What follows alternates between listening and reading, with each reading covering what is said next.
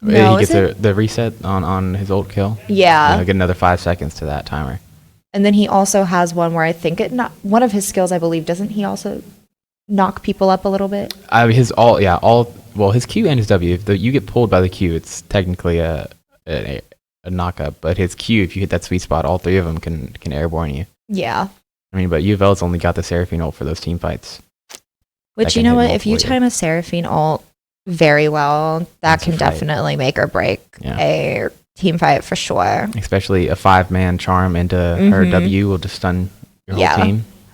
I mean, if she can get that through that Samira wind wall and hit at least 3 people, the fight's probably just over. Yeah.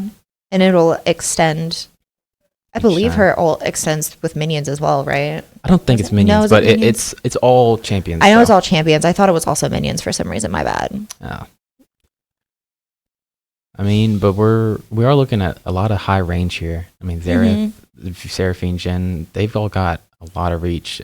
I think that UK might struggle because Karthus is probably the only one who can really battle that range because Samira's a little bit closer to melee ADC. Lilia's not too much range on her, and Aatrox and Pantheon are both mostly dedicated melee here. So that getting into melee range on UofL might be a struggle for UK. Yeah, you just got to make sure that you don't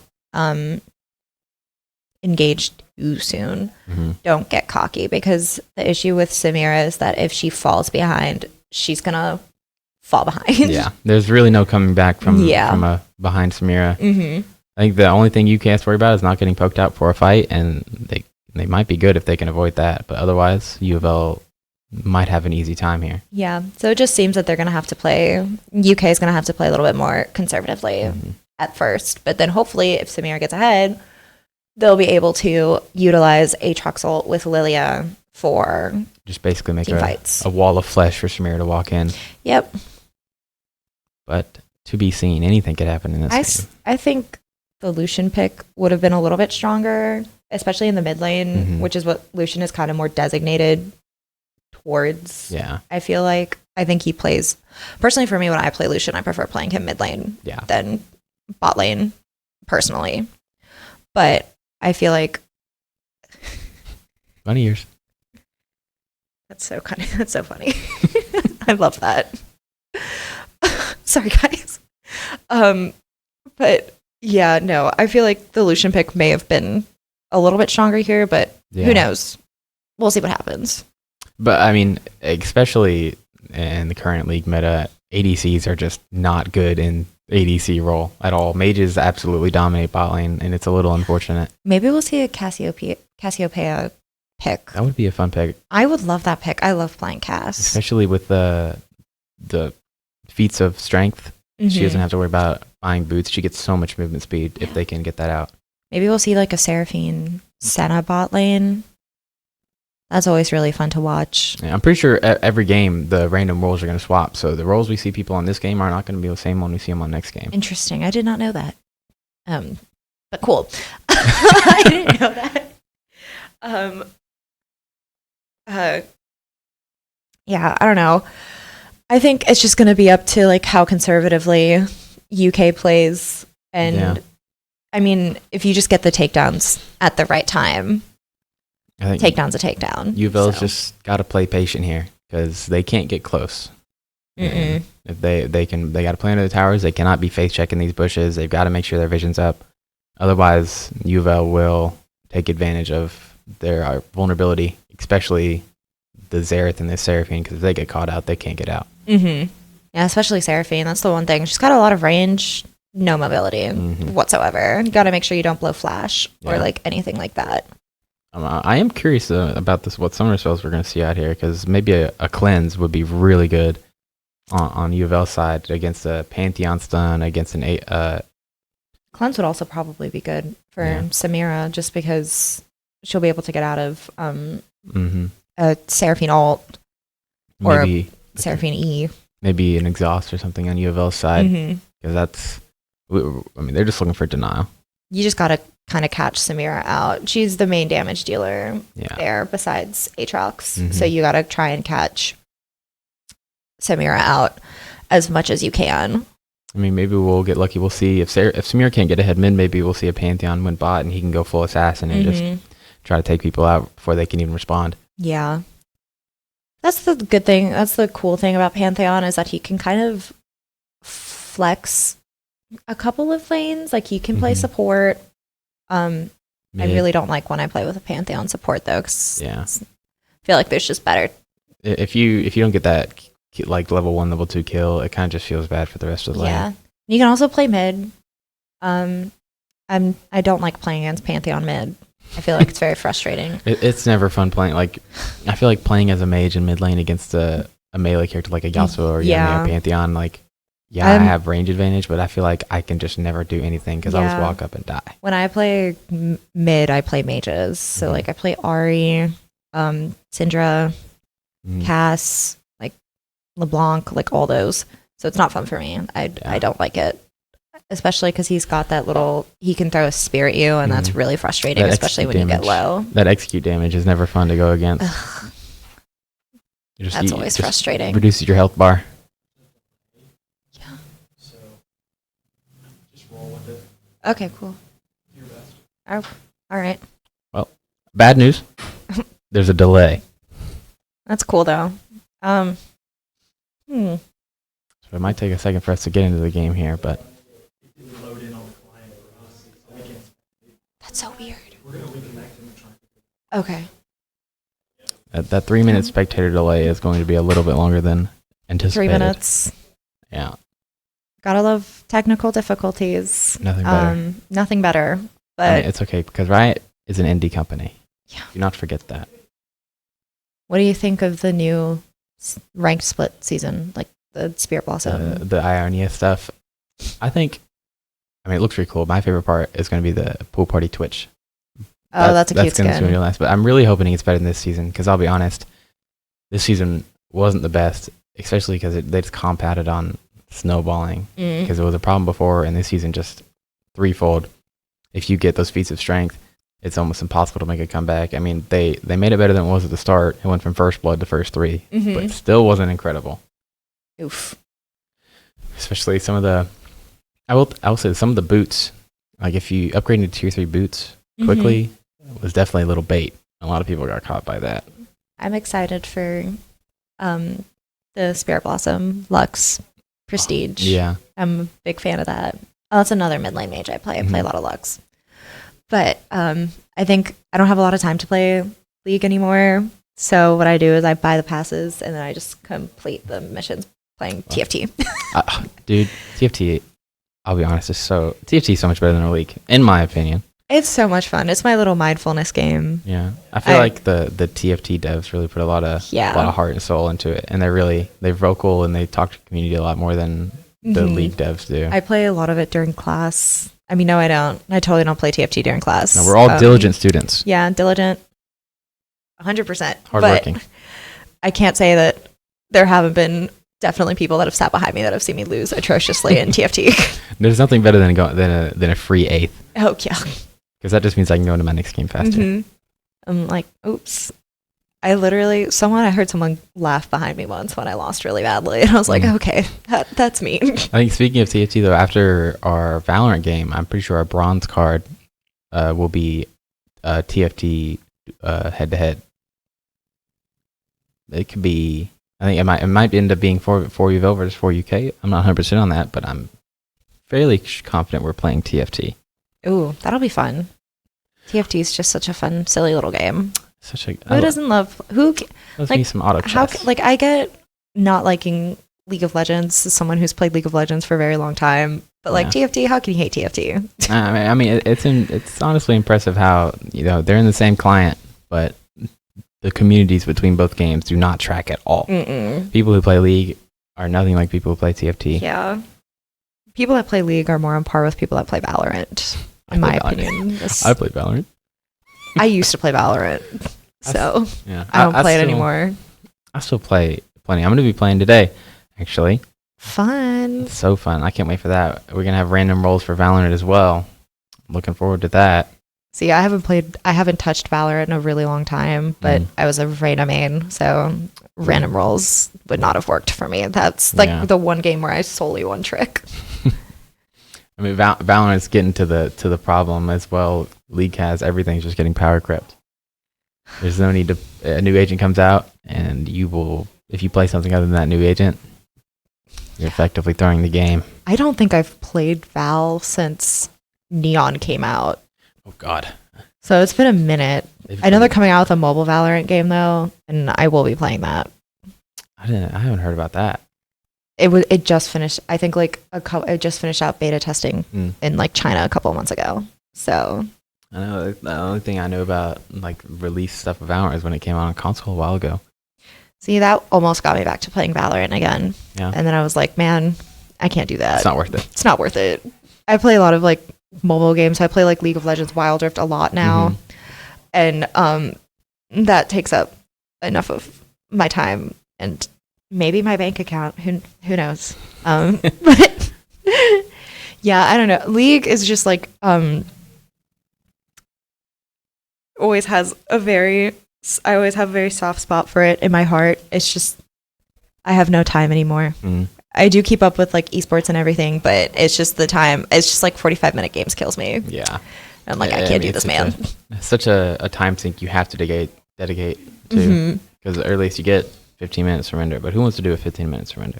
It's like I can tell my team's on track to lose pretty quickly. Sometimes you can turn the tide of a game, but also sometimes you're just beating around a dead horse, and it's like, get me out, please. Yeah, but there's always those hopeful. We're scaling, we're playing for late game, and you're kept hostage. Yeah, definitely a lot of like, what's it called, like sweaty people that just really are like, don't give up, give up, and I'm like, man, this isn't even giving up at this point. Coping. It's coping. That's just what it is. But I mean, we're looking good. I think. I mean, with League, hopefully this next season, Ionia is gonna bear out, and we're lucky enough to get into the game now. My God, guys, we're here. Only 9 minutes in, so it's okay. It's okay. We're taking right to the top lane, then down to bot. It's looking like UK has already taken just about 2K gold lead, up 3 kills, and that is now 4. It's not looking good for UofL so far. It's a poor start. See, that's the thing about, I think, playing like Pantheon is that he is able to get very aggressive early, and we're out. You know, it lasted long enough. I think that was enough League gameplay for us, guys. We're ready for the next game.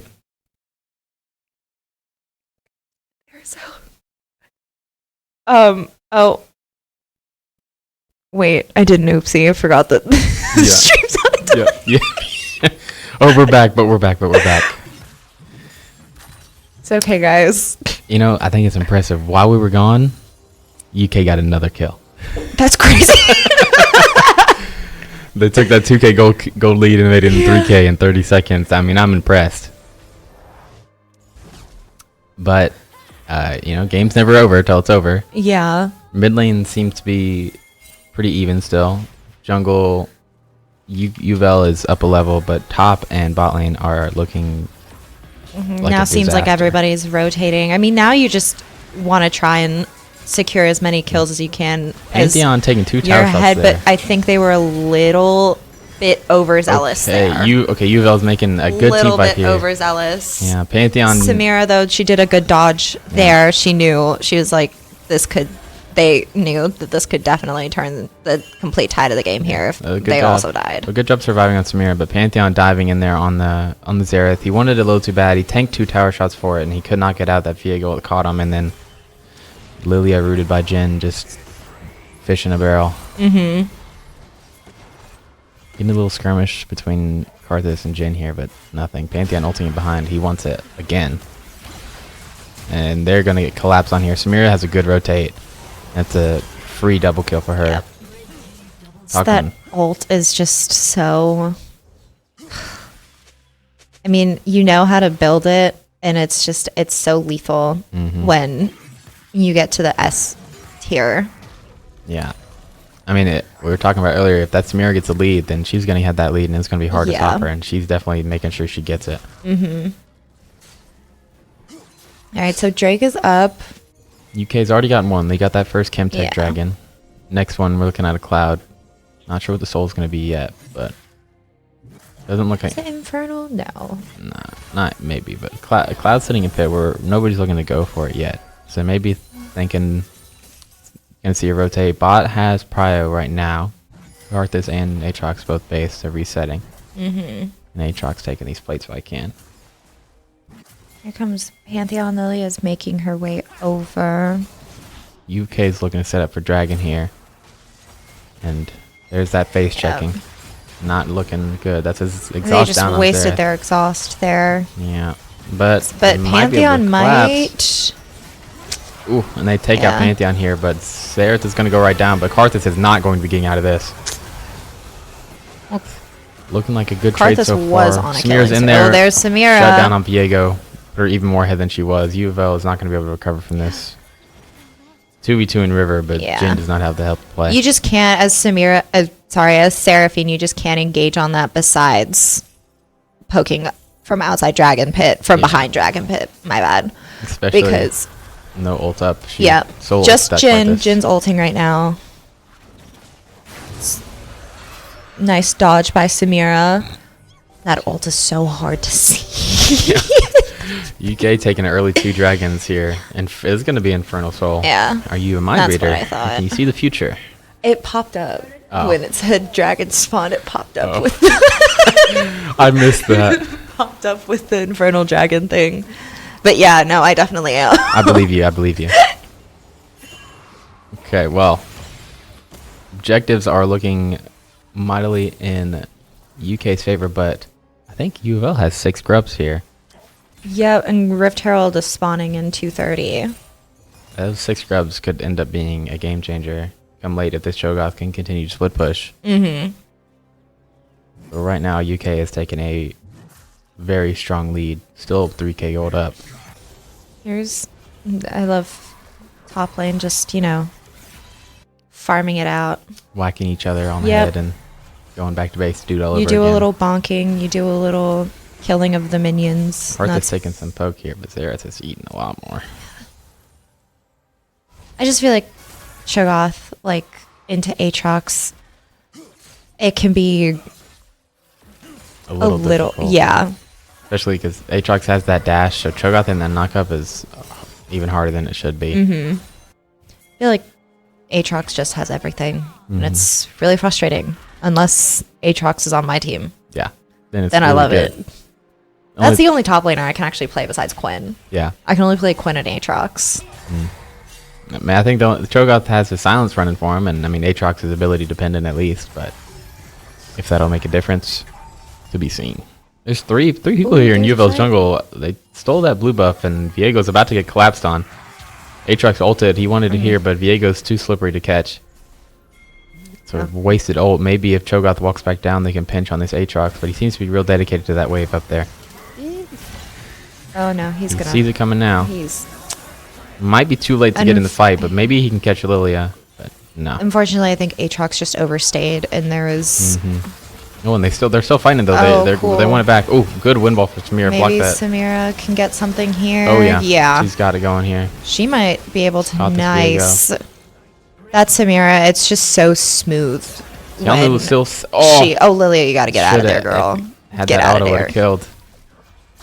A good wind ball from Samira. I honestly probably would retreat if I was Samira right now, just because she's not have the health to fight this, but she does have ult back up here.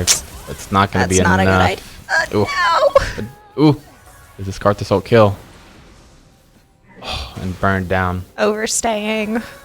No. So many kills happening here. There's a whole lot going on there. Yeah. An very early barrier from Jin. I'm a little... Wow. It's a flash of hope, as they would say. But... You were just kind of hoping there that the turret would have taken him out, and then you remember that the turrets don't do as much damage as they used to. I feel like Lilia Viego is always a really interesting matchup. Yeah. Because Lilia can do a lot of damage over time to Viego, which is really great, but Viego's just got a little bit more. He can deal a little bit more damage than she can. A little helpful having that dot damage and Viego's stealth. You can see where he's going and not have to worry about him jumping out and stunning you. I just feel like also Lilia into the UofL lineup, it's just UofL has also quite a bit of range on them, and range can be something Lilia can kind of struggle into range sometimes. So far, not seeming to have too much of a hard time. Yeah. Bot lane's still fairly heavily behind, and top lane's down a level here, but the Viego's up one, but it's not very even. UK is definitely up a good bit, and this Samira has much more gold. She can definitely make an impact in these team fights. We've seen it already. For sure. And UK just keeps getting all the objectives. Yeah. It's another which is really important. That's why jungle is the most important role. Those objectives win games. Full bias. Full bias. I mean, I'm with you. I don't even play jungle, and I'm with you. But we're duking it out top lane. Aatrox goes down. I think they're going a little bit. Okay, never mind. Hard. I mean, Lilia and Karthus got. They were able to get out. She was able to get out of that very comfortably, though. 1-for-1 top laners. If it's who it's worth for, is likely UK side, because Drogoth had a big wave coming in, crashing his tower line. Now it's gonna be XP's like missing. They're gonna try and get this Infernal. Don't know Drake, if this is the best play here. Viego could probably secure the dragon, but Jin's gonna die for it. Oh no, you guys got the. Okay. Yeah, Jin dies for a dragon. I'd say that's a worthwhile take, but Infernal Drake is probably one of the better dragons. Yeah, 100%. UofL doesn't want to put UK at soul point. They're willing to die for it. No, you never do. Not even just in this context, in any context, when you're behind on objectives, try and at least deny soul as much as you can. Yeah. We're seeing a lot of mid play here on UK right now. Pantheon, Lilia, Samira all grouped up. No objectives up, so nothing to really play for. Maybe trying to just take a tower if they can.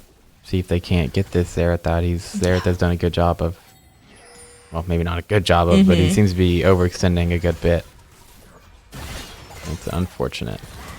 Seems like this Samira and Pantheon are probably just going to stick with one another. I mean, you kind of have to. Samira can dash in off that Pantheon stone and remove someone's life from their champion.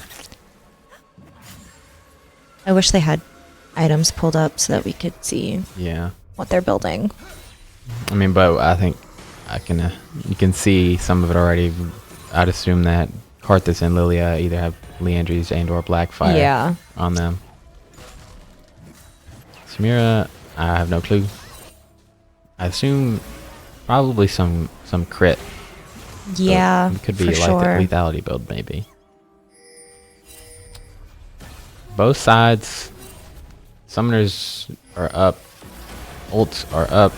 Rift Herald goes down mid. It's looking like it's going to be a big team fight here. You kind of just got to push that mid lane now. Yeah, Otacon spawned in bot lane. Samira's going to be late to this fight. Jin's going to be there. It's going to be 4v3 in UofL's favor. And that's a Karthus rooted. That Seraphine ult was an unfortunate miss. Yeah. Karthus gets out, but Jin wants it. He catches the Karthus. Yeah. And Samira makes it Samira's now just gonna clean up. Yep.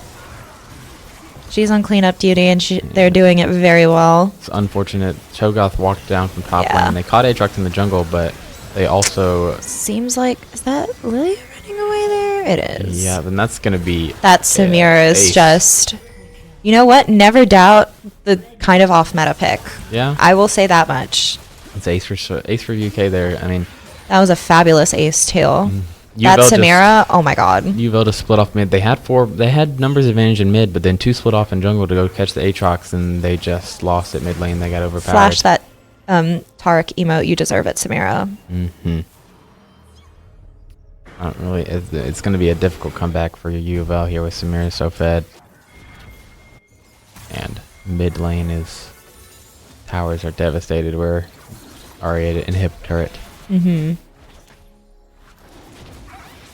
UK's got a 8k gold lead. Yeah, I mean, I got a 10 kill lead too. Dragon's gonna be spawning soon. Listen, at least you guys denied the Infernal Soul. Yeah. Because, I mean, not at least. It really sucks for us. Yeah. It's an at least for you guys. At least we've got another 10 minutes to soul. But maybe this Otacon will change it up. It's Voracious. I'm pretty sure Voracious Otacon gives them their... whoever will get it is going to get their free res and kills of an extra 40 gold. Oh gosh, I completely forgot that they'd done that. Yeah. I can't keep up with all the map changes. I'm gonna keep it a buck. I can't. Yeah, I mean, it's good it's not the Ruinous Otacon who would buff all the objectives in the game, which would be an even... That one I remember because I have a lot of friends who are also jungle mains, and they're like, when we miss that, it is... It hurts. It hurts. And then the verbal abuse they get is also... that also hurts. Yeah. UK is definitely posturing up for an Octagon take here. Yeah, 100%. Jungle. This bot side. They've got 3 in bot lane though. Zerath got Viego. I mean, you just want to kind of reinforce the lead that you already have. Oh, and Zerath is ulting in an unfortunate Samira's position. Not even an ADC anymore. She's just an assassin. Yeah. I'm not too sure. We've got Jin top lane. Triple kill? No. Ooh, Cho'Gath survives that by the skin of their teeth. Yeah, we've got a Jin split pushing, which is maybe not the greatest, because that team fights are going to be a lot harder without our main damage here. And UofL lost 2. They couldn't take any UK with them, and that Octagon's going to be free. Infernal Drake up as well. They take that right after. Yeah. It's going to be soul point for UK here in a free Octagon. UofL cannot contest this. It's unfortunate.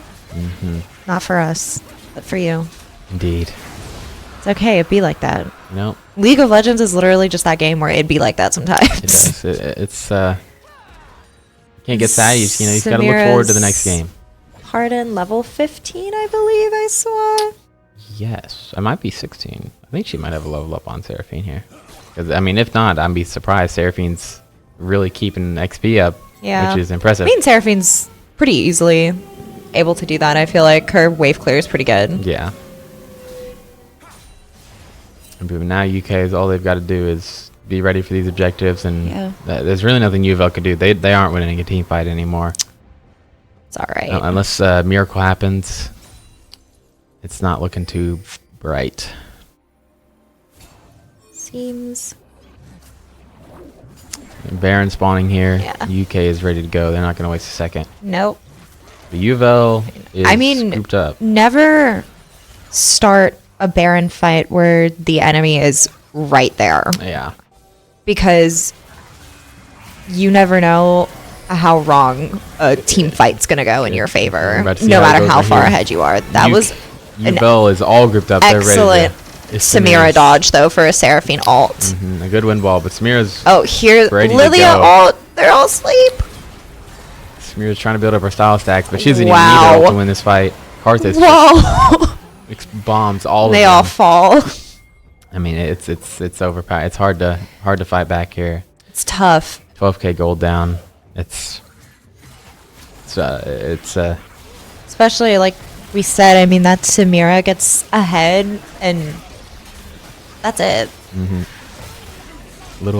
I'm assuming they're building crit. Yeah, I mean, they gotta be. It's also two UK people down, but they have that withdrawal from the Voracious Octagon. One would assume they're building crit. We can't currently see items, so Seraphine Karthus duking it out here. We're headcanoning everybody's builds right now. we're theory crafting on Rift. But Seraphine still looks like she puts out a modest amount of damage.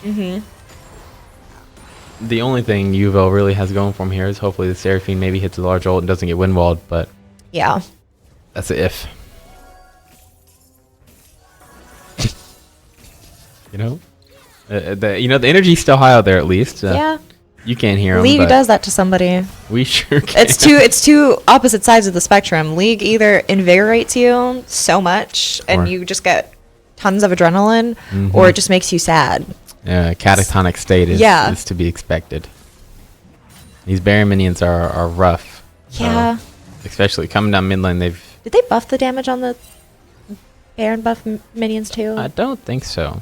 I think you mentioned it earlier, but I think they increased the tower damage. They increased how quickly the damage scales up, and increase how high it can stack to as well. Oh, that's great. So love that. Yeah. Aatrox on the run here. Cho'Gath and Viego looking to take him out. Pops his ult for the movement speed, but who needs to run when you can just kill them? Damage! I mean, they just... Oh, gosh. Yeah, and that Karthus ult. Aatrox, everybody loves to play him, hates to play against him. It's such a solid pick, no matter how many years Aatrox has been in the game. I feel like he's never truly been awful. Yeah. You know what I mean? Especially since his rework so long ago. Like, he's always going to be a comfortable pick. Yeah. I feel like there's some skill level there, but he's also a little bit easier to play than most other top laners. Having so much healing just makes him so safe. And especially if UofL is currently building anti-heal. I did see a Cho'Gath buy a Bramble Vest. Okay. But if that's all they've got, that Bramble Vest is dependent on Aatrox hitting the Cho'Gath. No, Aatrox is falling. Okay. That is Seraphine ult down though for one man, but it's still 4v5, and that 4v5 might as well be a full team for UK here. They've got just about almost 20k gold up. Yeah. Soul spawning in about 30 seconds. UK wants it. They can probably just defend here until Aatrox. Defend it until Aatrox gets back. Oh, wait. The timer's not even up right now. Karthus is alone in River, though. If they get in River and catch him out, it could be a fight that's winnable for UofL here. He's going to engage. I don't know if the rest of UofL is going to go. He's a little scared to walk up. They're not going. Yeah, they're not going fast enough. UK already made their way back. It's too late to catch him out now. River is property of UK. Seraphine's just going to want to probably stick behind the wall there and, just try and poke it out the best that you can, because her E can be pretty solid at stealing objectives. Pummeled here. Yeah, that happens to Lilia late game. I believe she only heals herself off of damage that she deals, and here comes Samira. Just wiping them. I mean, oh my god. The Samira damage is so good. Seraphine caught out by the Pantheon, killed by that. And here comes Aatrox. He's just going to finish off these inner turrets and probably either finish off the Nexus or make a good amount of damage on it. It's going to look like a Nexus. All we've got for another 30 seconds is this Xerath, and he hit this. Yeah, but he's got a... Aatrox hits 1Q. Yeah, he's there gone. We go. Pantheon R just to finish it off. There we go. It's going to be game one. Yep, but that was a very good game one for us. Go Cats. I mean, UofL, they tried their best here, but they fumbled early. They gave a lot of kills that were a little unfortunate, and UK just Samira was really able to capitalize off of all of those team fights. I truly don't think there was a team fight there that they lost. I mean, that's Samira. Once she got some good roams off, and she got an early lead, and the team fights were sealed from then. So what do you think we're going to see next game? Like, do we think we're going to see Samira banned? I don't know if we'll see the ban. I think maybe we'll see these roles will change, I believe. Okay. But I think we'll see from UofL side, hopefully, if they're a little introspective, they'll see they've got to be more aware of their own positioning. Yeah. I think what really helped UK is they roamed a little bit more Pantheon. But it's easy to roam as Pantheon. You have your ult global, basically global ult. And he can also jump a little bit, if there's a mob in front of him. Yeah. It gets him around a little bit quicker. And Samira was just, they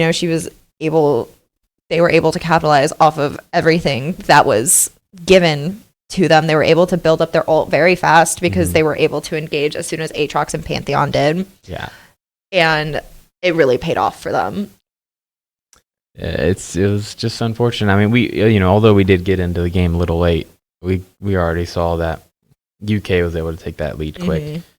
And I really think a lot of it was just bad positioning. Yeah. And the UK was more proactive on their roams, they were aware of what was on the map, and just didn't see as much of that as we should have on UofL side. Yeah. It happens. I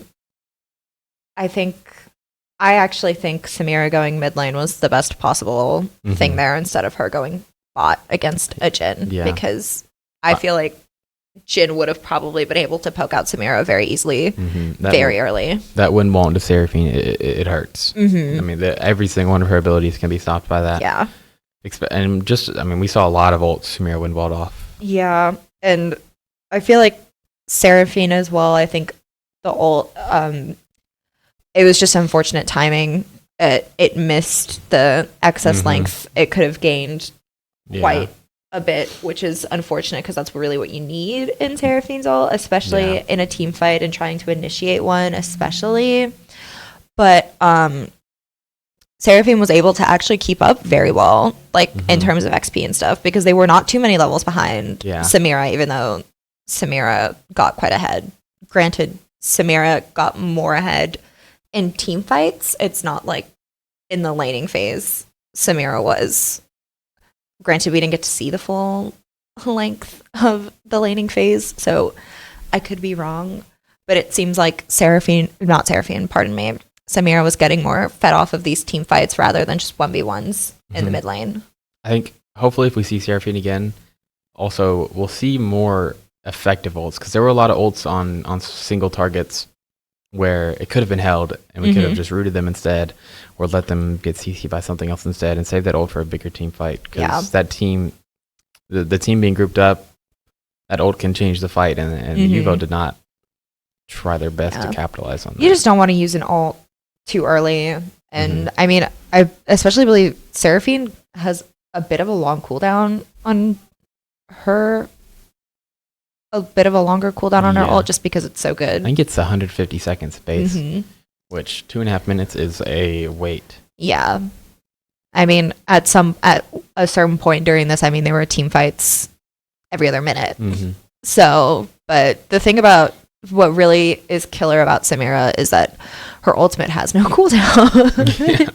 You just have to build it. You just have to have flair. You have to get that S rating, and then as soon as you get that, you're ready to go. Yep. And that's what really makes Samira good in these like team fights, as long as she's ahead. As long as she's ahead. If she can live long enough, she can go ult to ult. She gets her first one off and she'll build up the second one right away. It's just, a long team fight. And a living Samira is a good combination. Or maybe it's like an 8-second like delay, I think, or something in between, but, I mean, which is like nothing for Samira. 8 seconds to build up style. You could probably do it quicker than 8, but I mean. Yeah. I mean, at some point, I remember like watching team fights with the Samira, and it just seemed like they had the S rating, not. No.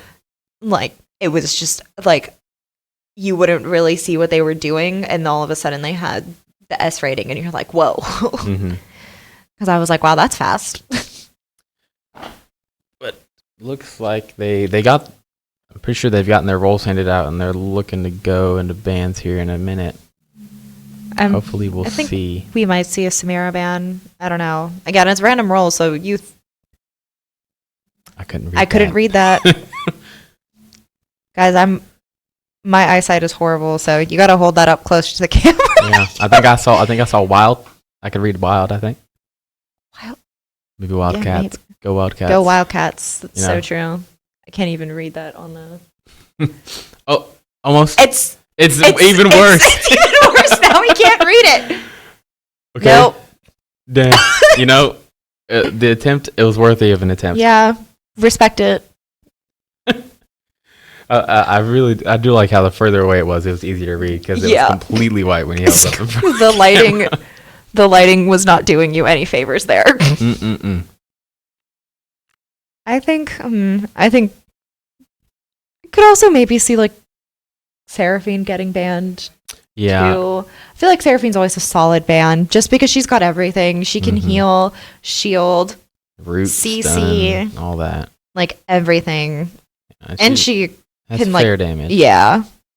It's fair game for like I feel like that's a pretty fair ban for both sides, to be honest. But UK would probably be looking to ban that because UofL is a little dependent on that pick. Yeah. But if we'll see it, who knows? I wonder if they're going to keep banning top laners. My question. Yeah, over like half the bans were for top laners, and top lane. Well, the Aatrox played well, but I don't know if top lane really made the game. I really think Samira was a big spearhead as to why. I think UK played very, very cohesively. Like Pantheon was, he was everywhere. He really knew how to use his ult. He came in just at the right time, like we saw in that fight in the top lane when they were in between turrets. He ulted at the right time, was able to kill Cho'Gath. And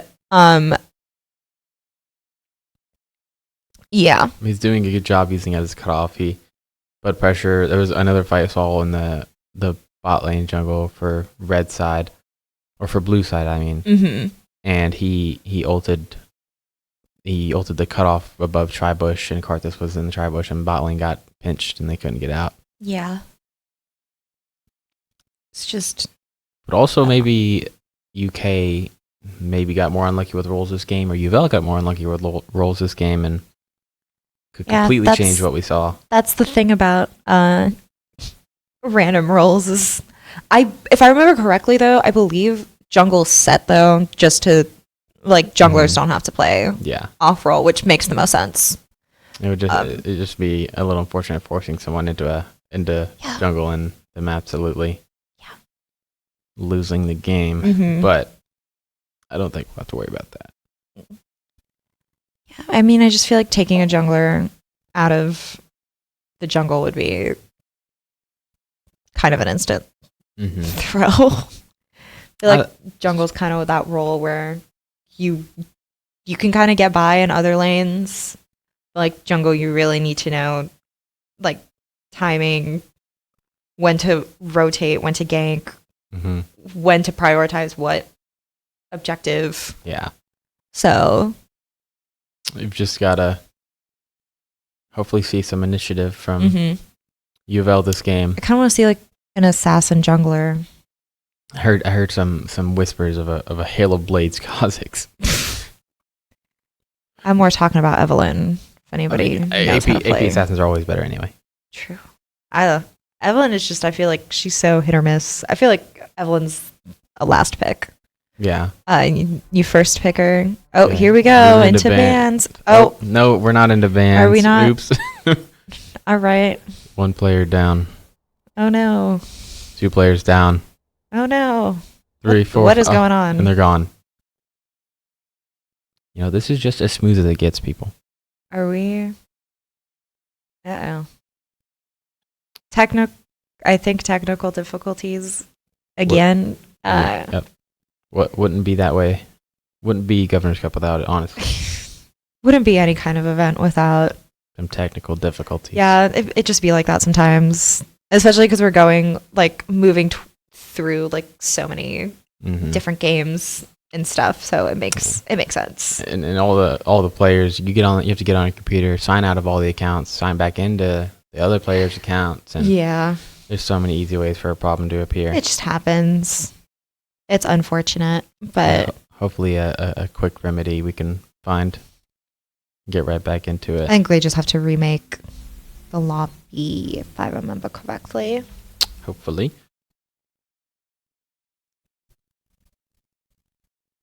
It'd be like that. It shouldn't take too long. It's just one of those unfortunate things. Yeah.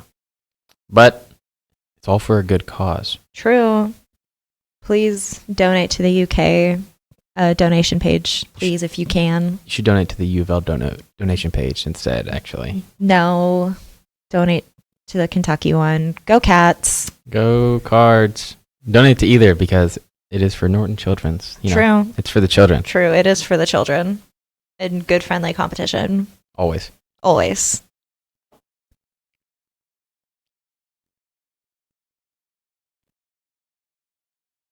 And there's prizes. You know, I don't think that was mentioned yet, but it's mentioned on the page. If you're a top donator, you can choose between an OLED Switch or a MetaQuest 3 Azure band from UK again. Yeah. They do not want to see that Azure. Blue side this time. Yeah. Side swaps. The UK does not want to see that Azure.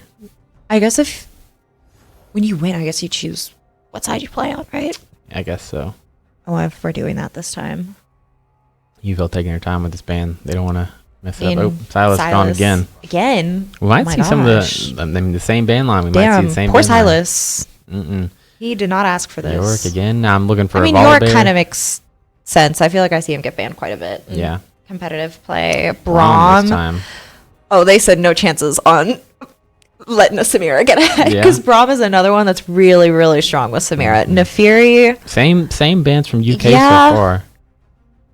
Seems like they know something, but I don't know what they know. So. UofL switched it up with the Braum, but maybe we'll see a Mordekaiser. Braum's probably a very solid pick. Morgana. Okay. A bit of it's a support you can. Ooh, Gwen. Gwen got through this time. Love that pick. That's probably, I think that's such a strong pick, especially if UofL is going to play tankier. She needs like 2 items. What is it? Like Gnasher's Tooth and Riftmaker. And it's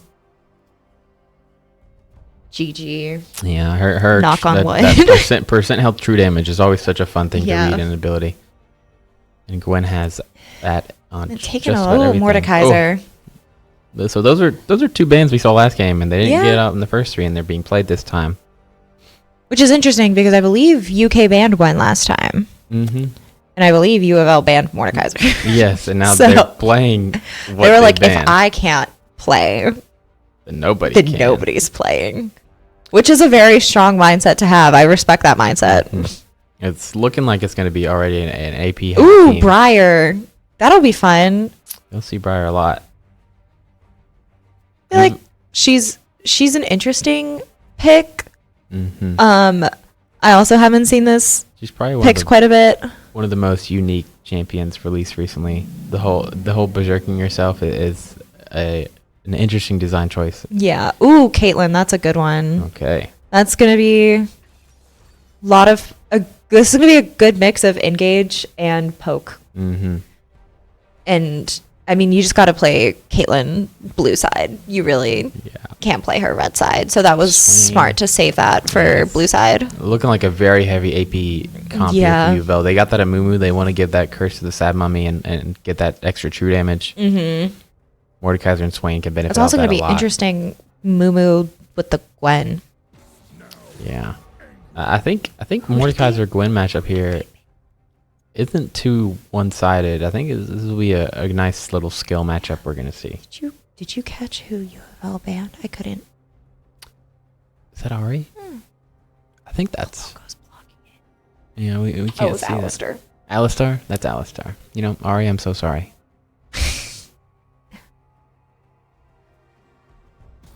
Sona? You know, I don't think Sona's the best ban. Okay, Lux makes a little bit more sense. I mean, you want to prevent Kate Lux. Yeah. And Morgana. I mean, they got the Morgana out, but they had picked the... And Soraka. Okay, Soraka makes a little bit more sense. I just feel like enchanters are... Leona's a good pick. I mean, we're going to... That's a classic. Maybe see a heavier engage... Probably. Heavy engaged team on UofL side here. They want to get in. Caitlyn with Melio. I mean, that's going to be pretty good, especially because Melio is going to extend Caitlyn's range, which... Got a long range bot lane here. Got some heavy poke bot side, and then top side jungle is looking to get close. Yeah. I feel like banning Lux, though, is probably the best case scenario for UofL here, just because, I mean, Ornn. Gonna be a Gwen mid. Must be. UofL also not traditional, but as per last game, never doubt. Never, ever, never. Never doubt. I wonder who the ADC is going to be here. This could be a mid pick. Could be a Swain APC maybe. Good point. But we'll see now in 3. Pantheon. You know, I'm a little confused. So I'm assuming that's Pantheon mid. It's going to be Swain APC. And then Swain APC. That is what I'm assuming is going to happen. I mean, they've got a solo AD Pantheon. So this could be... This Caitlyn and Emilio are going to be looking dangerous. Yeah. If this Pantheon gets anywhere close, it's going to be a quick journey back to Nexus. Mm-hmm. I just feel like Caitlyn, like I said, I feel like honestly probably would have turned out worse if it was Caitlyn Lux bot lane, just because that's really toxic. Yeah. I mean, they're lucky they got that Morgana in those first set of bans. Because that would have been a nightmare. Yeah. That's a lot of damage over time that's going to be done. I mean, the Morgana damage over time with Gwen is going to be quite toxic. I mean, but UofL's got a lot of CC here. If one CC hits, you're going to get collapsed on by everybody. That Mordekaiser pull, a Pantheon Stun, a Swain root, Leona root, anything. They've all got ways to stop that. Oh, it's Ornn mid. No way. I mean, the Ornn and the Pantheon, even Ornn mid would be an interesting run here. Because I feel like Gwen's obviously, she's a great top lane, but I feel like she's more suited for mid than Ornn is, definitely. I don't know, but like we learned last game, never doubt. Never doubt. Anything never can doubt. happen. But hopefully we'll be blessed with just that 3-minute delay in stop this time instead of a humble 10. Yeah. It's all right. It's all right. It is what it is. But UofL definitely felt the danger they put on themselves. They had 3 squishy characters and they didn't want to deal with that this time. So they've got 5 at the least bruisers. Yeah. If not and a couple tanks here. Very tanky this game. It's just going to depend on how well this Gwen is able to get ahead. Yeah. If this Gwen gets ahead, it's going to be a similar situation as Samira, because that % health she does is going to mess them up. Gwen is just a very strong top laner. I feel like there hasn't been a time since she's been released, and she was released, I almost said not too long ago, but people's perceptions of time are very different than mine. I feel like it's been a little while now. It's been a couple of years. Yeah. Which, like, I feel like to me, that's not too long ago. But to other people, like I said, different perceptions of time. But league standards, probably middle of the road. Yeah. So I feel like she's been decently strong since just floating there. I mean, she's definitely broken and more in certain... I can't speak English today. I'm so sorry, guys. She's definitely more OP in certain matchups than others. Like, she's not going to be your go-to pick every game. Really depends on who you... That's the whole point of top lane, is counter-picking. That's why you typically see top laners pick last. But we saw them pick first. Both of them, actually. Which was smart. I mean, especially if you're playing off lane, then you kind of just want to pick up what you know. So I know that's what I would do. I'd be picking up Quinn and be like, let's go, people. I don't know. Counter who? I'm playing what I know because I don't play this lane. I just play to win. That's so fair. That's why I like spam Evelyn. I'm like one of those Evelyn mains where I have to like apologize to people. Sorry, I go with Leo. Sorry. But then you carry them and then doesn't even matter. Like 16 kill Evelyn game? Are you kidding me? There's nothing more satisfying than that. A nice little charm into a W in kill. It's so satisfying. Which, like, honestly, rest in peace, Evelyn, because she's been gutted so much.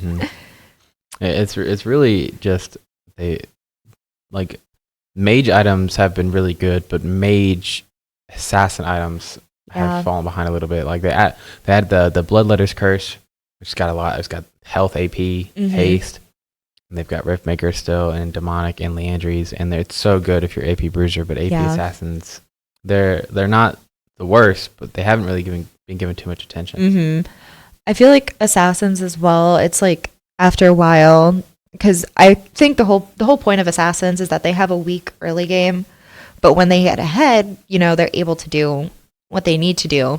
And I think people complain a lot when Assassins do get ahead, and I think it doesn't necessarily mean that the champion is broken. Yeah. Because it's very easy to shut down assassins early, especially if you pick an assassin earlier in Champ Select. Yeah. Because there are a lot of counters. In my opinion, I feel like there's a lot of ways to counter an assassin. Mm-hmm. So it's mainly just like a stat check champion. Yeah. Because the assassin doesn't have the stats to fight you that early.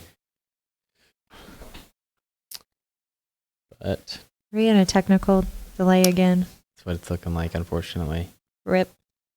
You know, you can't get in on the first try. If you get on the first try, then it's not going to be good. Exactly. And you know what? It was delayed last time, and my Wildcats won. So, you know, this time, I won't say you're wrong.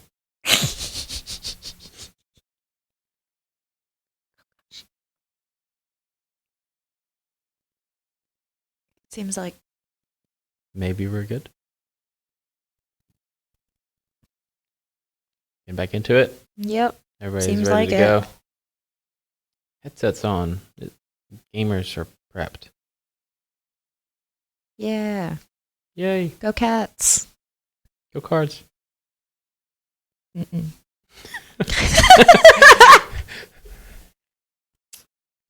Such friendly competition. Oh, yeah. This is just good old-fashioned banter. That's right. I'm not meaning any of this maliciously. This is just good old-fashioned banter. I mean it maliciously. Oh, okay. I see how it is. I can't. My pride takes a hit.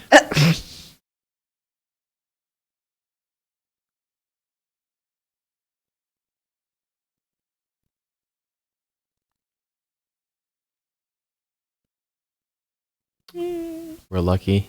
Let's see if we can get in before 5 minutes. What do we think? Yeah, I think we might actually get in before 5 this time. I'm hopeful. Yeah. I just have to wonder, did they mention if this was best of 3, best of 5, or it is best of 3? It's best of 3. Okay. Best of 5 would be as much as we love League of Legends, it does take a long time. Mm-hmm.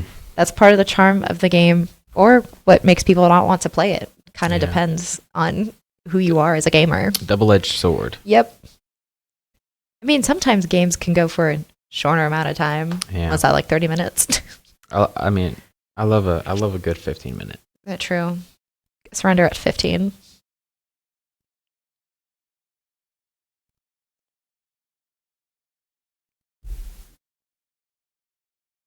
But it's not looking good for us. Oof. The 5 minutes my hope is dwindling. We're coming up on it. But dang. You know, I think if I look at the keyboards and the mouses, it does look like they're playing. So yeah, that's good. League client, it's just so finicky, and as someone that streams, like, used to stream like TFT a little bit, like, League client can be really tricky with OBS sometimes. Mm-hmm. So, I mean, it is crazy to me. I mean, it's such a Riot, such a large company. Mm-hmm. We're here.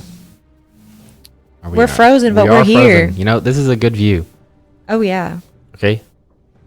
We're paused. Actually, we're not frozen. We're paused. Oh, we're paused. Okay. Maybe. It might be frozen because it says pause in the bottom left there. Okay. Oh. Okay. We're in. We did it. Hey guys. Hi. Can you run it down? Come mid down. You know, a couple of them are on the way. It does look like Orn mid though. That was funny. I don't know if they meant to put that in all chat. You know? It's all just it's banter. Yeah, good old-fashioned banter. We did have these roles moved around. Jorge Yao was on support last game. Now he's on this APC Swain. Mm-hmm. Tian Lu. Oh, here comes... Oh, the Q. Poking. One kind of miss. All right. And I think it is confirmed. Jungle is not locked. Oh, Tian Lu was mid. And now he is jungle. Only Mumu here. That is... bad. Crazy. Oh... I think. I just meant the whole situation was crazy. I mean, I feel like you can't take the jungler away from their main role. But you know what? We're going to see what happens. Who knows? Tianlu is going to be out of their comfort zone here a little bit. They're not on Seraphine anymore. But maybe this is their jungle awakening. Who knows? Yeah, exactly. I didn't start off a jungle main originally, and now that's my main role. So you never know. It's gonna be a retreat. We get to start at the start of the game instead of 10 minutes in, so we can analyze. Yeah. We can finally see the laning phase. Yeah.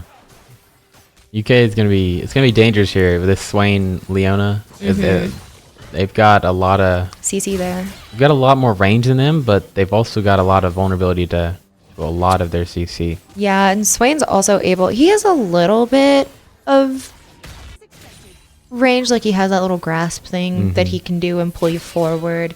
Yeah. And Caitlyn's pretty mobile, but she's not like the most mobile ADC. Yeah, she's got her dash out there with her E. Yeah. But Gwen and Mordecai are skirmishing early, but Gwen takes that level 2. Kate also has flash on her too. Yeah. So she can use her E or the flash. Not the best start here for UofL's top lane. Gwen takes that early level 2 and takes advantage of that and gets a lot of poke. That's a Gwen moment right there. Always. Level 2 bot it's just when lane she hit. gets the full stacks of Sniff, she's able to finish off those minions really, really fast. And put out a lot of damage. Let me see what... Okay, we can't see the roots. Okay. Still no kills yet. Jungles are still going through their clear. Fire's looking to finish before Amumu does. It actually seems like this Ornn Pantheon matchup is actually pretty well matched. Pretty even there. I mean... Ornn's eating through a lot of his mana, but... At the end of the day, I mean, they're both technically top laners playing against each other just in a separate lane. Yeah. So... kind of just they moved one lane down. They got kicked out of top. We're going. It looks like this game's definitely gonna be a little bit slower paced than last game, though. I was gonna say last game actually went by pretty quickly. Pretty fast. Wynn's still doing a really good job putting out this poke on Mordecai. We love to see it. Ball lane getting the first big fight here. Milio's caught out. He's looking to go down. Maybe not. Flashes no, out, but I it's think, it's a little too late. That ignite already gone off. Yeah. I was about to say that had to have been a Leona ignite because Caitlyn wants to walk up here. Leona catches her with a root, but she might be able to get Caitlyn. Oh, wait. I think she's going to be able to get... Nope. Amumu here to catch him. Oh, and Leona gets out just barely. I thought Caitlyn. that. She wants to take one before she goes down. Nice. Oh, no. She catches a Swain at least. Okay, Caitlyn did take down Swain. It's and Gwen takes down Mordekaiser. both summoners, though, from bot lane here. Swain still has flash up. Ornn's doing... a lot of damage to this. Ornn is just, I think Ornn is probably one of the most frustrating champions. Ornn is for me, at least. the king of solo lane. Yep. The island king. Ornn loves getting put on an island. He's so frustrating. He can thrive. He can knock you up. He can also make it very easier for other champions to get ahead as well with his passive. And additionally, this passive, he doesn't need a base to buy those items, so he'll hit that spike, and he never leaves your sight. Once that Ornn is ahead, it's very hard to fall off. Especially with how much health and armor and MR he stacks.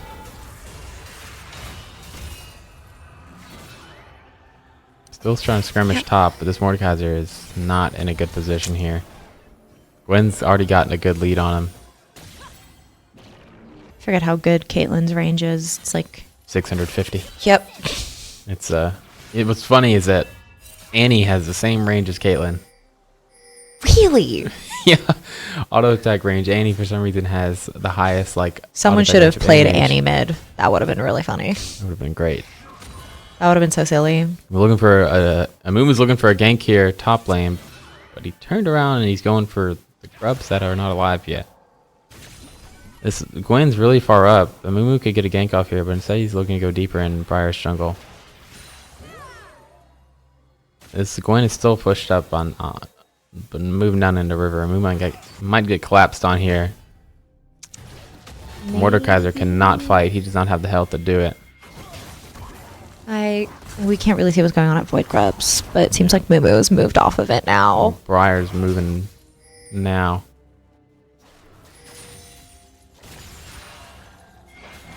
Looking at another skirmish coming up bot lane. Caitlyn gets snagged early. Don't think they have enough damage to kill her.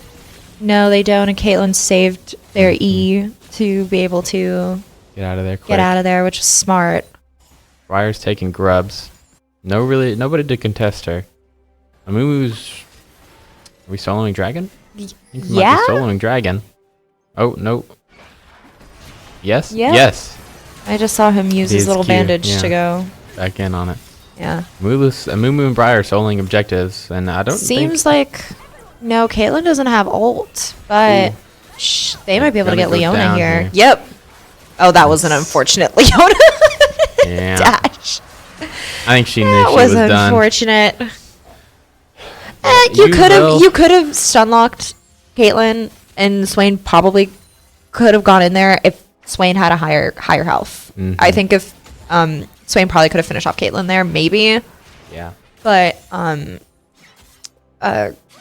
Swain was just too low. Because I believe even if Leona had landed that, even if Leona had died, it still would have stun-locked Caitlyn.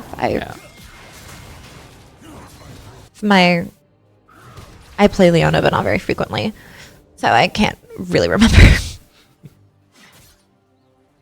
But UK takes that first feat of strength. But kills are pretty even, and UK's up gold about 1k. Just 1k. When we loaded into this last time, it was a little bit more, I believe. About 4. Yeah. No, a bit of a... And then it increased a little bit more to about 10. Yeah. Later in the game. Briar trying to invade this Amumu's jungle here. Probably...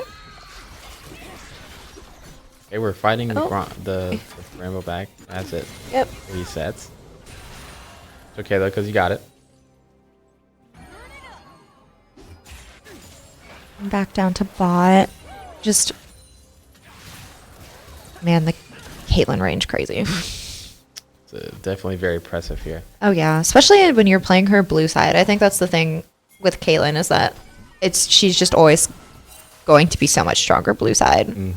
The camera angle just works better. Yeah. Unless you play unlocked, but I do play with mine unlocked, but I still prefer playing Caitlyn blue side. I actually prefer playing bot lane blue side. Period. Low health, but he wants it anyway. Emilio doesn't have another route coming in. Here Briar ult lands on the Leona. There we go. Big fight here. They might be able to get both. And nope, here comes Pantheon. Ulted back in. Nope. They'll be able to get Swain here, maybe. Yep, and he's gone. Swain. That Briar ult was absolutely clutch there. Oh, but now they got to move out of the way. Oh. It's all going bad for Oh, UK. girl. Oh, this took a quick turn. Ooh. I mean, but girl. They were paying attention here. That was a good rotate in from Pantheon and Mumu walking down. Place wards, people. That's what I'm saying. Some vision is needed in the river. Mumu's able to roam when that's not his thing. He's supposed to be a sad little tank. The Swain got caught in that Caitlyn trap, and he lost his ult. He could have lived if he dodged that trap. And kept his ult up. I just feel like when there's a huge team fight, it's very easy to get trapped in Caitlyn's. Yeah, it's hard to focus on the little things. Yeah. Especially because they're so minuscule and like the minions are crowded around them, and then all the abilities are going off. So it's hard to see. Happens. Sitting bot side again. Just clearing. He's just gonna camp. I think he knows that Caitlyn and Emilio are gonna keep trying to push forward. Yeah. So it's an easy gank for him, and I mean he's able to probably lock down the Caitlyn as long as he knows that Caitlyn's used Flash or her E recently. Then she's got no escape. I'm looking for a reset top. She's gonna get that. And skirmishing again bot. They might early ult. Nope. Swain here, but still low health when he pops that ult button. But Emilio's gonna go down. Yeah. An unfortunate. Emilio just keeps getting caught out, and it's unfortunate. Might be able to get Leona here, and might be able to get Swain here. Maybe. No. Some very very no. poor and unfortunate ability usage. That is the unfortunate thing about Caitlyn's ult. Sometimes you think it's gonna just do the amount of damage that you need. It's just not enough. And then unfortunately it doesn't. That Caitlyn managed to get out both the Swain and the Leona. Leona popped her ult on the Emilio, who was just about to be dead, and then Swain. Caitlyn's playing smart though. She is she's retreating as best as she can when She didn't chase Swain there, I guess, because Pantheon can see what's going on. Yeah. And probably would teleport there and then get caught out. Mumu and they're looking to fight these grubs. So Mumu going in on the Briar quickly, and Pantheon's right behind. Gonna catch her before the ult goes off. Then no fear comes out. It's an unfortunate. Gonna be 3v3 maybe again now. Ornn's gonna come in here and comes kill the Mumu. Maybe catch someone in death. Might actually be able to win this. Gwen's gonna get a couple of takedowns here. Just took down a Mumu and it's gonna take down Pantheon. Mordekaiser death realm, but he doesn't do enough damage to kill him fast enough. But he catches Gwen. That was a good takedown right there. Isolation damage just takes her out. He takes her with him as well. Should have just retreated there, I personally think. Unfortunate fight for UK. UofL manages to stop them from getting all 6 grubs, but UK still does get 4. Yeah. Which is going to be at least 1 grub for the towers. Games, UK still up 1k gold here, but UofL is doing their best to claw back that lead. Nice little fist bump there. I completely forgot that you could do that now. Just press U after a nice team fight. Everybody get together.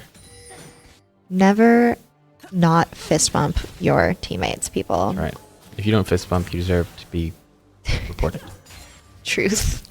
We got a Mumu soloing Dragon again, but they're not just going to let him get it for free this time. Nope, definitely not. And that Leona ult was really good, landing that on the Caitlyn. Pantheon there again. He's ready to collapse. Dragon reset, unfortunately. Unfortunate. It should be okay. Mumu's got the team to help him take it now. This is looking like a free Dragon. UK doesn't want to contest this. You really can at this point. You're behind. Oh, actually, there's still ahead in gold. But a little behind in kills. Yeah. I think UK is just doing more effective with their CS here. Yeah, they are. I think UofL is looking for more team fights, whereas UK knows that, and they're doing their best to try and farm and stay ahead. I think, unfortunately here, for this Briar, I think they might have been put onto jungle and they're a little inexperienced, and that Briar pick is hurting them a little bit. Briar's a little bit of a risky pick, especially into a comp like... but that Gwen is... Pantheon. The Gwen is going to be the Is Ornn going to die for it? I think he will. Oh, he flashes the stun. He's fighting. It's unfortunate. You just got to learn when to retreat. Never overstay, especially when you know that you're behind a little bit on kills. Yeah. Ornn wanted to make sure Gwen got out, and he gave his life for it. Which is, I think that's also respectable. Gwen is going to be your main damage dealer. You want her to survive so that she can keep farming and keep getting items, especially when you see that it's she's really the main damage dealer right now, and Caitlyn's still farming a little bit down in bot lane. Looking this both teams have gotten a lead somewhere. This Gwen is doing well to get kills, but Mordekaiser's gotten kills right back. The Gwen's found a lead, but Mordekaiser's also found the lead. Bot lane is fairly well so far for UofL side at least. But UK just keeps building their gold lead. The fights have stopped, but UK is continuing to get more gold. They're back up to 1k on a gold lead, 1.5k now, and you can just tell UK is definitely doing a better job at farming efficiently. Yeah. I think they also just have champions that have very good wave clear, like Gwen and Caitlyn do. And our Rift Maker's coming up in about 30 seconds. Or Rift Maker, Rift Herald, sorry. Coming up in 41. They're both Rift things. Yeah, I try sometimes. English is my first language. See, English is not my first language, but I speak English better than my first language now. So, I still use the excuse though. It's always a good excuse. Oh yeah, it's like I don't know. Spanish was my first language. Can I speak it as well as English now? No, but I'm gonna still use that excuse because it's a great excuse. It's always free. Rift Herald is up now. It seems like just UofL is going to try and block it off as much as they can. I mean, you really want to catch Caitlyn and Emilio out here and Briar. It seems like Gwen and Mordekaiser are kind of... Nope, Mordekaiser's moving. Yeah, both teams are definitely posturing for it. What Gwen's going to probably want to do is just stay far back and then swoop in at the right time. But it seems like they're not even going to try and contest it. Gwen's going to keep farming. Yeah, UofL definitely wanted that objective, and UK tried to posture for it, but they didn't want to commit to that fight. Yeah. Because they kind of knew it was going to be a dangerous Yeah. fight.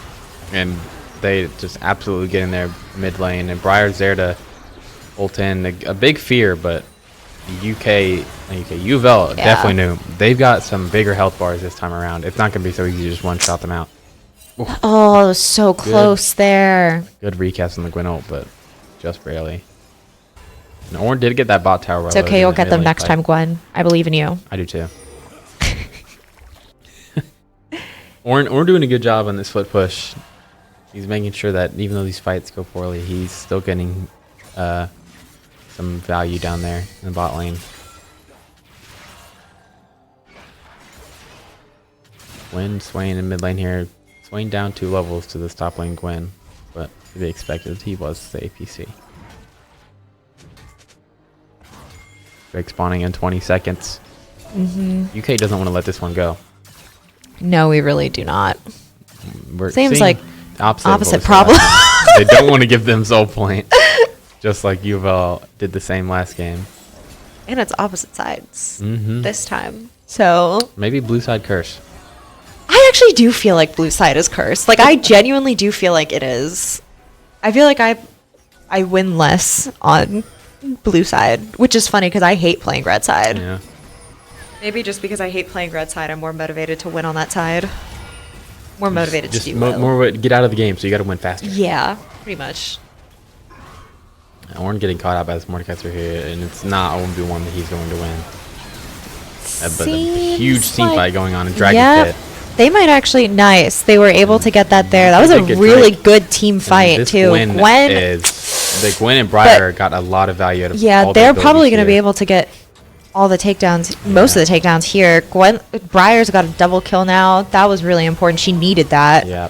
I feel like without this triple kill, going for a quadra. There we go. That was crucial. Without this Mordekaiser, UofL's team fight definitely suffered. That was crucial. That Death Realm taking out either the Caitlyn or taking out the Briar or the Gwen is going to be necessary. That Briar needed that. I mean, that quadra kill and that objective. We just saw a jump to a 4K gold lead in 30 seconds. It's looking dangerous for UofL just so quickly. The tables turned so quick here. Briar can really do that. If you land the correct Briar ult and you're able to dive into a team fight and capitalize off of it, that's really important. We've seen it a couple times already. I mean, the Briar hits that ult, but UofL just doesn't respond quick enough, and we get to see a 2, 3, 4-man fear. And once it's kind of similar to the Seraphine, that CC, once you hit the whole team with it, the fight just kind of ends. It was like now they're just gonna go take a nice little walk, poke people out, ruinous Atacon. Kind of grouped up mid here. I don't know if they're going for a fight or just having to be in the same area at the same time, but they're going on a little stroll. A little aggressive stroll. I think Gwen's gonna rotate.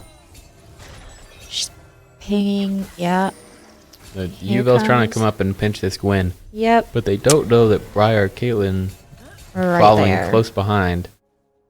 It's gonna be UK's trying their best to fall back off this. They don't want a 4v4 fight for nothing. Seems like Ornn and Pantheon are just off doing their own thing. Oh. Again. Mordekaiser walking back down, but UK does want this fight. They disconnected off two. It's important now. They can go. I mean, you can push Mumu out there now.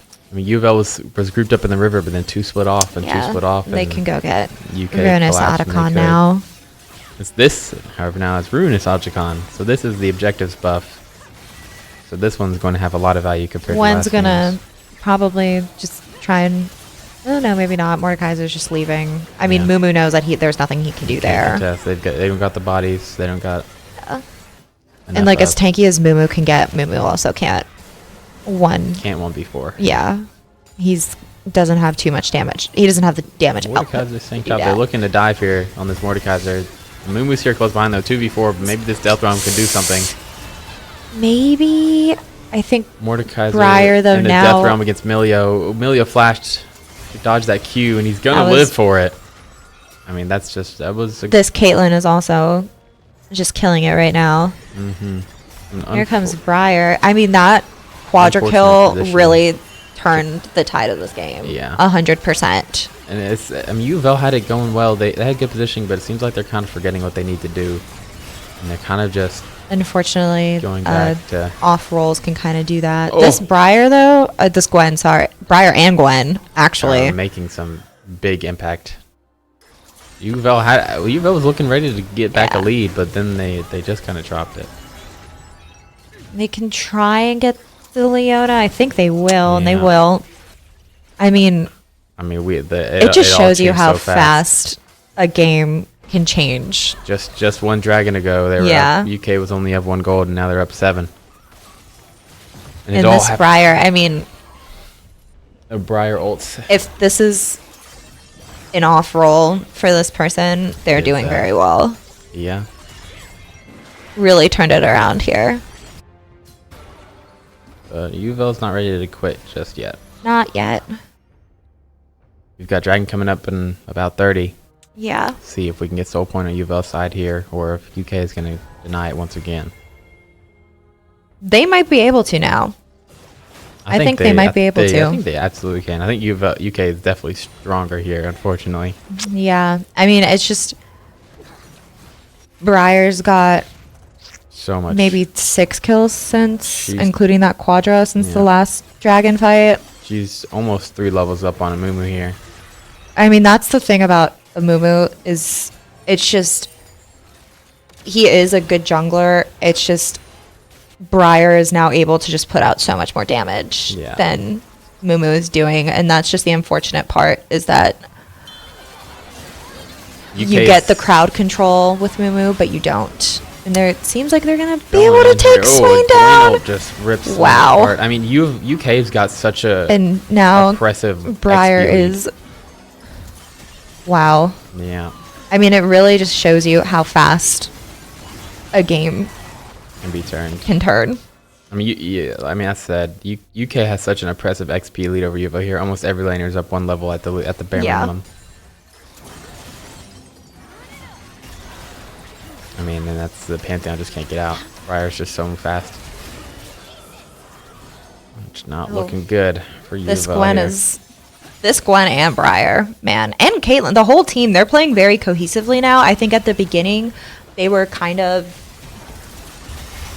disjointed. not a little disjointed, but I think since that dragon fight, that first Chemtech dragon, I think like the team they came together and they just got that kind of boost of confidence that you Yeah. need in like the latter half of the game to be able to come back like this, because I mean it was not looking too hot for Kentucky in the first Yeah, half. not at all. So And you know, also it's really unfortunate for UofL. Chemtech Drake is probably the best dragon you could have. Gwen, Ryer, Milio, that heal and shield power is huge. yeah, I think like I said, I think that dragon fight was essential. Seems mean- though they're gonna get a Melio here. Little They bit also of an got overstay. Briar, which that's a huge takedown. That's a lot of gold. That is a big bounty. A bit of an overstay there, but they did get that bot inhib, It which does. is good for that Baron. It take. happens. This Baron take's gonna be a lot easier with that bot inhib down. Yeah. Super minions coming in the opposite side of the map. But also, I think since that most recent dragon fight, Briar hadn't based, so Yeah. they just spent all their gold. So we've got a lot of spikes we just saw. Gwen got a Rabadon's, Caitlyn got Mortal Reminder. I mean, those are some huge spikes, especially for the Gwen with the Rabadons. I mean, if her damage wasn't enough before, it's definitely about to spike now.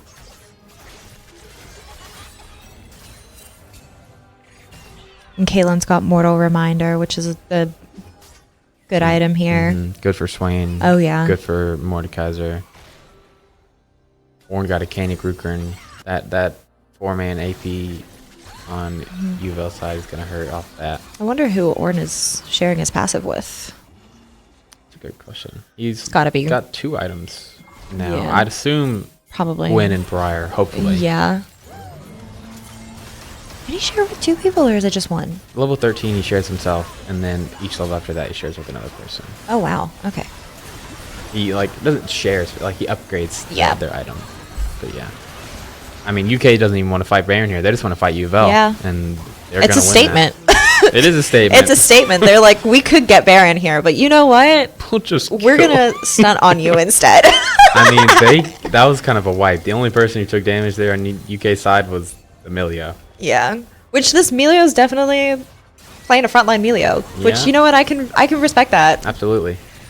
You love seeing the Enchanter take risks. Yeah, I mean, that's looking like it's just going to be game It's going to be game here. They've got minions coming in. They played fabulously. Bot wave isn't here yet, but I don't think they need it. That's a Briar ult. Yep. And they're going to take down the Swain. And probably take down Mordekaiser here too. Killed Gwen, maybe not. Pantheon's back. I think they've got a retreat here. I think they're a little overzealous, maybe. I don't know. But also, you can be a little overzealous when you have Caitlyn. I mean, look at that range she has, especially with Melio. They're still all full health, pretty much. I think there's not. At this point, we're just farming for kills. Someone go hit the Nexus, please. It's right there. The minions are doing the job for them, I guess. Winions. Oh, that was good. That was a game that got turned around very quickly. That was good. It was a good game. I mean, that dragon fight is really what UK needed, too. It was a good game. It was a good game. But it really got turned on its head very spontaneously. They were close there for a second. It was close. It was a little bit. There was a little bit of a distance there in the beginning. Definitely UofL had the advantage there. I mean, I feel like red side, you just kind of you get the worst camera angle, but you have a little bit of a better advantage. Whereas like blue side, I feel like, it's like blue side curve. Blue side, it broke in this game. Yep. But I mean, UofL had that lead, but they just... Either they didn't know what to do with it, or they just didn't do it quick enough. I just think it was an unfortunate. I don't want to say accident. I actually can't think of the word right now, but you know what I mean. Yeah, it was a mishap, and I think any team fight can turn the tide of a game. And I feel like that fight for the first Chemtech Drake, it really, really took. It really just invigorated UK, and they got a second wind. Yeah, it was really unfortunate that Mordekaiser trying to duel that Ornn in the bot lane. He was needed. That Death Realm was needed because they've got so much pressure. That Briar ult coming in, getting such a huge fear. If you're not taking her out of the fight immediately, you're not going to win the fight. They remembered what they did last game, that Chemtech fight. It just something snapped in them, and then they fought better as a team, and it really paid off in the end. They didn't even have to go get Baron. Yeah, I think the heals that Melio was outputting as well definitely had a lot of pressure. I mean, I never saw one of anybody on Melio's team really take damage other than Melio himself. He was playing a tank. He was playing tank Melio, which, probably wasn't building tank items, but he was tanking for the team. That was important. I mean, as a support, even if you're an enchanter, you kind of have to realize that, give your life so that your other teammates, your damage dealing teammates, can capitalize off of that. And I think he understood the assignment. It's admirable. I admire a support who can put the team before themselves. And he was really especially early, really, really helping Caitlyn there. Caitlyn was playing aggressively, which as you do as Caitlyn. And he understood that, and he died a couple of times, but Caitlyn was also able to survive quite a few of those fights, and that was huge. So okay. Well, that was a good game. A good 2-0. You can Happens. have, UK can have it, but we're going into our gold card, and then Valorant afterwards. Back after a little break for Valorant, and I'll show you how a real UofL team plays. I can't speak to Valorant, but it's going to be good. So stay tuned, guys. Thank you. Thank you.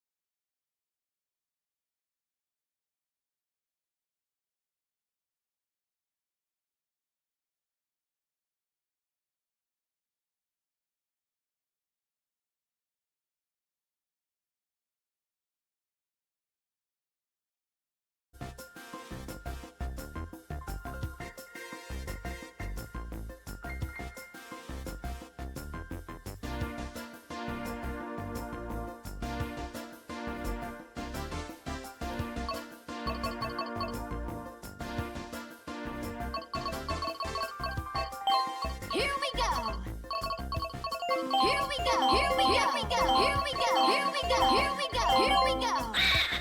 Here we go. Here we go. Here we go. Here we go. Here we go. Here we go.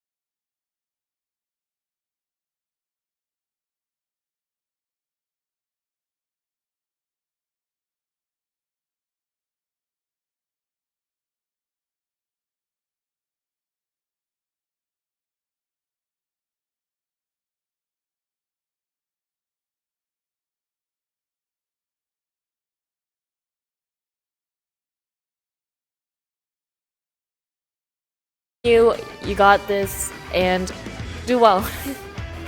Just that it's something that's really outside my comfort zone. I've never traveled to a different country, and this experience was just kind of a long shot, and I'm really glad that I took it and like pushed myself to do something challenging.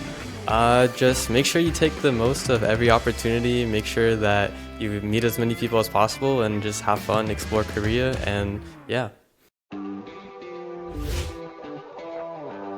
So this Christmas, it was actually the first Christmas I was away from my family. So I was a little nervous, but having a lot of new friends here and a built-in support system, I had a great time. We had a little Christmas party here at Genji, and that was super fun. And then for off days, really exploring Korea has been awesome. One thing I'm looking to do this weekend is go watch a volleyball game in Ansan and watch the Hyundai Skywalkers. And that might be cool, so I'm looking into trying to get tickets for that.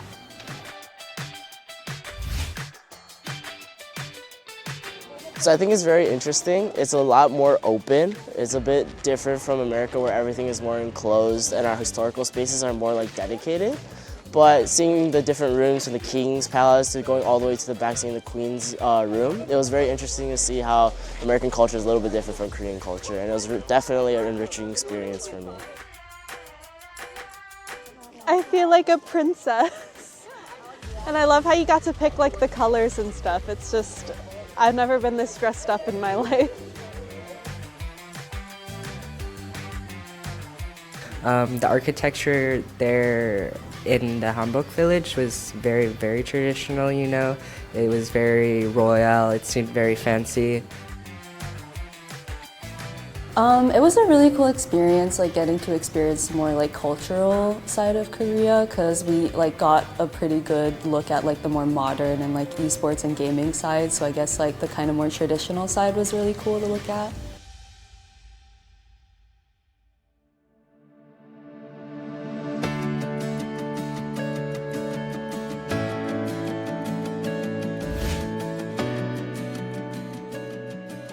Right now, we are working on a partnership with a unspecified company and trying to pitch them like an expansion into esports.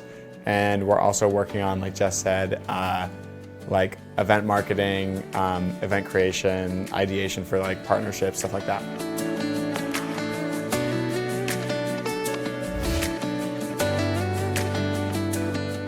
So for the remaining period, I'm really looking forward to wrapping up this project and preparing for our final presentations. I'm really excited to work with my group and figure out exactly what we're gonna do, and then super excited to present to the panel. On the weekends, it's gonna be a lot of fun, you know, hanging out, exploring Korea more. I've got a list of foods I still haven't tried yet, so I'm really excited to eat a lot more too in the last week.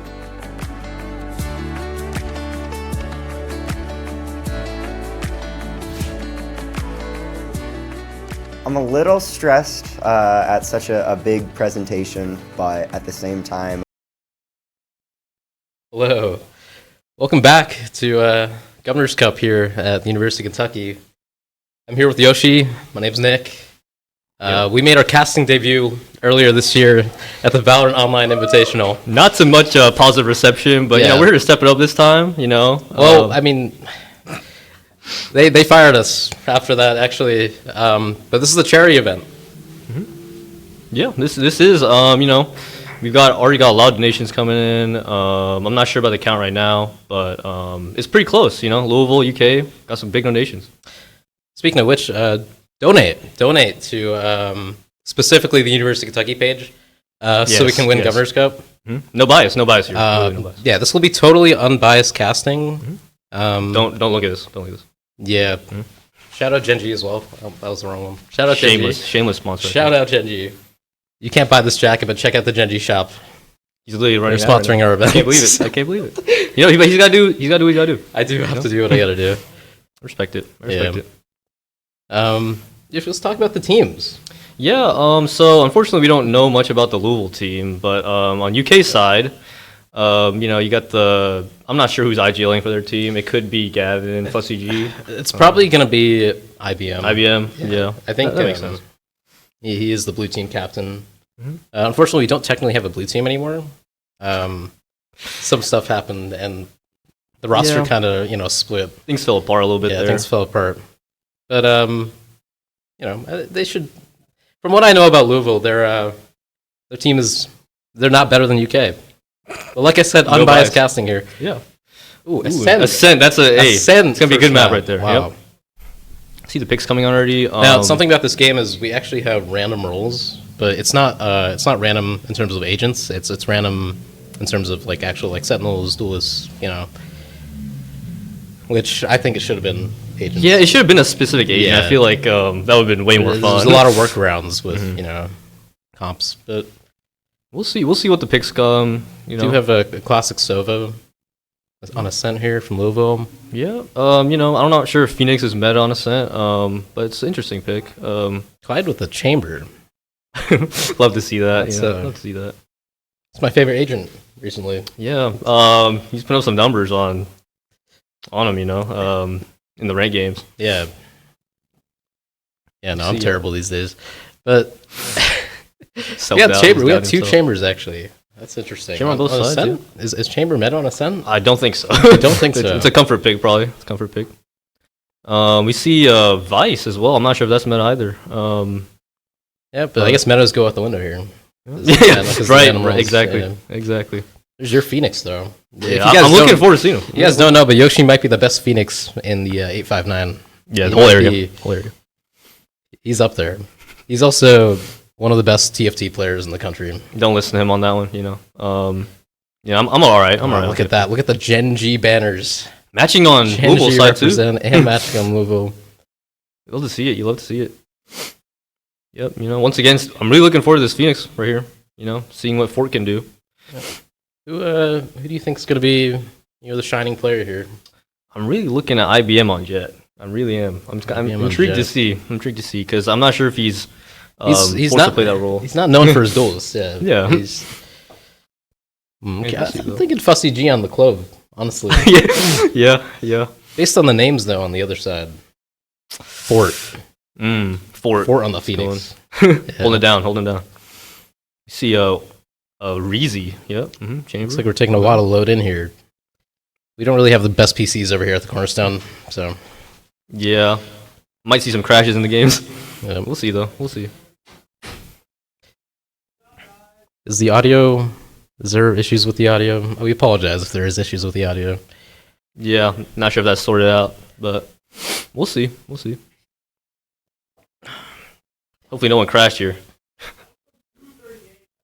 That was okay. That was an old message. So the audio should be fine, actually.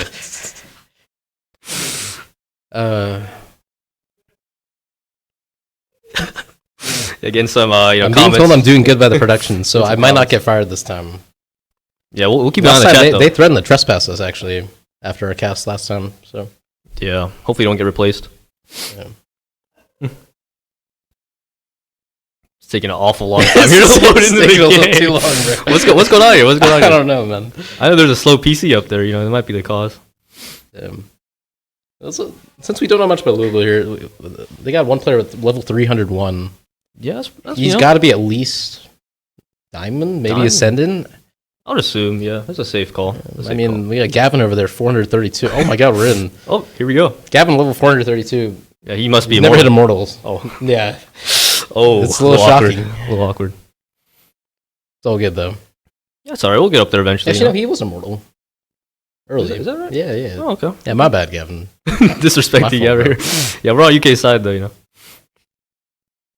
See here, we see Louisville grouping up towards A. Then we get the Vice set up on A. Yeah. We see Sage maybe trying to like work through mid, maybe have a lurk. Oh man, running into the Vice setup here with their comp. It's not gonna be great. It's not gonna be great. Yeah. It's not gonna be great. We see Chamber probably taking first contact. Let's see G. Killing the smoke. I'm expecting big things from Gavin. We got UK pushing B though. Sage might get caught. Oh wow. Ooh. Let's go to Clyde, bro. true. Let's switch it to Clyde. We just gotta watch that guy. If you guys don't know, Clyde, Gen G Academy player. Absolutely crazy, insane talent. See Fudge picking up the kill there, A main. They're out in tree. Might start getting out of sight. 3v2. Fudge left here, trying to get the kill. He doesn't get it. So I think he stayed alive long enough just for his team to good stall. get some space here. UK is pretty low here, though. It's definitely possible for 1v2. Still looking for the pick. Hasn't planted yet. West Boys zone. This guy has drone as well. He may be cooked here. Drone. Oh my god. Picks up and gets the kill. Both one shot. Oh. Has a dart. IBM maybe Ooh, faking the some drop, sound. faking the Yeah, drop. faking the sound there. We actually don't have game audio right now. A little awkward. So let's. Falling back Jen. He might be peeking here. He knows where he is. He knows exactly where he is. I'm tagged. Not sure if he's able to get this done here. He's looking for the kill. Still hunting him. Wrapping around Jen. Oh, he doesn't get it done. It's a bit of a choke from UK there. I think losing the 1v2 there. Put our headsets on. I think Yeah. there's game audio. Okay. Oh, yeah, I hear it. Yeah. We do have game audio now. Yeah, it was a 2v1? Yeah, 2v1 there. Yeah. 2v1 from West Boys Sun. It was well played from there. From West Boys Sun. That's UofL 1-0. Might be looking kind of strong here. Not sure yet. I think the audio here is... Oh, I thought it was delayed for a second. Yeah. Should be alright though. Not ready yet. Let's see, UK pushing up mid here? We can do some damage. Ooh, IPM on the Sage. That's a kill. They might be looking to go fast A after that. Yeah, they probably saw all 5 of those guys. Are you getting the bomb now? Well, the audio is delayed. Yeah, it's pretty bad. Yeah, I don't. Yeah, that was a little awkward. Audio's a little delayed. UK getting some picks there though. 3v3. Yeah, 3v3 on an eco. Getting traded. Clyde. Peeks out heaven. Oh my IBM God. just gets the kill there. Just. Let's play someone again on a 1v2. Can he do it again? We'll see here. He knows the read. Nope. Oh, he doesn't Clyde. get it done. It's different on the chamber. That chamber deal was just huge. Yeah. It's actually game changing. That's gotta be a good pick for Clyde there. You know, Yeah. comfortable on chamber. He's just the best aimer. Yeah, just natural talent. Getting some more comments from production. I'm not sure. Oh, that's Hoob in the chat. Hoob in the chat. Yeah, I'm not playing because I'm washed up. Been retired. We for might. several You years might now. actually see us playing next game, next map. Depending on how this game goes, you know. Yeah. It might be a close one. You never know. You never know. Nah, it's no. Okay. Just kind of keep it. Just try to keep it, a little unbiased, but No, this is biased commentary, bro. Yeah, you know what? You're right. Is, Gotta embrace it. Yeah. It's the UK channel. If you guys want Louisville biased commentary, just go to the UofL channel. Actually, it's the same. We're all streaming on the same thing, so that you'd hear us too. See, Claire aggressing up. You can definitely teleport out. Chamber Deagle again. Oh my god, he sees at least 3. It's good info. You see UK regrouping, going towards B. See UofL grouped up all in B main. Seems like they're gonna commit to this. There's no one on site technically, except for Clyde. Not out yet though. I'm not sure how they'll get out here. Maybe Phoenix. Sage roll. They're trying to get the pick. Oh. Ooh. Well, Techie. Oh, Clyde read it though. They already knew. Silva still up on the wall. It'd be good for post plan if they make it site. Gotta get out first. Clyde with a good pick there. Spike planted. He's picked up from the Silva, still up top. Oh, I think the Silva should have stayed. Oh, the spike. Hit spike. Kills Yugen and CT as well with a sharp dart. IBM solo CT here. Already out. Uses dash. Not wasting much time here. 3 back site. I mean, they're all site. I think the ult All across 3 two. step back site. Able to pick off IBM here. Oh, evasive with the updraft. Yeah, UofL's in a tough spot here. Yep. Gets 1, gets 2. Backside, he's holding it down. Wow. This guy has a classic, bro. That's crazy. Wow. The West Boys, this guy. He's different. He's actually different. You This gotta look guy's out for different. this. Let's hit tab. Let's see the scoreboard real quick. See what we're working with here. Please. It's a little desperate there. We won't be able to tell, but I know Scoreboard check. he's cooking. He's cooking. Oh, there we go. 9-1. 9-1. Whoa. Okay. Yeah. He's winning them rounds. Let's just say that. Putting the rounds together. Wow, bro. We might not play next game. Yeah, you never know. You know what? And it might be better that way. It might be better that way. We'll see a good, better match. Fight again, pushing B main. Same play. They don't see them this time though. They might keep going. If they kill the Sova here, it's big. Okay, Calling back. They know it's the Sova, so they know it's not going to be a fast exit. UofL here taking mid control. UK letting them have it. Maybe Gavin here might Classic position. Yeah. The Bulldog though, I don't The know. one and done position right there, you know. Oh, he moved. Oh, I don't think he should have moved. Yeah. Maybe should have stayed in the same spot. Should have a free A. So they have the A main control here though. Yeah, maybe they won't clear it as hard as they could. Oh. Fudge gets picked off there. Fudge. But they might not expect IBM as well. Fast there, but it is walled off. It's a big wall. Yeah, he might be able to see the barrel of his gun there. Last player standing. Not sure. You still have full flashes. It's very difficult with that wall. I don't Up thought though. Ooh. See, IBM they're getting It's a big one. kill from IBM though. Trying to take space heaven. Clyde trying to do his best. You know, you Four looking getting three. Four's looking pretty good. Yeah, They're looking pretty. they're looking solid. Pretty cohesive over there. I'm not sure if they got the roles that they wanted, but I mean, they're looking great. In comparison, their comp isn't terrible. I think the Sova's big for sure. Yeah, you know, UK side trying to counteract that with a KO pick. It's solid. UofL here grouped up on the A side again. Yeah, maybe a fast A. It's possible to change They up have the the tempo. Sage Res. They just have the Phoenix run in with Phoenix ult. Ooh, that'll be big. That'll be big. Vice setup though. We'll see that firsthand here. If they're going fast. Yeah, we don't see much out of Fudge here yet, but Fudge is one of the. Fudge is a goat. Yeah, he He's really pretty is. good. He really is. Chamber here, probably just lurking mid. Trying to get out sight maybe here. Not using the Phoenix ult. I'm surprised. I think they're just gonna Sage Res, and then he can Phoenix ult post play maybe. Oh, never mind. Okay, that's a little awkward right there. The timing off. Wow, there we Wow, go. Fudge. Yeah. Just talking about him. Just talking Oh about my! him. Oh, he activated there. Phoenix left A main. Awkward ult that he had. Very awkward ult with the Vice wall. Spike in the air. Yeah, they needed a. They needed to bait the wall first before they did anything there. I think they just forgot about that. Yeah, You know, completely, yeah. they got maybe a little too eager. But There we go, Fudge. Back up top, just like that. Just racking up the talking big about him. kills there. Anchoring down the site. It's a massive round for UK. UofL might change up their strategy now. Maybe not be as focused towards A. Yeah, but look at the read. Fudge is all the way on B now. Love to see Device that. set up on B, and we got 5 people of UofL looking to take B. UK being dynamic here, changing up their positionings. Clyde? Aggro again. Oh, Gets picked off. Picked. Nice He shot. should have a there gun for there the- as well. Kill my allies. It's a Nice big refrag pick, from man. Look at Fudge. Fudge. Look at Fudge go. Oh, Gets picked off. unfortunate. It's spammed. Oh, 3v3. They got the site. Spike planted. 3 Jet knives could be big on this retake. Very true.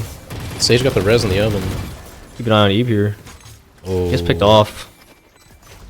You see UK here, group CT. Smoked off though. Smoked off. This is tough. This is tough. Very hard to retake here from the spot. Whoa, the wall. I think all drones slowed. All the detail just dumped on. It's not looking good. Pretty sure they saw the clove with that drone. Yeah, they got a tough retake here. Yeah, I mean, nothing you can do about that really. Just great hold from UofL there. It looks good at the start there. I think they know Clyde's starting to do the B main push every round. Yeah. Fudge tried to bring some back there, but this wasn't enough. The Sagers was huge. It's true. Let's see if Clyde keeps doing that. I mean, taking B main space is huge, but he's got the op now. He's towards B again. He might do the same thing. Yep. Could be the same. He might peek mid. I'm not sure. You see UofL here, grouped up back towards to B. though? We still got the Vice on B though. But He just might might have have the different redo. approach. He's gonna play Insight. I don't think that UofL will forget the wall here this time if they see the Vice util. They should see that. Yeah. See Phoenix probably trying to entry. Maybe bait out the wall first. He's gonna be by himself. Fudge just gets caught out. Good peek from Fudge. Rest of the team cannot do anything there. Just good util from Fudge. Yeah. See IBM here. UK has rotated over to the B side. UofL's canceling though. They're resetting. Gavin just or IBM just going in. Yeah. Got the gun back. You can get the didn't- kill from on mid, I think. Yeah. It's from Cat. UofL just don't know what to do here right now. Yeah, they might be trying to look for a pick. We see Silva here, maybe still staying in B main. A little bit of awkward there in market with the clone and chamber. It's interesting smoke there. It's interesting smoke. Silva's taking some space here. B. I don't think Fudge saw him. I got no timing. This could be a crazy timing. Oh, I think Sage should have waited there, but big pick from Clyde. Yeah, might not be expecting here. The Silva's gonna kill the Clove here. Yeah. Woman does not expect one more here. I would doubt it. The Silva? Why'd the Silva not come back? Why'd the Silva not... Well, let's try it. I mean, UofL actually caught some timings there. They did. They had a chance. Yeah. UK just solid though on just holding down the positions, not leaving anything open. Yeah, solid play from Fudge though. I think he played it really well. As you can see, Fudge top of the leaderboard. Ice Util's just coming in huge here. He might.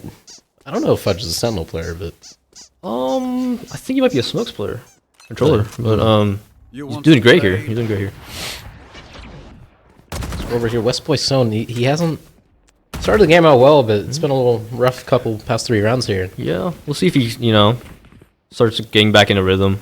Another B main push here. Clyde with the pick. Where was that? It was mid. It was mid. Oh, IBM taking space here in B main as well. Yeah.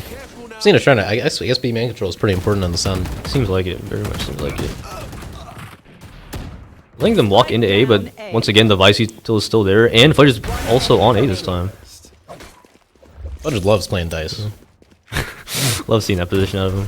Peeking from heaven too, yeah. Wow, that's just a good high-low right there. Just coordinated. Just picking him off. Oh my god! Whoa, okay. What the hell? Wait, he's hacking? Wait, hold up. What? That's a little crazy there. That was insane. he just had the read. Clyde, wow, bro. You gotta watch out for Clyde here. He's just different. He is just different. Guess a pick here. I mean, it's just a flawless round here. That was from UK. It was a prime gaming flaw. I mean, sorry. Okay. he thought he was Tarek. He thought he was Tarek. We're not on BCT. The Genji flawless right there. Yep. Get the sponsor in with the spray. With the spray right there as well. What a shot from Clyde. If we had replays. Yeah, wow. That was instantly insane. been replayed right there. UofL here favoring A side again. B side did not seem to be working out too well for him. Headshot too, man. Yeah, it was just might have been hacking, you never know. We're seeing a little chamber diff here though. A little bit. Fudge getting in the spot here. Might get this is tough. Util'd out. He's okay. I mean that's as much as you want, right? That's all you can do right there, really. Still coming out A with you have the A side, but the retake's on. Him to kill Fussy G here. He's stuck in a corner. That's great work staying alive. Look at out that. Heaven as well. BM coming out Heaven. They're just flooding. They're just taking the fights. Oh wait, he gets 2 back. Fussy G ulted here. It's a big on the Clove ult. Oh.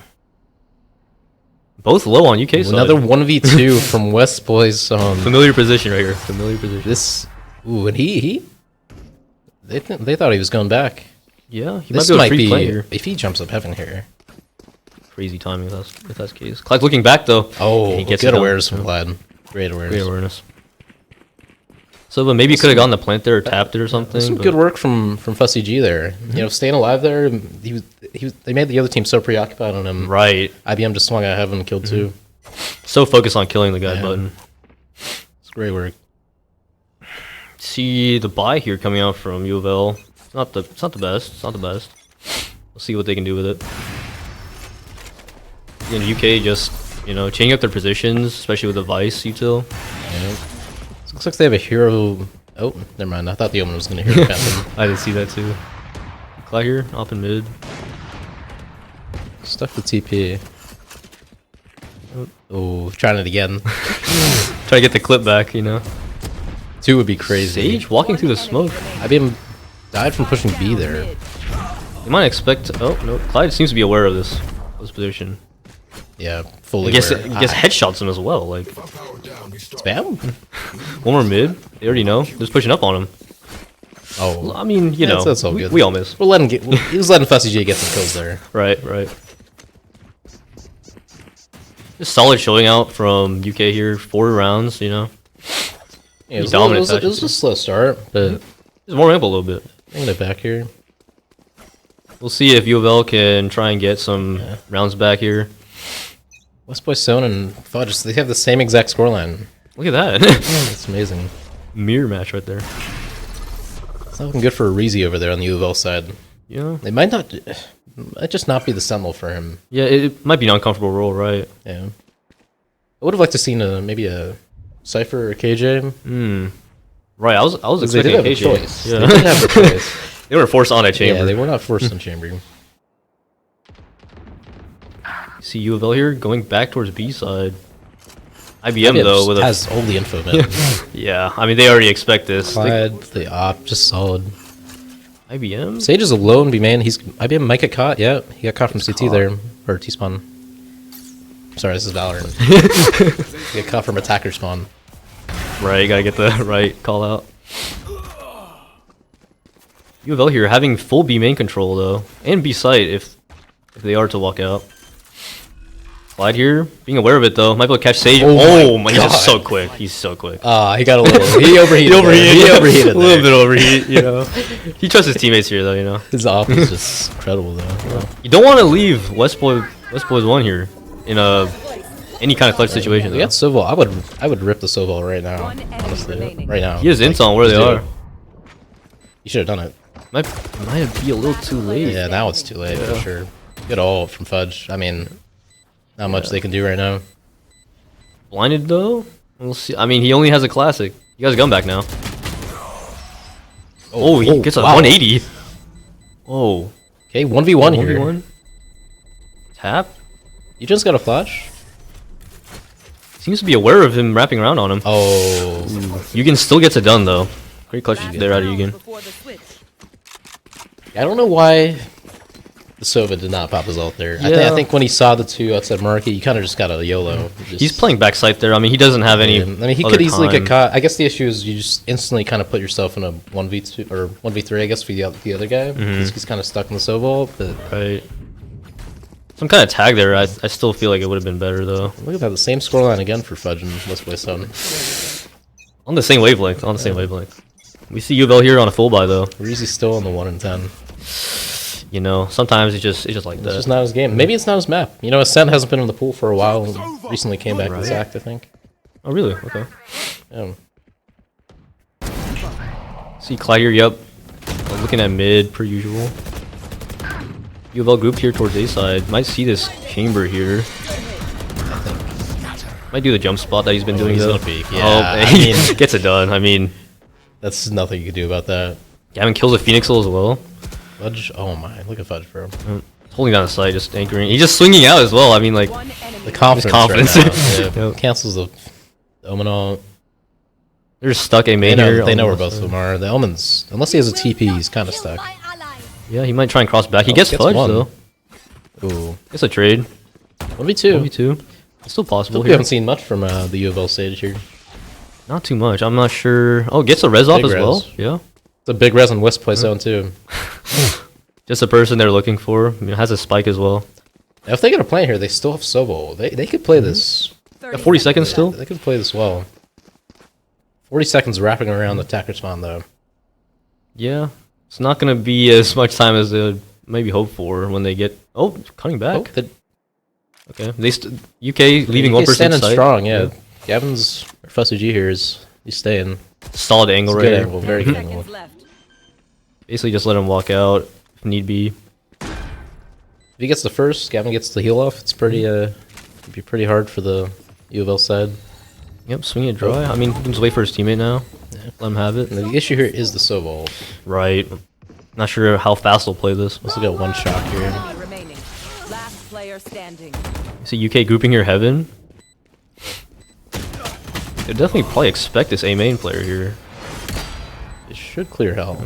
Dropping down. Good shot from Gavin. He's gonna die to Sova, expected. Oh, he just... Clyde should know where he is. Oh, well okay. played. Well played by West Boys 1 there. UofL overrolled. Sage with the res.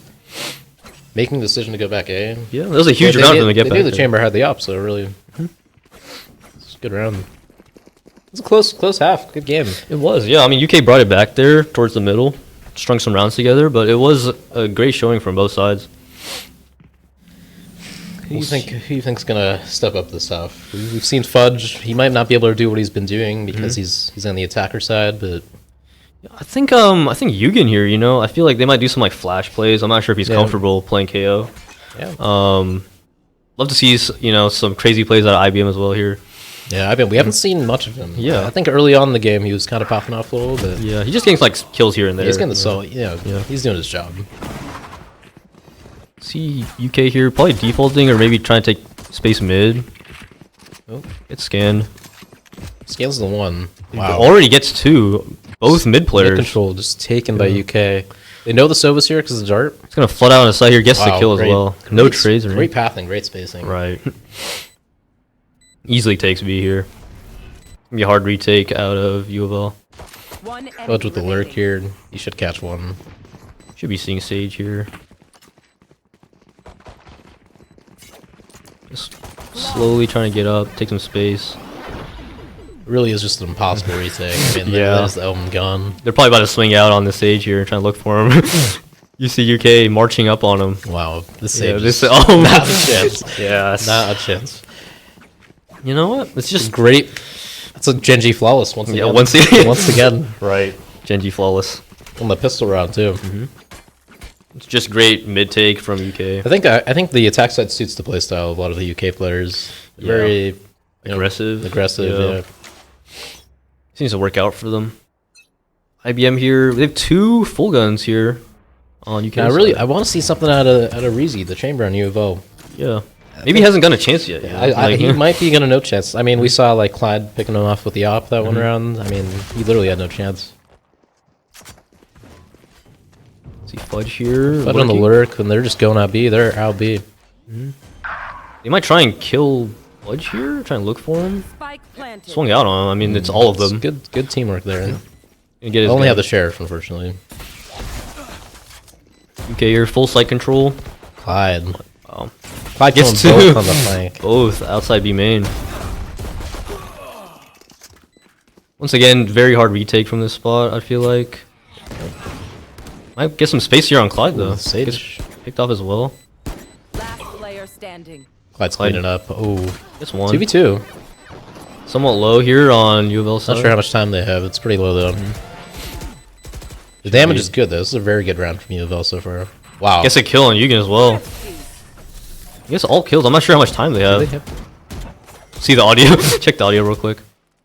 I think they have it. They must have it. They have it. Wow. Well, that was played. Well played.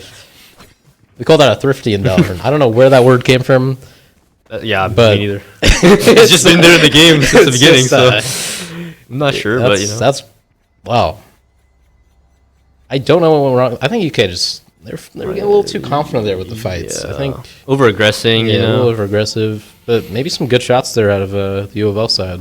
Yeah, great pickups from the classics. Yeah, right. Exactly.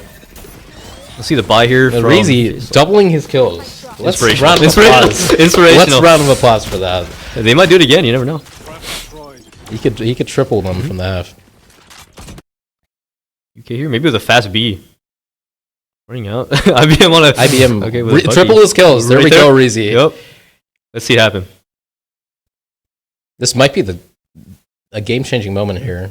Guess one. They get the They Sova still have one more backside as well. Oh, Westpoint just holding down the site. They know where he is. Hold on a second. Reezy might be back. Double it again. Another double. Be back. This might be looking rough for UK here. Yeah. You know, maybe a little bit more shaky now. You know, confidence. Could we sabotage the UofL guys somehow? We can't. We can plot on that. You know. Forward. UK here, grouped outside B. That works. And their Sova is just solid. Okay. Absolutely solid. Yeah, I mean, he's been having some very, very good rounds. Yeah. Very important rounds. I really want to see something out of Yugen though. Yeah, I feel like, you know, once again, it might not be the role he's comfortable on, but sure. We see UK here just taking full mid control. They're just looking for picks now. Yeah, UofL completely left the B site. They seem pretty confident that they're going A. Ooh, the Sage Wall cat there. He was on top of the wall. It's good. Didn't expect it. You know, ooh, Phoenix. It's just kind of killing Jet. Just raw fights right now. Yeah, like no util or anything really, just straight gunfights. UK still looking for more. Guess a kill Omen. Omen Might have been a little bit careless. He's definitely open there.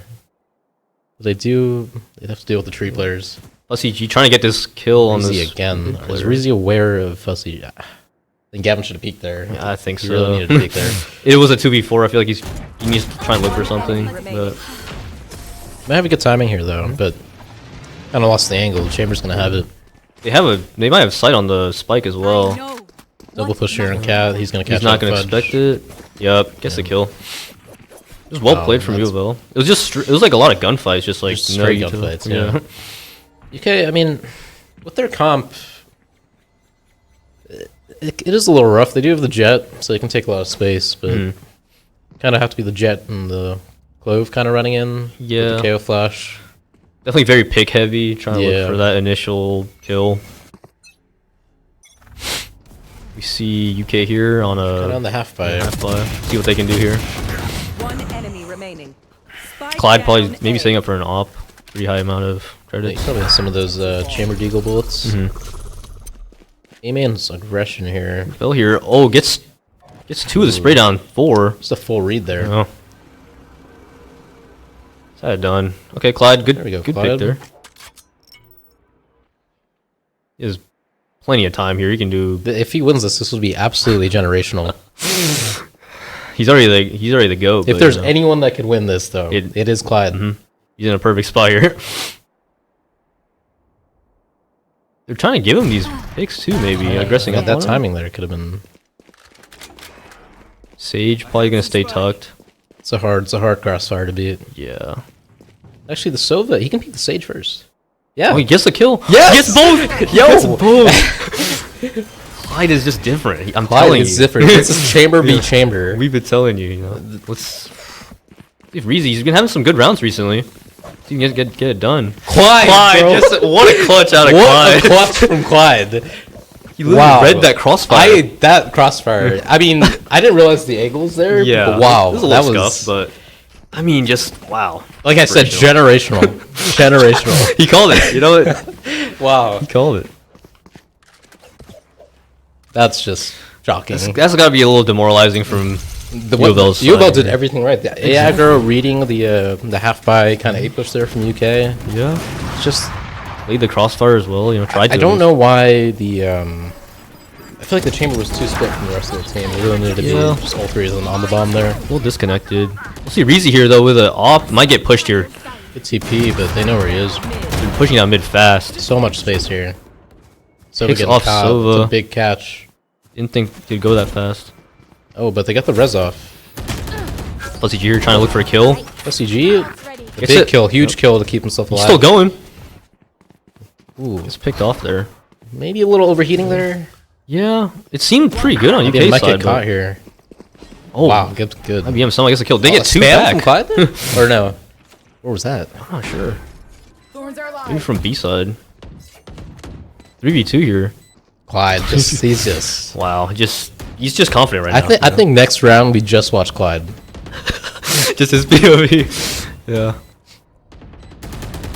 We see Silva here in a familiar position though. You know, another Most clutch zone. situation. Yeah, I mean, he's done crazy stuff this game, but I don't know if he can pull this one off. This one's gonna be a beat here if he gets this one. They're all trying to jiggle him here. He's already out. He has walked out. Yep. I mean, I will say UK was playing very disciplined there. They respected him. They respected him. They did respect him. I'm gonna secure the round. You know, no hard aggressing or anything. Yeah, one thing about this game, I mean, we were expecting a little bit of troll plays here, but it's seeming pretty serious. It seems pretty close here. Both teams are really pulling some stuff out. Yeah, I'm not sure if UofL got lucky on the rolls. It might all just lined up in terms of the random rolls, but it's just a solid showing regardless. Clyde in the off on the attack. What we can do here, peeking Cat probably. Sage has been walling that, but the A pressure is pulling her. Maybe I'm already out by himself. Might get peeked from Dice here. Yeah, he's gonna die there. Just by himself. Very really. disconnected. Big Sage wall. Clyde gets a Clyde gets chamber one back. diffing once again. Yeah. Clyde's just taking the space B. He knows. He knows that UofL is not on the B site. He's doing a lot for UK here. UK marching down mid, going towards B. Phoenix doesn't really get that information. Might have heard them all. Yeah, Clyde just holding CT. It's a free site right now. They might not know though. Sage probably not gonna peek out They here. know. They're running in. Plus CG gets the kill though. Sovolt here. Not sure if he got any tags or anything. None. Absolutely none. Unfortunate. Just a little rough. A little rough from there. Clyde gets another kill. Maybe not the best. Maybe left a gap in the CD smoke there. So here by himself once again. Once again, another 1v4. I mean, unlikely. He's done a lot. Gets one. It's the first. Unlucky. It's the most he can really do there. Really, it's Clyde. Clyde is the difference right now. Clyde, yeah. I mean, he's getting picks here and there all across the map. Like, Yeah. But West Point's on keeping up. He's keeping up. He's really trying his he best. needs a out little there. bit more help, I think, from yeah, just from some of his team there. from But just someone else. To be yeah. fair, though, the rounds that they've won, his team has kind of stepped up. Just need to consistently have that happen. UofL don't have much to work with this rounds. Yeah. Seems like maybe a B main aggression. Interesting wall here from Phoenix. Fort. You might expect him here. Plus CG still picks up the kill. Visel, it's a free site once again. Tough Going retake. very fast here on UK side. This would be a very tough retake for UofL. Plus CG, you're still aggressive. He's just fighting, fighting for his life there. Easy with two. Big 2 kills. Oh, Clyde what is? I'm not sure about that one, but yeah. They do know that Clyde here is in B main. This is very winnable for UofL. Lines up. Yeah. Oh, he gets him back. Yugen. 1v2. We haven't seen much out of him. Gets the first. He knows where he is. He saw him. Yugen. Oh, Yugen! Big coming up clutch big. from Coming up Yugen. big. Big clutch. We might not have seen too much out of him, but that is a very important clutch there. You won't remember the rest. You only remember that round. Exactly. Game changing. Exactly. So UofL here on a decent buy. Bucky coming out of Fort there. Yeah, it's a little rough. I think surely the Omen could get like another gun. Yeah, maybe just feel okay. 2 Buckies. They're trying something interesting here, probably. Let's see, where is the Omen? Oh, he's A. Hey man. Might be sitting up on the top box or something. Might teleport up there. Seeming like a B split here, maybe from UK. Might take it slow here. 2 ops from UK side here. Oh, they canceled. They know the Phoenix might be aggressive with that wall again. Interesting play from the Sage. Do they read this? Maybe trying to work up Cat here.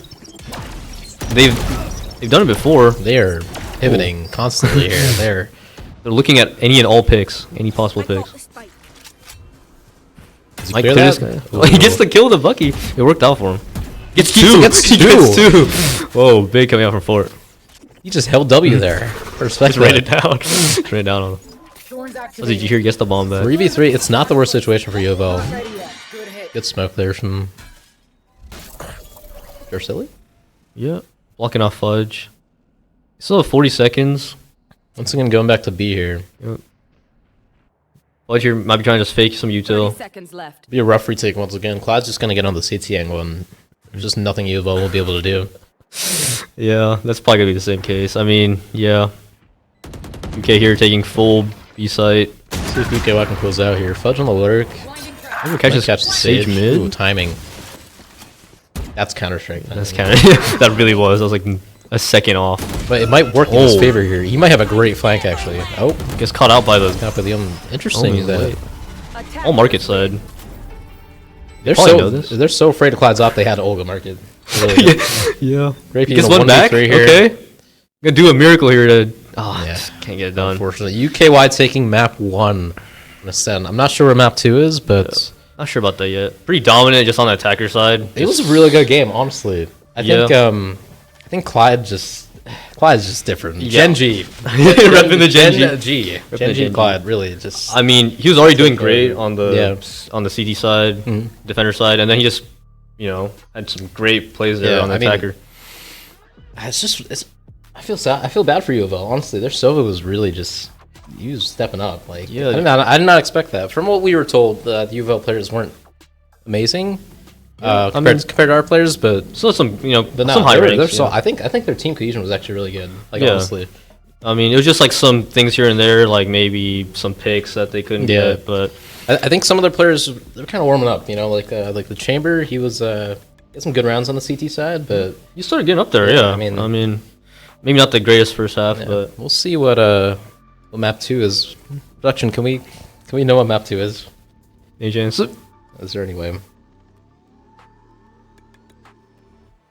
I hope it's a map that I actually know. Yeah, haven't played Valorant a bit. Hey, what's map 2? Oh, we haven't done it yet. Okay. Oh, what? Yeah, y'all just taking a break right now? Okay, we're on a break. Wait, we have IBM here. Yep. Hey.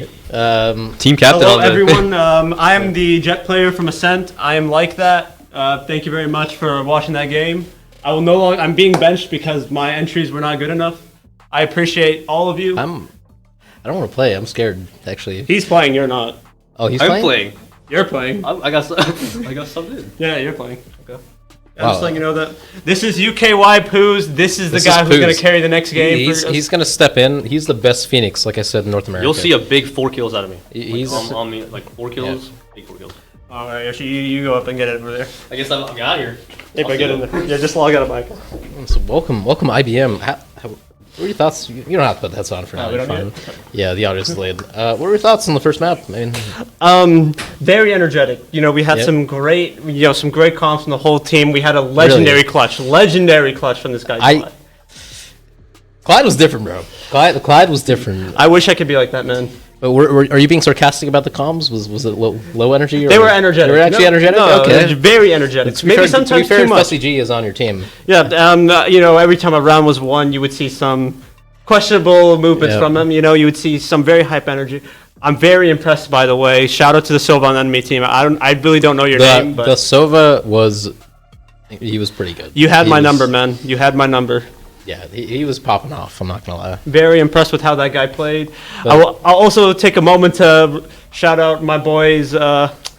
My guy Fudge, he was keeping it down the entire game. Yeah, Fudge solid on the Vice. I'm gonna be honest, we probably would have lost like half those rounds if it weren't for him. So. Yeah, absolutely solid on the Vice. Especially to kind of bring you guys back on the CT Yeah. side there, or defender side. Sorry, CT side. Yeah. Yeah, I mean, the chamber diff was just incredible there. I can't get over Clyde. I mean, the wall bang. You got to watch that back. The wall bang he hit. I saw it on the kill feed. Yeah. It was something. And then the 1v3. I called it. I said if he wins this will be generational. Yeah, And he won. we had an immense comp from them earlier. In fact, Clyde's actually getting a free Kaniak combo from FussCG because of it. Wow. I mean, I'm just gonna give Clyde. I need Clyde to carry me, so I'll give. I've already claimed some rank games from him. I'm sorry, man. Oh. He's carrying me to Radiant, so. You can. Yeah. Unfortunate, really.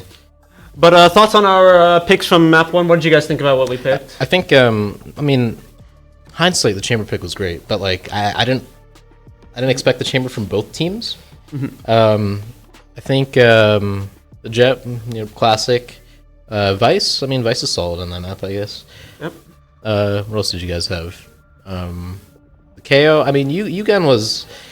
Look, the only thing I remember about Yugen was the 1v2, and he was having a rough map, but the 1v2 was a big round. So. Yeah, he had a immense round. We were all screaming, all God from the dust. That was our boy right there. We represented us. That was our initiator player right there. Yeah. Listen, he can flash. I'll give you that. He can flash pretty well. Yeah, the flashes. I mean, the way you guys were playing on attack, just super fast. The flash is important. Like. And I won't lie, we were really trying to pressure mid right there. Like we really wanted those guys out of our. No, there was a one round where you guys were just raw fighting mid. Yeah. It just completely just no util. Just in taking all gun honesty, fights. I think like 3 of us had a horrible buy that round, and we just Yeah. we didn't say it, but we were just buying. We had like no util. I also low key dashed out in front of our flash. I think that round, and lots of things happened. Yeah, I mean, it all worked out in the end. It's just solid game, really. Yeah, I mean, really, really solid game. I'm really curious to see what roles are going to be this time. Yeah. Yoshi Poo's the guy that you guys just saw, the other caster. He's actually our #1 Phoenix player on campus, but he might not even get to play Phoenix. Maybe in Kentucky, like he might be up there. Honestly, he's just like that, man. Unfortunately, we have the random rolls, so he might not be on the duelist. He might be. I don't know. What can we see Poos on? He's an initiator sometimes, so initiator wouldn't be too bad for him. Yeah. My bad, bro. No, well, we'll see. Most likely is KO. I'm a big fan of it, but that's like Yugen's role, so I'd rather keep him on that. We might see maybe a Clove pick, you know? Yeah. The Clove pick, you know, Fussy G, for example, he's a #1 Jet player NA, you know? He needs Jet and stuff like that. He's something, that's for sure. He is something. He's definitely something. He's definitely something. Did you guys, by any chance, happen to see the round where Fudge went in with the shorty, and then the guy was turned around completely? And I don't recall that round, but there was a lot of rounds. So. Okay, all good then, all good. But just so you know, it's the role that he's comfortable in. So if we see Fuster G on duels, you're going to see a class. You're going to see a class. Gotcha. Yep. It's going to be a really good show for everyone. Fuster G, the white team captain, absolutely solid, really good energy, good guy overall. Yeah. And I'll go ahead and also say with Clyde here too, if we see him on Duelist next game, we're going to see some very fun gameplay. Yeah, I think we have to nerf Clyde somehow. I think... we might just have to put you in. I'll be real with you guys. That game, you might have lost without Clyde. Yeah. You might have lost without Clyde. There we go. Thank you guys. That's my name right there. Ibrahim. I don't know what the name was before, but, I really appreciate it. Yeah. Yeah, you didn't see they were violating. I know. Yeah. I know. Listen, they love me, man. They love me. Yeah. And I love them somewhat. Yeah. I mean, clearly, as you can see, we're a very diverse cast here at UKY. Yeah, we're very diverse. Very diverse. So I'm thinking, if we lose this game, though, I'll debate, on who we're gonna, sub out again, because we're having fun with it right now. That is true. At this point, I don't really want to play. I'm really scared of that Sova. I think he is like that. I won't lie. He sat me down. But you know what? You're like that, man. I'm like that. Yeah, you can just take Gavin's place. That's true. I could take Gavin's place. Yeah, no, I don't think I should take Fudge. You need Fudge. Fudge might be the glue of that team right there. I'm not gonna lie. It appears we've made some changes to my name that I did not authorize, and I'm now Ibrahim, not Ibrahim. I appreciate you guys looking out for me. That's we're live changing stuff. Nick. I thought your name was something else, but I guess not. No, it's No Supatham, bro. No Supatham? Oh, okay. That's a good name, man. A good name. It's not such that a good bad. Name. That's not bad. If they put us in, I'm about to change. They're changing my name as we speak. I'm now Ibrahim. Ibrahim. Wow. As you can see, very, very inclusive here at the University of Kentucky. We might be the most inclusive school in the country. I don't think any... Look at me. I have all three of them in my names. No one's beating me in inclusivity. Yeah. All right? Do you guys think... Is there anything I'm missing right there? No, him, her, them. I think I've got it all. I appreciate everyone in the casting booth. There's a lot of... Yeah. There's a lot of pronouns out there. The production guys always look out for us, I love them. I mean, they do a good job here. We shout out to production. They do a great job here. I mean, this has been a great event, Governor's Cup so far. We may only have 12 viewers, but that's okay. I mean... Okay, it's okay. This is for charity, and we've actually. How do we? Let me see here. Production, how much money have you raised so far? We're gonna see in a moment. We'll figure that out soon. While we're at it, really quick shout out to everyone that donated to Louisville, because we actually would not have had both random rolls on both teams if you guys did not do that, and this game would have looked a lot different on both sides. I really appreciate what you guys did for us. All right, we really do. Just remember, shout out or make sure you donate. I believe Extra Life is one of the charities. I forgot the other ones. I'm not gonna lie. I did too. Don't worry. If you, I'm sure we got links and QR codes in the Twitch stream or somewhere in the description. Just hit those links, donate. It's for a great cause.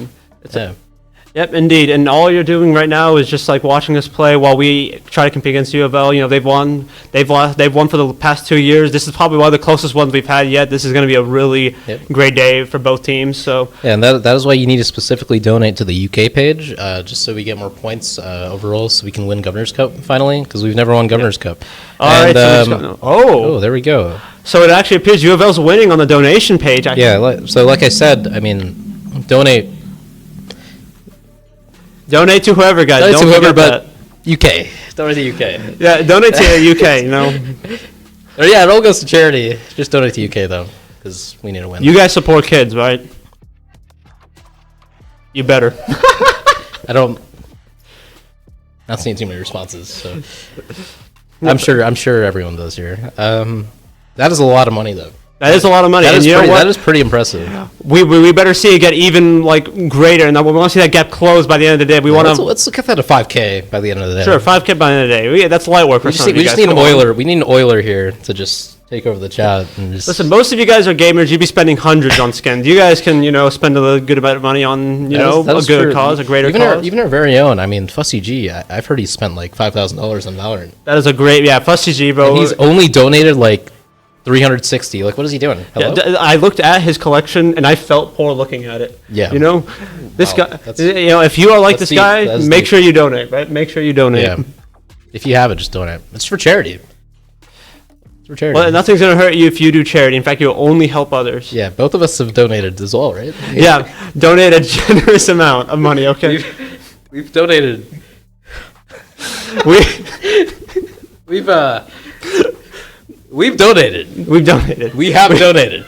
We have donated a lot. We have. What do you mean spilled the beans? We're not trying to brag about the money we've donated. It would be. It would not be. Let's just say good taste. there's a percentage that we've donated it. Yeah, we've contributed to it. The side cards. They need that money. They need those votes. We contribute to that. This guy he donated. He actually won a raffle yesterday. Yeah, I actually won a raffle. I was pretty happy. So if you're here in person and you donate, you could actually enter the raffles for some of our giveaways. I think we got a keyboard. We got some snack baskets. And he donated an amount. Yeah. And he won. Yeah, and not to mention, guys, if you want to if we enter the raffle here, I saw we got some Kane's little cards in there, for box combos for those of you, especially in Kentucky, that love it. I'm a big fan. Shout out Canes. I mean, I'm kidding, actually. They never sponsor us. They're not sponsoring us. They don't sponsor us. But, they give us gift baskets because we pay for them or something. I don't know. Yeah. So, in terms of how much we donate, we're not going to give that away. We're really respectful to numbers and stuff like that, except when it comes to Fussy G, of course. But yeah. But actually, shout out Gen G here. Gen G. I always hit the wrong side here. Gen G. Shout out Gen G. Shout out Coke. None of our events would be Nope. That is I'm doing an ad read here, guys. Yeah, that is. I'm not reading anything. That is a very strange image that's being shown on the screen. So it apparently says Ibrahim Amjad, Zizov_TV Glazer, $2 yesterday at 3:07 p.m. to the bronze side card. If Poos has 1,000 fans, I'm one of them. If Poos has 10 fans, I'm one of them. If Poos has one fan, I'm that fan. If Pooks has no fans, I have perished. Really good. Thank you for the donation, sir. Zizov_TV Glazer. All the money. And then a donation from Fatty G. $2 yesterday. 539. That's what I'm saying. Very intelligent name right there. I won't lie. Also donating to bronze side card W charity. Like we said, all charity. But can we get a W charity in the chat? I don't know who Fatty G is, but I mean, that's a good man right there. Thank you for your $2. Maybe you're in the chat. I'm not sure. Fussy G could learn from this guy right here, bro. Fatty G, that's my guy right there. Thanks. I mean, it's just like Nick's massive donation. Who's Nick? That's what I'm wondering, man. I don't know who Nick is. W charity from Fatty G. Nick's massive donation. I think you guys got the wrong thing, honestly. Yeah, we appreciate Fatty G, but whoever this Nick guy is. Love Fatty G.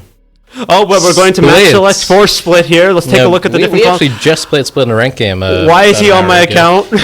He's okay. So let's get something straight here. UKY IBM is actually Poos.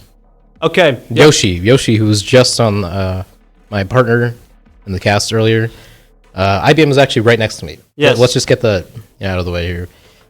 All right. Well, anyways, looking at the match picks, now we're on split here. We have our boy on UofL that was on Silva is now in Cypher. I really look forward to that. The breach, no info is pretty difficult to deal with. Eve, I'm looking at the UK comp, and I'm just like, that's pretty We have it's Fussy pretty, G on it's Sky. pretty standard though. Wait, but you know what we do have? We have Clyde, UKY Clyde on Jet. Yeah, that's what I'm saying. But it's a pretty good comp.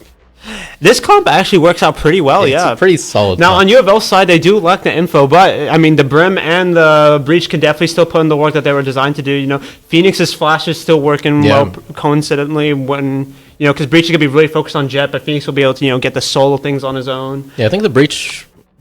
The thing is, there's not much to combo here with the Breach Util, but you know, we'll see.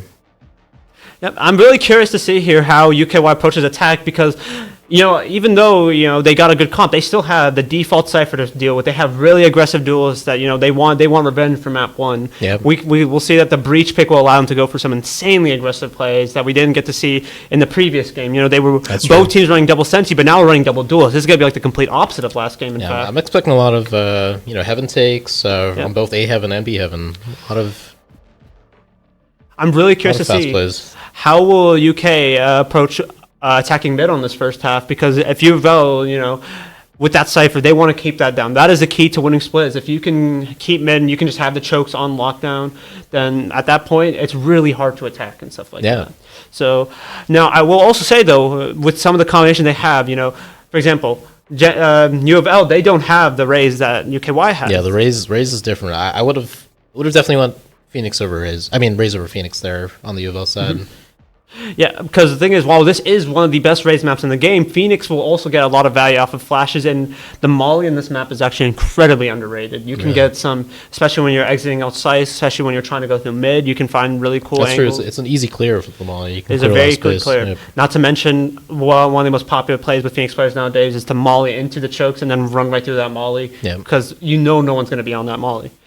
And then, you know, looking at UKY side, we still have, with double duel specifically, you know, the best way for them to play is maybe they're going to try to raise nade mid, maybe they'll aim for, you know, maybe flash up ramp, maybe they're going to try to dog and go late B main. Yeah, they have a lot of things they can take space with. Yeah, but we're starting off on the first map here. We can obviously see, you know, we got some great accessories here. We're not getting sponsored here, so that's very, very. I learned about that bear. That bear is nice. Literally like an hour ago. Yeah, that's very interesting.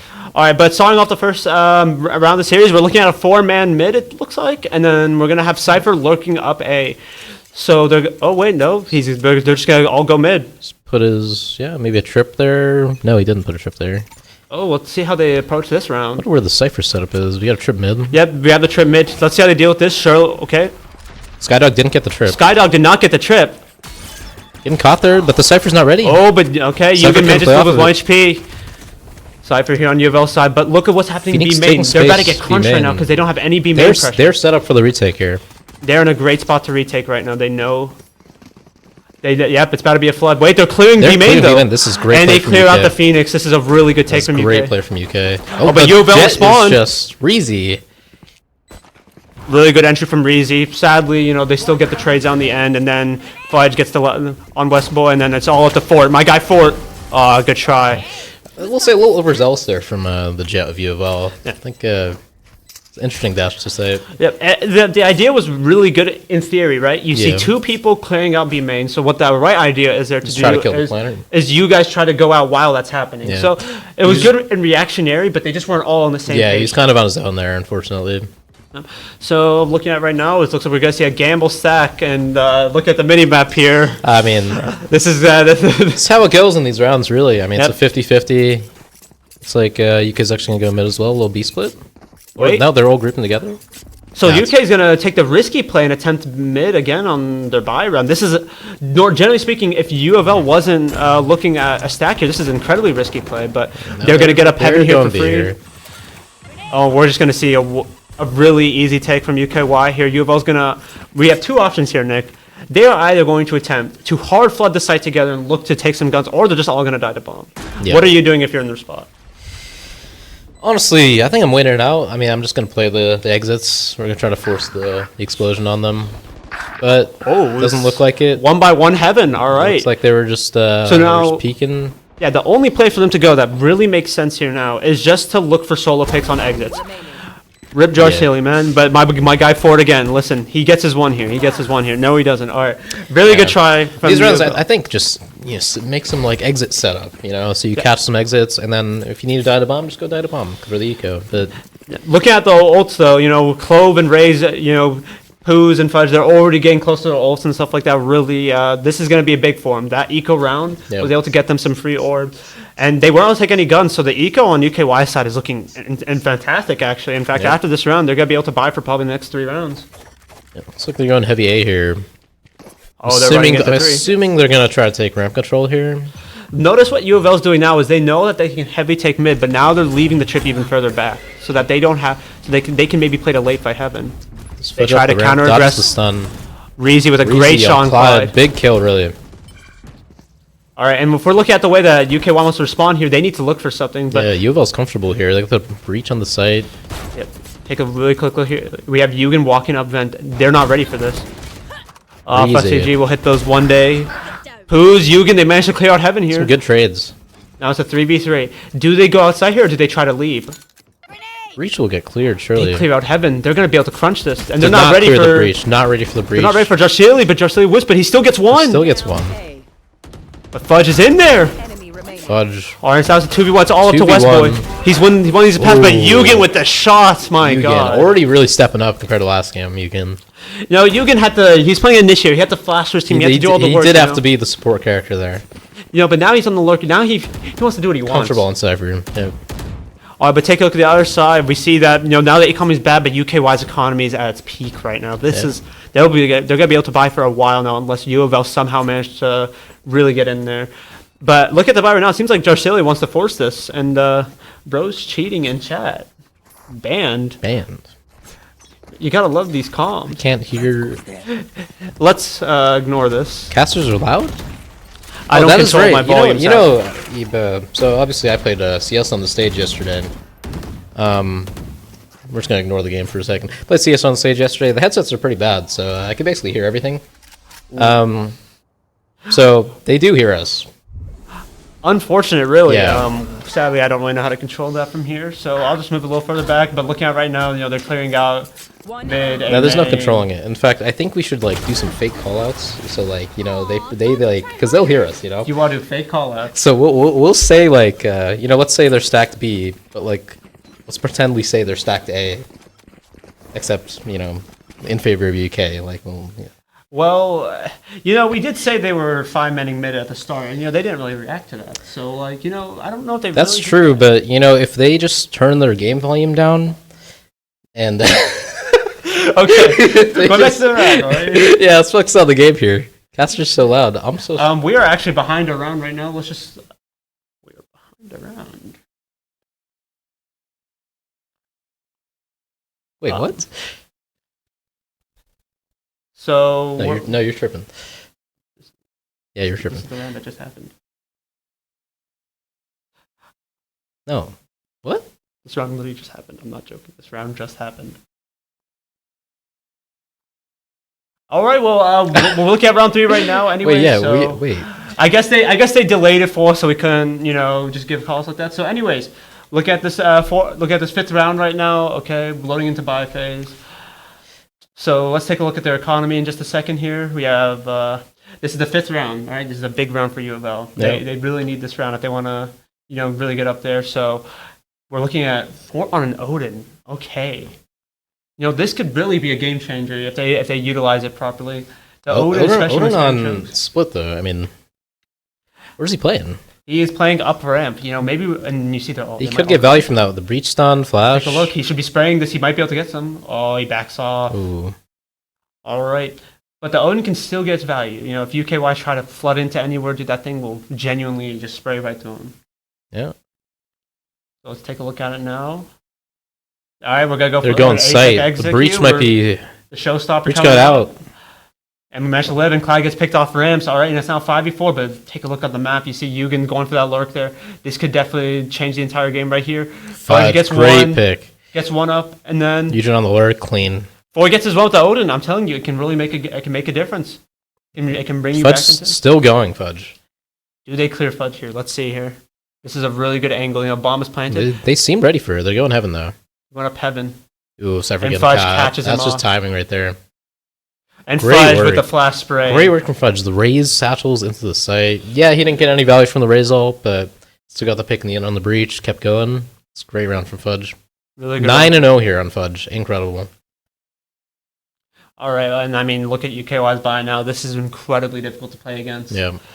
I'm looking at this from another perspective right now. You know, if I'm UofL, I'm looking to make a different change. You know, Nick, like if you need to make a change this round, what are you doing? I don't know. I want more like fights. I want more fights out of UofL. Some like aggro. You know, they got the breach. They got to use them. Yep. The breach has just been sitting on a site, just using his util like right now. But he's alone. So. Yeah, but I mean, he's not gonna get much value. But they're pushing down mid, which isn't a horrible initiative. You know, now they're gonna be forced to go into A here. Dracili, you know, he's gonna need to really go crazy here. Skyflash will know. They know he's there. He's in a rough spot here. But he gets an insane one flash, great really flash. good shot from him. Great movement too. Yoshi decides not to ult. Okay, he's doing as much damage as he can. Gets a Great second. work. Oh, but Clyde comes back to kill. I mean, clear for him out, being alone on and set gets a there, but third. Clyde is cleaning up. So let's take a look at this 3v3 So UofL still has the Phoenix ult here, and this could really change the round. But it is a difficult round to win on the other hand, though. Just not sure if they have the weapons for it. Yeah, the weaponry is But- still tough to deal with, and Fudge gets another. Fudge getting one. And Clyde just wants the smoke. He wants all of it. It's jet knives. Will you get any value from them? No. Oh, and Clyde gets third. He gets a fourth. Clyde. A really, really good round for Yeah, UK. every team needs a player like Clyde for those rounds because you just know he's gonna hit his shots. Yeah. And look at from UofL side, you know, they need players like Darshili to really step up like that. That was a really good show up from Yeah. him. You know, gets his 2 on site right there. For him being alone, great use of his util. But just imagine, Yep. imagine he had some teammates there with him. Yep. Yep, that was honestly, you know, maybe, you know, they did push up mid. So like they Yeah, tried to get the the team. pressure was on, They for just didn't sure. all go together. That was really what killed them in the end. Still have Fudge, the invincible 10-0. The invincible mid. Who will take down Fudge? Let's play some bets right now. All right, so we're looking at another mid take here. We have 4 towards A near the start, and we're getting 5 up mid really early on. CG still didn't clear the trip here. Oh my god, the Brimals, but the timing was slightly off. The idea was really good, but they managed to stall them, Nick. That is the big idea here. Yeah. Now look what they're doing now. Now they're slow walking. They slowed down UKY's pace, but they just want more of it. They better run into it. Oh, when Poos gets another onto fort. Clyde following the And another style, one. it's just great work from Poos.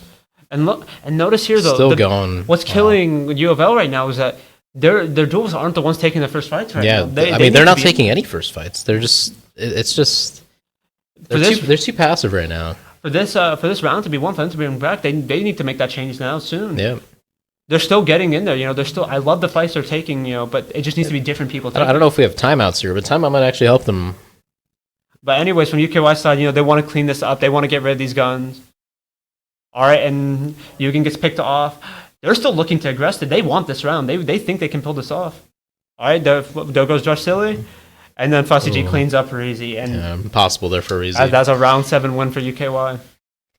They really got to start changing this thing up right now. I mean, it's just a stomp from UK. They got Cloval. They got okay. UofL has their ults now. They have a lot of ults that could actually be useful here. Breach ult with the Phoenix ult.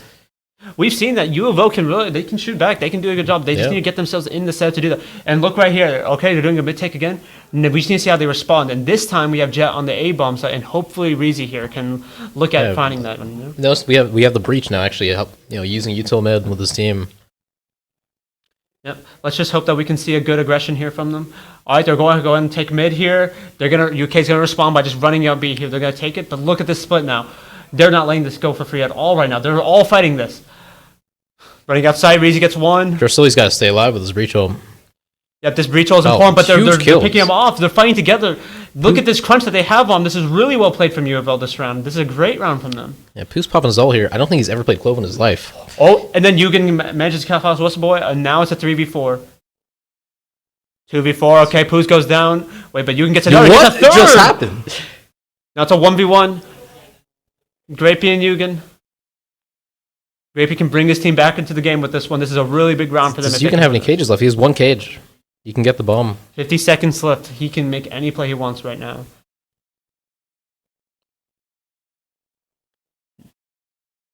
Right. It's gonna hear him drop. Here's the drop. Yep. He can play for that. Phoenix has one flash left. He can play for that. He's going to go for it. Oh, he doesn't manage to get it off. Nice wall. Walls him off to clear the cover. Yugen's gonna cage it here soon. Yugen's just being patient here. You know, he still has a little bit He of has time. time, yeah. He still has a little bit of time. The Phoenix Ult might be... Could be a play if he does tap. Okay, trips off. Oh. Ooh. Okay, taps the bomb. Is he going to swing? Who's going to win this? And Wow. Grapey brings his team back into the game. Well played from Grapey. Well played from UofL overall. No, that was the a first great round on the board. That was what they needed to do. I don't know what happened. UK almost brought it back there. We kind of missed some of Yugen that, got but three. that was a very good round from UofL. Like I said, they aggroed together with the breach util. I mean, that's all they need to do. That was a great job. They fought together. I love what they did there. We need to see that happen 4 more times? Yeah. We've One also more seen that happen times. in the game. Cheat band, I'm not sure what that's all about right there. 30 I think it's minutes. about us, actually. I think it's you know. I mean, we're not able to give them those comms We right can't now. control that, so. I mean, hey, we're behind, so we're not cheating. Nah, it's anyway. just stream delay. Oh, never mind then. Yeah. Are you sure? No, I'm pretty sure we're behind. But anyways, we're starting off with a really aggressive fight, you know. Oh, wait, you're right. Phoenix gets 1, and then we're looking at... Yeah, but they're playing aggressive with the breach, so they're coming out. Oh, Jarsilli barely doesn't notice them. Oh, but Westboy clears out Yugen. He clears out the lurk. They know that he's been doing this the whole game. Ford gets 1. It's a 2v2 now. Clyde, Poos versus Ford and Westboy. What are they going to do here? Ooh, very close here. Ford's coming out. He wants to smoke. Oh, Getting Clyde to the box. Gets him. Spams Clyde. It's all to 1v2 for Poos. Poos. Oh, and Ford. Well played from A him. little bit of whiffage there from Poos, I think, but it's well played from UofL. It's another round on the board. 7-2. They could close the half out.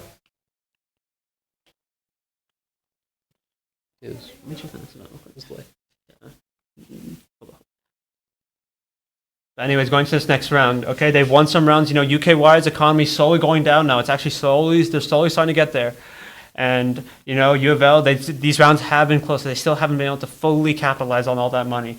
But if we look at it on the map right now, you know, UKY, it seems like they are attempting to maybe go for another side towards the B. Maybe they're going to try to split B main again. That's worked really well for them in the Yeah. past. I mean, right now, that UofL, they just got to stop Fudge and Clyde. I mean, those two are just really stepping up. The two duelists. Yeah, let's take a look here. Okay, 4-man mid. Okay, 5-man mid actually. Does he cut the trip? This is the Did third not get the time trip in a row again. that he does They not know cut- it's there, though. They know it's there. He still gets caught. He's dead. Ooh, He Yugen is gets dead. caught off for Reezy gets traded out by Clyde though. This is still in favor of UKY. It's a good though, trade. right? But what they don't know is about this trip heaven. This trip heaven can really make This a is a difference. good setup from B here. Yep. Phoenix is gonna be able to take aggressive flashes. If they come out B here, Phoenix better be ready to look for it. Right. Fudge is not. Oh, they're walking up on the trip though, so they're gonna get ready to clear this. So we have Raze on the lurk for UK. Oh, they're going all through. Westboy gets his 1, gets straight out by Poos. Ooh. Flash gets Jarsilli. It's all as a great beat. He has both flashes. He can make this happen. Oh, just Wow. fails to get that. Poos gets him out. All right, it's all to Ford again. We've seen him do it once. He can do it again. Ford gets 1. It's 1. Oh, wow. Oh, no. Okay, and the run and gun the for SCG running manages to gun clear for him out. SCG. Yeah, I don't know if there's some miscoms there. I feel like UofL had a good setup there. I feel like the Phoenix just didn't peek heaven when he should have. Yeah, I mean, really tragic. You know, they just weren't all together on that play. Yeah. Because some of them kind of have an idea what they do, and it's not necessarily a bad thing, you know, if they want to give up that space, but that Yeah. just needs to be communicated. So it could be on the Cypher's part too. You know, Cypher can be playing back with Phoenix there and let them come out. And Yeah, I mean, it was kind of like a trap setup. The Sova, I mean, Yeah. there's not much, or the Cypher, sorry, there's not much Westboy could have done, I think. Look at another eco round here. Fort with the judge. It's looking like actually quite a round here. They're actually about to fight A main pretty heavily, and but Grapey gets caught. The star Clyde gets 2 spams or Reezy gets caught by Clyde against Clyde the 3K. again. I mean, oh my God, Clyde goes up heaven. Is he gonna go for it? yeah. SCG. Well played. It could have been an ace. Oh, okay, never mind. No. But Westboy, you know, he's gonna try his best, and Fussy closes him out. You know, the 2-man ace from UKY, very well fast played round. from UK. Yeah. I don't know if he was 2 spam kills there.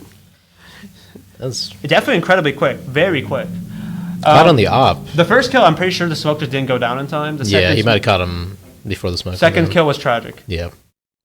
All right. Oh, we're looking. This is really fast The though op from on UK. attack with 9. This is really dangerous for UofL because they've learned now that, you know, they need to start walking up and looking for something. Yeah. But against this is a direct counter to that. Yeah, Clyde, you could just pick him off. I don't think UofL's aggroing though here. I mean, Yeah, we got the looks like they're Jet. playing back. They just keep playing back. All right, they're gonna have Clyde just post it up in A main for now. They're not gonna look at anything crazy. UofL's playing really back this time. They're not. They're I just mean, playing you offensive. saw that the breach using his util, but the Jet, I mean, he's not peeking. They're not taking any space. And look, they're stacking it, but look, the flash and the camera towards B is dragging all that attention away from A. Full rotating Full here from rotate. UofL, and that is... Wait, UofL's actually not sure right now. They're not sure. Yeah, and the mid pressure, I mean, this is a Look at great the- fake from UK. Although, look at Fussy G and Spawn. It looks like he doesn't know where he wants to go right now. Surely... Wait, but look, UofL's actually responding perfectly. They're in the right spot here. Ooh, I think... Fudge gets cleared by Grapey. This is really good. They're keeping their space down. Reezy gets poos on Heaven. Clyde in the lurk here. Wait, but they have Cloud in the lurk. Clyde might get a good flank in. I think UK kind of second-guessed themselves there. Oh no, but the Cypher all exposes Clyde here. This is a really tough round for Blue, but Clyde still gets his one here. Is he going to get Reezy too? Gets Reezy as well. Gets Reezy as well. Oh my goodness, and he is just delivering pain to everyone on the B-bomb side right now. Fussy G finally, realizing A is just clear. Yep, and Fussy G knows where he's going now. Clyde just taking ones. Yugen's going to fight Westboy. I mean, Heaven. he's keeping them Westboy gets all one. here. He's keeping everyone at B right now. Oh, Westboy gets Clyde, and that's Only not two. 2v1. I mean, set up for Fussy G here. This is a good play. But look, he has all the time This is a in the great world to look play. for something right now. This is a really good setup from him right now. They're going to play together here. They're going to be aware that he can be pushed up. If Fussy gets one, First. and gets cut by Westboy. And that'll be a 9-3 half from... 9-3 half. I mean, considering how it started, not terrible from UofL. Yeah, this is a pretty good half. I mean, this is a very winnable game for him. The 9-3 curse is real, So, maybe they just have to get a really good strong attack, get pistol, win bonus. And, there's a good world. There's a really good world they can make it. Yep. I will say there's not one player that's playing too bad compared to last game. I mean, we got Reezy at top of the scoreboard there. I mean, it's kind of been a group effort from UofL to get these rounds through. And they're really showing Clyde and Fudge are just entering. They're making their lives Clyde, really difficult on attack. But this is an attacker-sided comp, so this, in theory, UofL, with the Jet, the Phoenix, the Breach, they can really make something happen. Yeah, the breach util on this map is massive. I think the big difference is going to be we need to see that coordination that we saw in a couple of those rounds happen again. That's what really got them those rounds. Genuinely, the rounds that they won were very good. They very well played rounds when they won them. They just have to repeat that again. But looking at right now, it's looking like... Cypher set up some B for UK. It's looking like what UK did, except we have 3 mid. 3 mid, that looks like a fight. Maybe nade. I think they're just going to swing. Yeah, they're going to swing here. All right, we see this first smoke here. We should see something, maybe a flash and nade, or they just... They don't have flashes, so... They don't have flashes, They're you're just right. peeking off the clove, maybe. Wait, Pooh's about to fight a war. They all swing out. Clyde gets 2. Fudge gets 1. Wow. They go trade. It's not a good I mean, they trade did their for job there. They did more than they have to do. Now it's a 2v3 for UK right now. They're looking great. Pooh gets 1, Fighting gets traded together. out though. Still not good enough. It's a... Listen, Jarcia, I've Only seen 2 for this guy can Jarcia. shoot. He's good with the sheet D. He can make it happen. Nice share. It's the immortal gun buddy there. Yes, sir. He's currently playing into a cross right now.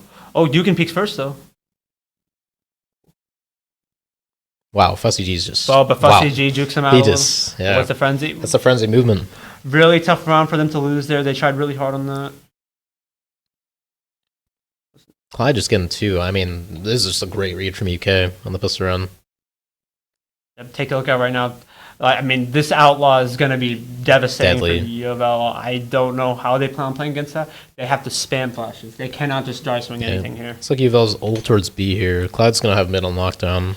Yeah. So for what UofL's doing in this case, it looks like they really want to just go together here. They need to find something. Clyde's going to immediately see that no one's mid. He's going to go heavy. He's going to look for some. And that's really hard to face. The Cypher was peeking there. I think he got the info to be man. And look at this right here. UK's already cleared up A main. Yeah, they know. They know what's going to everything. be B now. They know that the B bomb site's The the Cypher most util's all set up. Breaks the cam. Doesn't really matter. They know exactly where the Cypher And look, is. we're staggered in B main right now. They don't know exactly what they can do here. Wait, Yugen's playing for. Yugen swings in there. Swings through. Gets traded out. I mean, they get a gun off that now.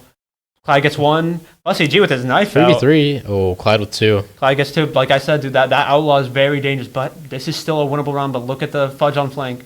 Will they be aware of this? No trips. It's a free flank. They're not aware of this. Fudge is about to clear them out. There goes 1. Clyde jumps on him. Gets no scoped by the outlaw. That's outlaw different right there. Really good try from you, though. The round was actually looking not too bad right there, Yeah, very brave from Yugen there to swing through his Cypher cage there. That was, lots of ambition. Ambitious is what we would Yeah, call I mean, it. hey, it's 11-3. Maybe he's trying to get his ecos, I respect the guy who We get it. love eco frags. So I respect it. All right, but anyways, U of L now they just need to buy up here. They need to look for something here. They have to see what they can get. This is a really important round to get them back into the game. I mean, look at it right now though. So U of L could play for Ult Orbs here, but from the looks of it, it does look like a fake. Or Rebs went back to spawn. We're not entirely sure what they're aiming for. They're all going back. Okay, so just like a late setup, Oh, but this judge this judge in A main is just so devastating for Reezy. I don't know. Interesting push. No one was really with him there. Oh, and wow, what a shot. Jeez.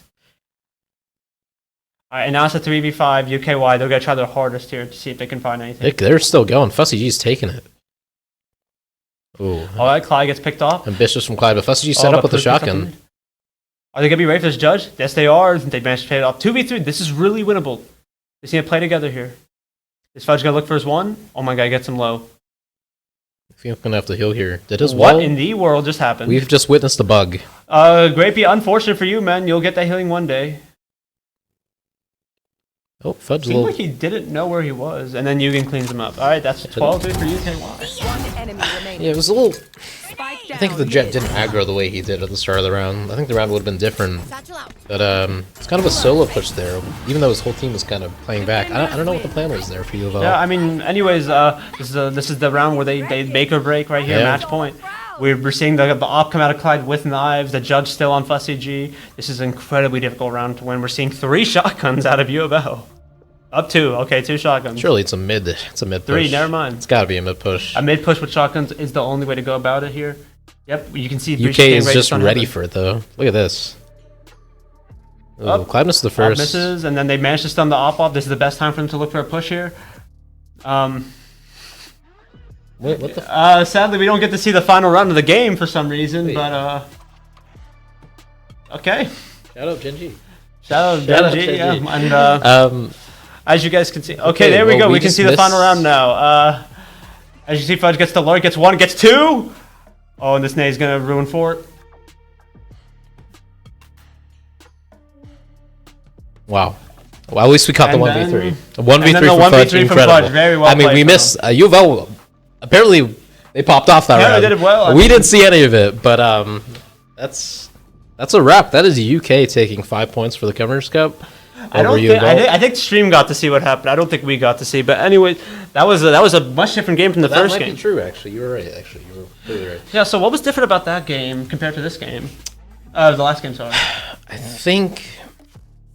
I don't know. Maybe it's just not U of L's map. Maybe Ascent was their pick, perhaps. Do you know about that? You know. So generally speaking, the map picks, I'm not entirely sure on who did these map picks, but what I could say with certainty was, on Ascent, for example, lots of pushes from UKY and stuff like that. They had me on Jet. I was just in there. That is true. I mean, on Ascent, you guys were pushing B main a lot. They were kind of reading you a lot. I mean, it was more so you guys were playing into them. I think with Split. It was really tough. I mean, with Split, it was more patient. U of L kind of fell apart a bit. They didn't. The big difference in that game compared to last game, U of L was together. They were making plays together. They were shooting together and stuff like that. Everything they did was together. I mean, UK just seemed like they had a solid game plan on Split. I mean, especially with their comp, they just knew exactly what they were doing. UKY, not to mention, there are a lot more solid picks here for UKY, too. I'm not entirely sure on the roles for U of O, if they were still comfortable or not for them, but UKY definitely had more comfortable role picks this time as well. Yeah, that comp, I mean, that's a solid comp and ranked. Like, any day you take that. Yeah, I mean, a couple of them are really comfortable on their characters. It's not entirely like... random picks and stuff like that. Yeah. Can we get an interview from one of the players in that game? We have with us here UKY Poos. He was playing under IBM. But I was playing under IBM. Tarnish his name. Yeah. Was that your first time playing Clove? No, it wasn't. No, I had no clues out there though. Yeah, had some bad ults, but I didn't have to do much because Clyde exists. Clyde exists. Yeah, Clyde does exist. Well, what were the comms like that game? You guys were doing a great job at finding picks and stuff like that. Yeah, I mean, there's some decent comms in the beginning, some strats, and then just after a while, just we're just playing some ranked out there. Plugging out. Just gaming. Everyone was shooting their gun really well. Fudge and Clyde were in there. Exactly, bro. Like that last clutch. That last clutch. Sadly, we didn't get to see it because of certain people, but Yeah, there was a violation. Oh, really? Yeah, there's a violation. It was a little strange, but all good. But I think we caught the 1v3 from Fudge there at the end. Were you guys hyped that game? Were I mean, you it's guys, just like you guys flowing? Yeah, I mean, it's just like we're in flow state, Flow state, not much yeah. hype. We're just like light work. Just solid, just closing it out. I mean, UK needed those points. Yeah, we really UK really did need those points. Yeah, and this is gonna, I think, take UKY back in the lead for points, and it's gonna be close, people. It's gonna be really gonna be close. I think what's coming up next. I think it's gonna be team fight tactics. I believe. I hope not, but it's the bronze card. Just saying, for those of you who don't know, if it does become team fight tactics, we will have a this guy very third place player. in his division for team fight tactics. I would love They to don't know see what him. they're talking about. You got third place United. He's top 3 US. He is UKY's last hope. He will call him. You know, that's what we'll call him. The last hope. Last hope. You know. I'll be there for CFT. You know. Yeah. But this bonsai card will be a significant factor to figure out who is going to take the lead in the next steps, especially because we don't have that many events coming up after that. We're almost done here with the Governor's Cup. Yep, we're slowly going through. I think Valorant was like one of the last few big main events. Main events, right? And honestly, it was really fun. I mean, just out of curiosity, so why were you on my account, real quick? So I have your skins, You want my skins? Yeah, okay. I didn't change any settings on it. Kept it pristine. Kept the mouse on there. Oh, okay, yeah. Tried to use the mouse I had. It's a good move. Yeah, I appreciate that, man. Wasn't trying to just tarnish his name. Drop 4 kills. Drop like 4 look kills. bad. I mean, you were shooting anyway. I did that to myself. All good, man. Okay. But thoughts on UofL? Were there any players that did something that surprised you, or anything that they did that was really cool, or anything like that? I mean, it was mainly the first map. I mean, didn't get to see much of the second map, but the Sova first map. Sova first map for sure. I'm really impressed with how he did. Very, very well played. He sat me down. I love the guy. I saw some plays out of him. Yeah, he's really playing. But once again, though, just Clyde, man. You can't stop him, man. It's not fair. It's really just not fair. Just something out, Yeah. Yep, and honestly, I really want to see, especially when next year when Governor's Cup happens, I really want to see a really good game and stuff like that out of them. But anyways, we'll be going into we're going to the bronze side card next and stuff like that, and I'm really happy, for this game and stuff. So besides that, we're gonna wrap it up for a bit. We'll be back for our next event soon. We appreciate it. Hold on, make sure to donate. Shout out Genji. Shout out Coke. Donate charity. Donate. All right. I know we've done everything we can over the last few weeks to wrap it up. It's crazy. have reasoning behind every game we make. So I'm really excited to get to showcase all that I've done as well as all the work that my teammates have done, and get feedback from industry professionals, especially at such a great company like Genji. I feel very good about the presentation. I think that as a group, we've worked very hard on this. We've put in a lot of work even outside of our normal work hours. So I'm really hoping that everyone enjoys the presentation. I think that it is full of so much valuable information that I think that the Genji employees will learn a lot about this program and see how hard we've been able to work. I think I'm feeling good about it. I've gained a lot of experience from all the projects that we've been doing as the marketing team, and I think I'm a bit nervous about the presentation, but I think we'll do well.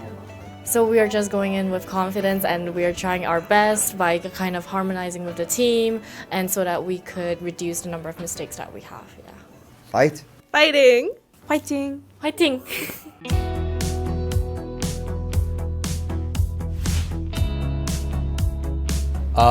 Probably going to a Korean spa with all the friends. That was probably the most memorable experience. It was so far out of the realm of what I know culturally. So that was a big culture shock, but still feeling incredibly connected with, my brother that we share a room with, so that was the most special for me.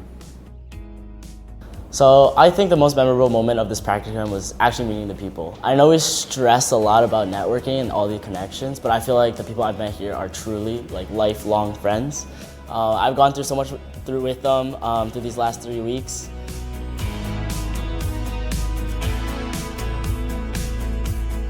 I think the most memorable moment, for me, was the first day when we got to meet everybody and tour all of the different facilities. It was the first taste that we got of what Genji was going to have us do for the next couple of weeks, and just a preview of the learning. And I just remember being so excited on that day for all of the work and people that I was going to meet over that time.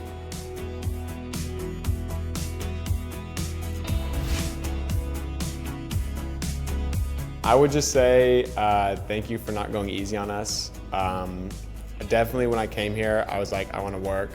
I want to impress the people above me. I want to impress myself. I want to impress my teammates.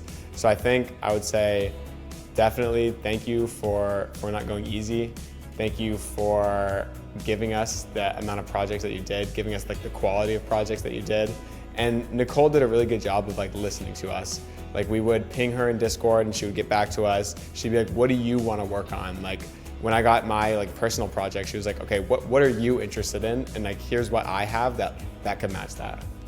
I would definitely thank the mentors for taking time out of their busy schedules to really believe in us and really put effort into us. And so for them to take the time out of their busy schedule and really believe in the next generation and really put effort into our future in esports is just incredible and such a humbling experience. And I would just thank all the mentors for all the time and effort they put into us. Yeah, in my case, to Potter and Henry, I think I want to thank them a lot for giving us guidance, and there was also times where they knew to like let go of us and kind of let us figure it out for ourselves. And I think that was really great for us, and I think they were involved when they needed to be, and they helped us out and gave us direction and gave us like good feedback during the meetings. So yeah, thank you.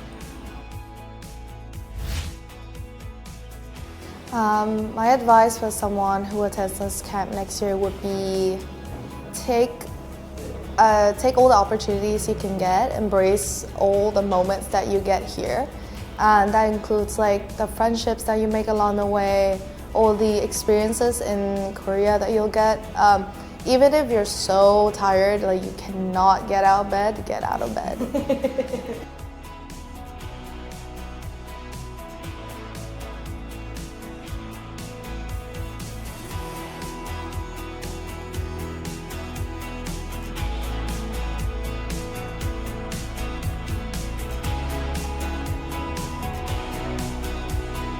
감사합니다. 감사합니다. 감사합니다. 감사합니다.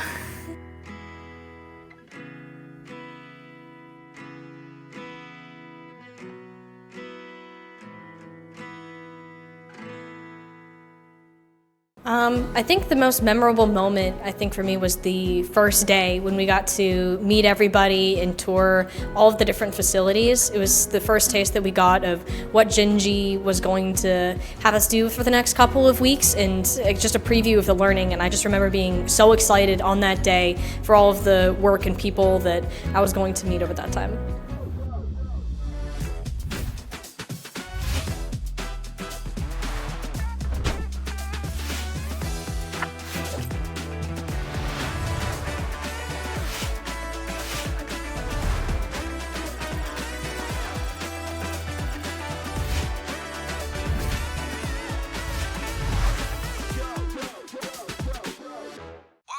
Hey, Mark.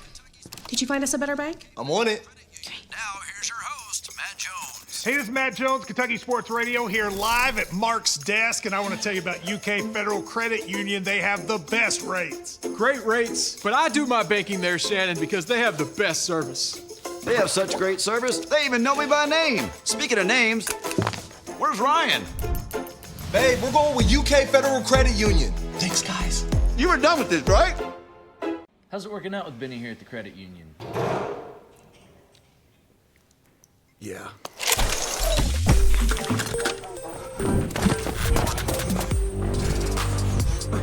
I'll be right with you, man. My bad. Benny's better at football.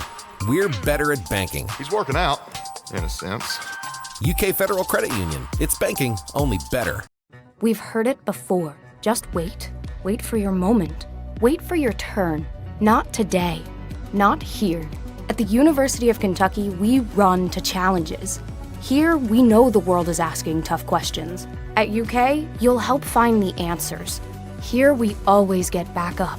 Because you're part of the Big Blue Nation, a community that will support you and push you further. Wait. Wildcats don't wait. Wildcats never stop.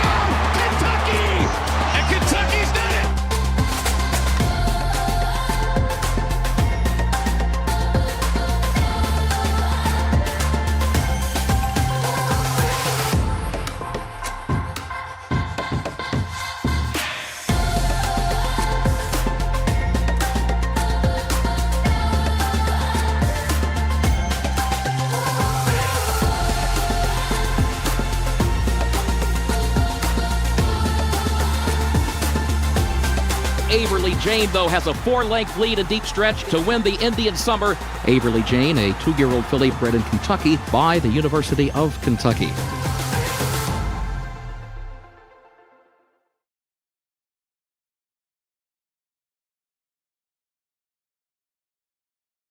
My name is Molly Denz. I am a sophomore at Shenandoah University, and I'm part of the education cohort.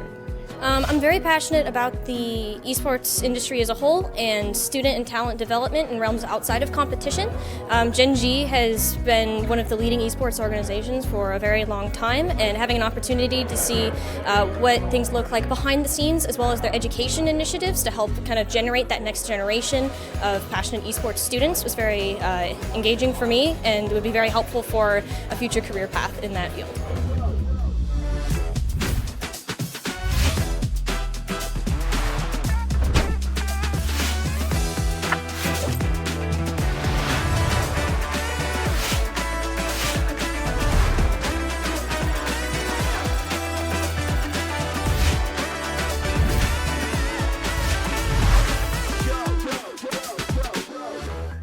My name is Dr. Joey Goriziak. I'm the Executive Director of Esports at Syracuse University. Super excited to be here at Gen G in Seoul, Korea, to be part of what is a really awesome experience that Gen G is putting on. These are the future workers that we'll have for the esports industry. And so being able to learn from the professionals at Gen G and from the curriculum being developed, it's an invaluable experience that any student needs to take advantage of as much as possible to learn so much about video games, esports, the culture of Korea, the world market, and so much more beyond that. So really excited to be here and have students as part of this, and to get back to Syracuse to tell other students about the great things they learned while part of this great program, to send more students here in the future. My name is Adriel Nicholas Torres. I'm from the US. I study at the University of Texas at Dallas. I'm currently a senior studying marketing. A lot of people are very interested in the video games and the team development, but I'm really interested in learning the business model, the money side, understanding the sales and partnerships, and what kind of drives a company to partner with an organization like Gen G. I want to learn how to create a brand that's valuable enough to engage other companies to become partners with us to generate sales revenues. So it was really great. It was really incredible when we just got into the building. The first thing I noticed was the architecture structure. It was really cool because it was just a really new type of architecture that I've never seen before. So it was really interesting. The thing that left the deepest impression was probably talking to the CEO, Arnold, and him just having like a normal conversation with all of us and giving us his time just as if we were like a friend of his or something like that. It was very casual, and he was just open about talking about his experiences. I just want to say thank you to all the mentors. They've been really nice. Just really want to thank the mentors. All the Gen G staff have been really nice, really welcoming. It's been a great experience here in Korea, and yeah, I'm just really excited for the rest of the program.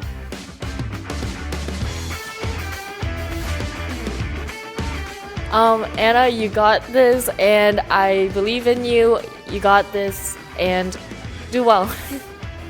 Just that it's something that's really outside my comfort zone. I've never traveled to a different country, and this experience was just kind of a long shot, and I'm really glad that I took it and like pushed myself to do something challenging. Just make sure you take the most of every opportunity. Make sure that you meet as many people as possible and just have fun, explore Korea, and yeah. So this Christmas, it was actually the first Christmas I was away from my family. So I was a little nervous, but having a lot of new friends here and a built-in support system, I had a great time. We had a little Christmas party here at Gen G, and that was super fun. And then for off days, really exploring Korea has been awesome. One thing I'm looking to do this weekend is go watch a volleyball game in Ansan and watch the Hyundai Skywalkers, and that might be cool. So I'm looking into trying to get tickets for that.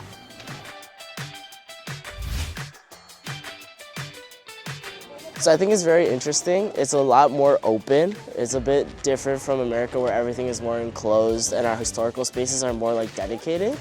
But seeing the different rooms from the King's Palace to going all the way to the back, seeing the Queen's room, it was very interesting to see how American culture is a little bit different from Korean culture, and it was definitely an enriching experience for me. I feel like a princess. And I love how you got to pick like the colors and stuff. It's just, I've never been this dressed up in my life.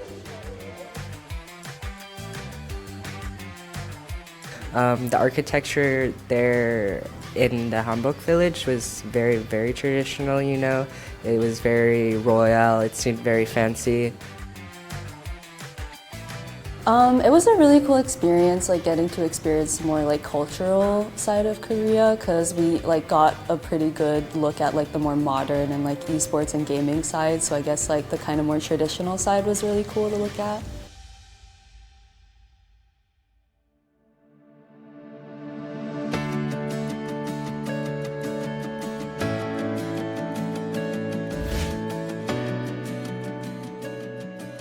Right now, we are working on a partnership with a unspecified company and trying to pitch them like an expansion into esports. And we're also working on, like Jess said, like event marketing, event creation, ideation for like partnerships, stuff like that.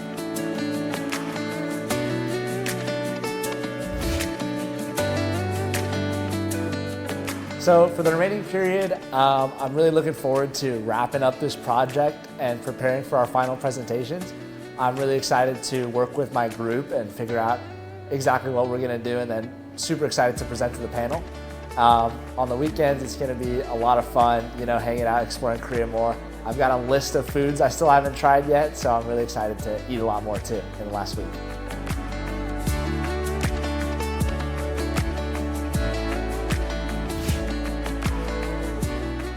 I'm a little stressed at such a big presentation, but at the same time, I know we've done everything we can over the last 3 weeks to prepare and to have reasoning behind every claim we make. So I'm really excited to get to showcase all that I've done as well as all the work that my teammates have done and get to get feedback from industry professionals, especially at such a great company like Genji. I feel very good about the presentation. I think that as a group, we've worked very hard on this. We put in a lot of work even outside of our normal work hours. So I'm really hoping that everyone enjoys the presentation. I think that it is full of so much valuable information that I think that the Genji employees will learn a lot about this program and see how hard we've been able to work. I think I'm feeling good about it. I've gained a lot of experience from all the projects that we've been doing as the marketing team, and I think I'm a bit nervous about the presentation, but I think we'll do well. So we are just going in with confidence, and we are trying our best by kind of harmonizing with the team, and so that we could reduce the number of mistakes that we have. Yeah. Fight. Fighting. Fighting. Fighting.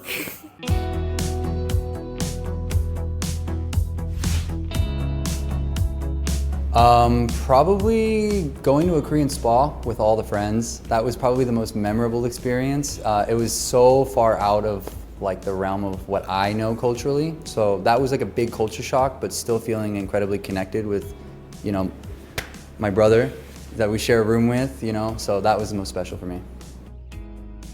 So I think the most memorable moment of this practicum was actually meeting the people. I know we stress a lot about networking and all the connections, but I feel like the people I've met here are truly like lifelong friends. I've gone through so much with them through these last 3 weeks.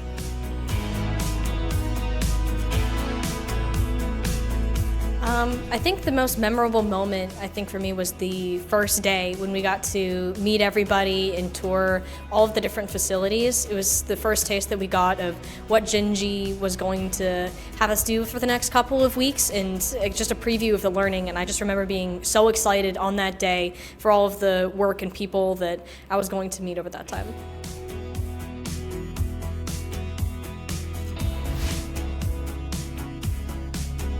I would just say thank you for not going easy on us. Definitely when I came here, I was like, I want to work. I want to impress the people above me. I want to impress myself. I want to impress my teammates. So I think I would say definitely thank you for not going easy. Thank you for giving us the amount of projects that you did, giving us like the quality of projects that you did. And Nicole did a really good job of like listening to us. Like we would ping her in Discord and she would get back to us. She'd be like, what do you want to work on? Like when I got my like personal project, she was like, okay, what are you interested in? And like, here's what I have that could match that. I would definitely thank the mentors for taking time out of their busy schedules to really believe in us and really put effort into us. And so for them to take the time out of their busy schedule and really believe in the next generation and really put effort into our future in esports is just incredible and such a humbling experience. And I would just thank all the mentors for all the time and effort they put into us. Yeah, in my case, to Potter and Henry, I want to thank them a lot for giving us guidance, and there was also times where they knew to like let go of us and kind of let us figure it out for ourselves. And I think that was really great for us, and I think they were involved when they needed to be, and they helped us out and gave us direction and gave us like good feedback during the meetings. So yeah, thank you. My advice for someone who attends this camp next year would be take all the opportunities you can get, embrace all the moments that you get here. And that includes like the friendships that you make along the way, all the experiences in Korea that you'll get. Even if you're so tired, like you cannot get out of bed, get out of bed.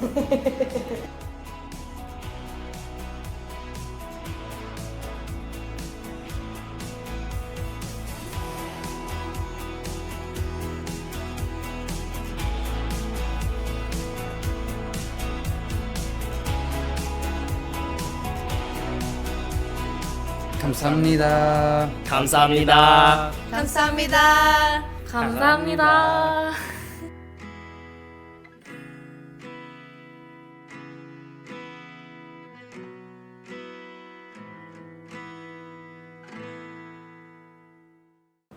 I think the most memorable moment, I think for me, was the first day when we got to meet everybody and tour all of the different facilities. It was the first taste that we got of what Genji was going to have us do for the next couple of weeks, and just a preview of the learning. And I just remember being so excited on that day for all of the work and people that I was going to meet over that time.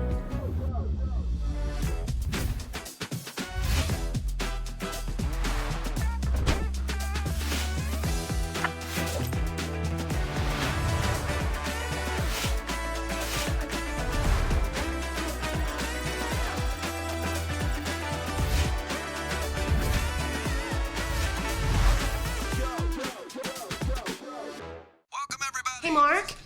Did you find us a better bank? I'm on it. Hey, this is Matt Jones, Kentucky Sports Radio, here live at Mark's desk, and I want to tell you about UK Federal Credit Union. They have the best rates. Great rates, but I do my banking there, Shannon, because they have the best service. They have such great service, they even know me by name. Speaking of names, where's Ryan? Babe, we're going with UK Federal Credit Union. Thanks, guys. You were done with this, right? How's it working out with Benny here at the credit union? Yeah.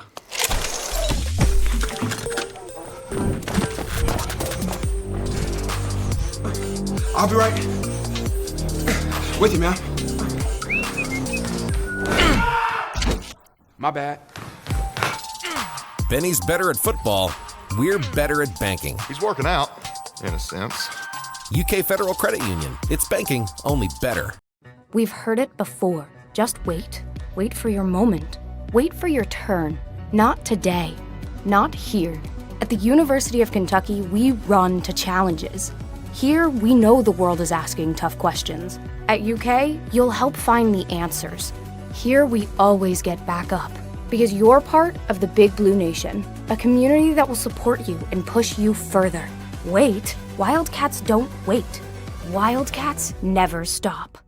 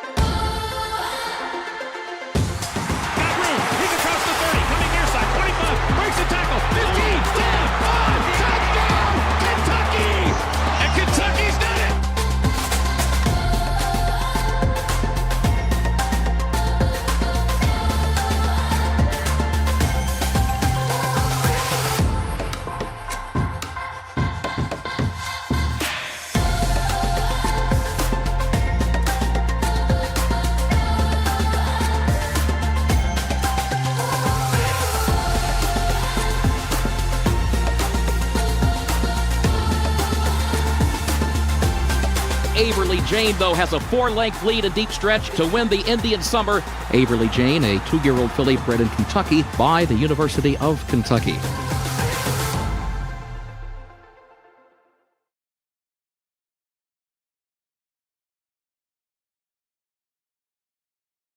My name is Molly Denz. I am a sophomore at Shenandoah University, and I'm part of the education program. I'm very passionate about the esports industry as a whole and student and talent development in realms outside of competition. Gen G has been one of the leading esports organizations for a very long time, and having an opportunity to see what things look like behind the scenes as well as their education initiatives to help kind of generate that next generation of passionate esports students was very engaging for me, and would be very helpful for a future career path in that field.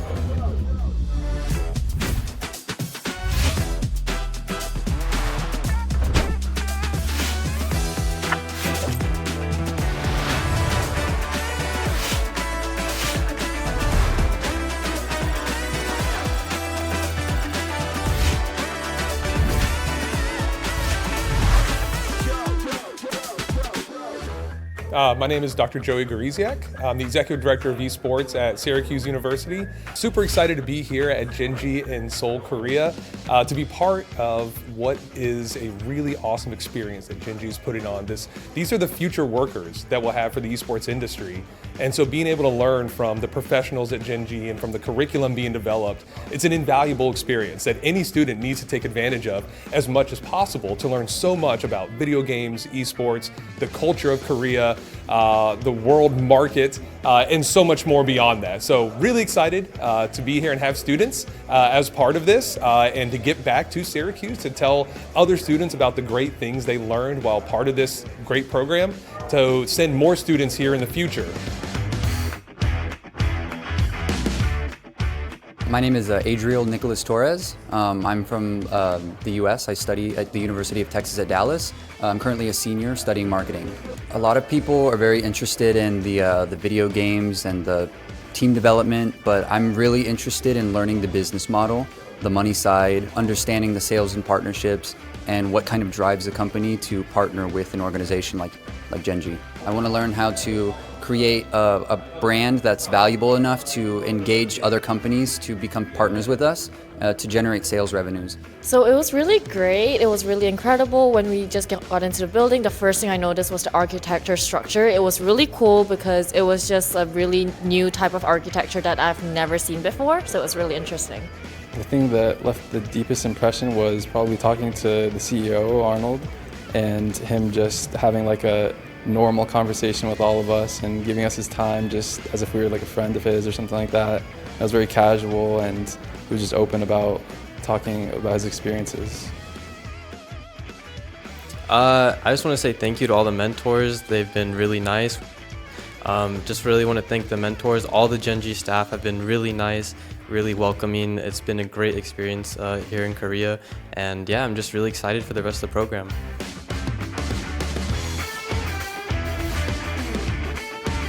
Anna, you got this, and I believe in you. You got this, and do well. Just that it's something that's really outside my comfort zone. I've never traveled to a different country, and this experience was just kind of a long shot, and I'm really glad that I took it and like pushed myself to do something challenging. Just make sure you take the most of every opportunity. Make sure that you meet as many people as possible and just have fun, explore Korea, and yeah. So this Christmas, it was actually the first Christmas I was away from my family. So I was a little nervous, but having a lot of new friends here and a built-in support system, I had a great time. We had a little Christmas party here at Gen G, and that was super fun. And then for off days, really exploring Korea has been awesome. One thing I'm looking to do this weekend is go watch a volleyball game in Ansan and watch the Hyundai Skywalkers. And that might be cool, so I'm looking into trying to get tickets for that.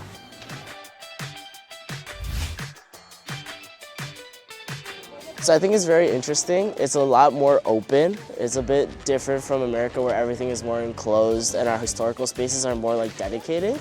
But seeing the different rooms from the King's Palace to going all the way to the back, seeing the Queen's room, it was very interesting to see how American culture is a little bit different from Korean culture, and it was definitely an enriching experience for me. I feel like a princess. And I love how you got to pick like the colors and stuff. It's just, I've never been this dressed up in my life. The architecture there in the Hamburg village was very, very traditional, you know. It was very royal, it seemed very fancy. It was a really cool experience, like getting to experience more like cultural side of Korea, because we like got a pretty good look at like the more modern and like esports and gaming side. So I guess like the kind of more traditional side was really cool to look at.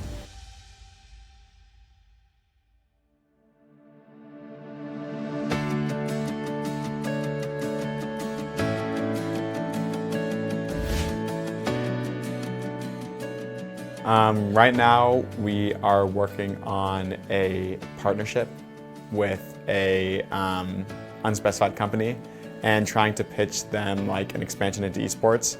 And we're also working on, like Jess said, like event marketing, event creation, ideation for like partnerships, stuff like that.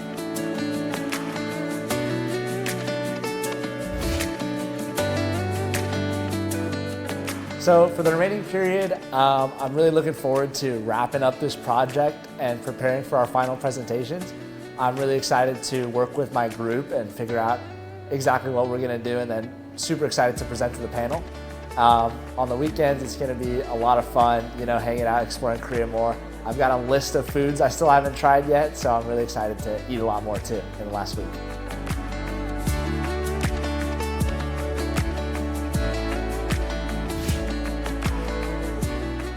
I'm a little stressed at such a big presentation, but at the same time, I know we've done everything we can over the last 3 weeks to prepare and to have reasoning behind every claim we make. So I'm really excited to get to showcase all that I've done as well as all the work that my teammates have done and get to get feedback from industry professionals, especially at such a great company like Genji. I feel very good about the presentation. I think that as a group, we've worked very hard on this. We've put in a lot of work even outside of our normal work hours.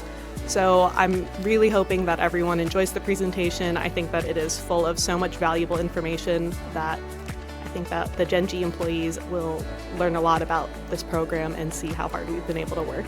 I think I'm feeling good about it. I've gained a lot of experience from all the projects that we've been doing as the marketing team, and I think I'm a bit nervous about the presentation, but I think we'll do well. So we are just going in with confidence, and we are trying our best by kind of harmonizing with the team, and so that we could reduce the number of mistakes that we have. Yeah. Fight. Fighting. Fighting. Fighting.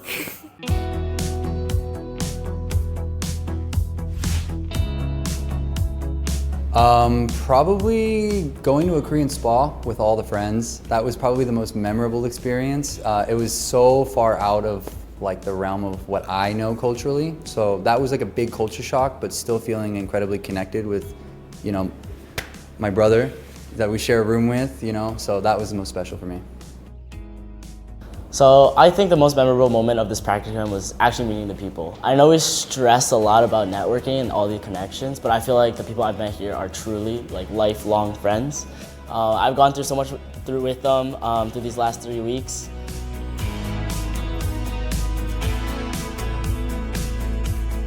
I think the most memorable moment, I think for me, was the first day when we got to meet everybody and tour all of the different facilities. It was the first taste that we got of what Genji was going to have us do for the next couple of weeks, and just a preview of the learning. And I just remember being so excited on that day for all of the work and people that I was going to meet over that time.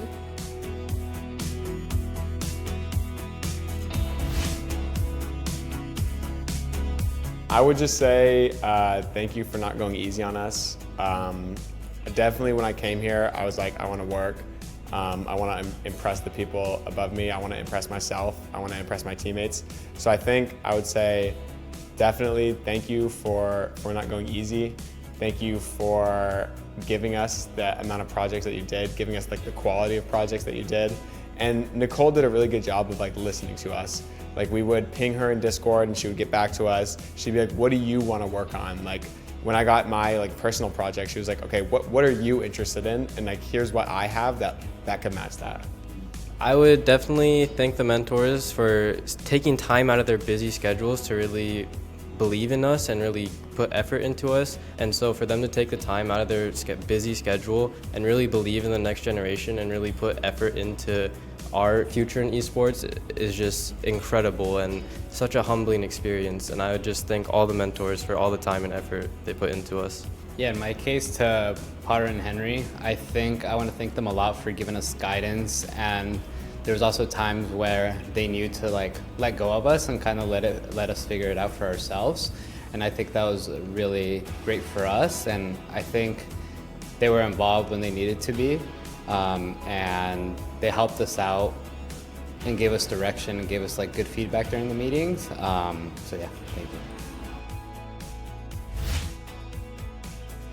My advice for someone who attends this camp next year would be take all the opportunities you can get, embrace all the moments that you get here.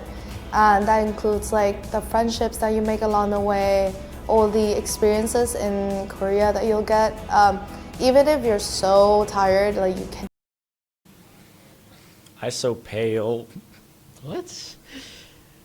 I don't know what that is. Okay, anyway, welcome back, guys, to Governor's Cup here.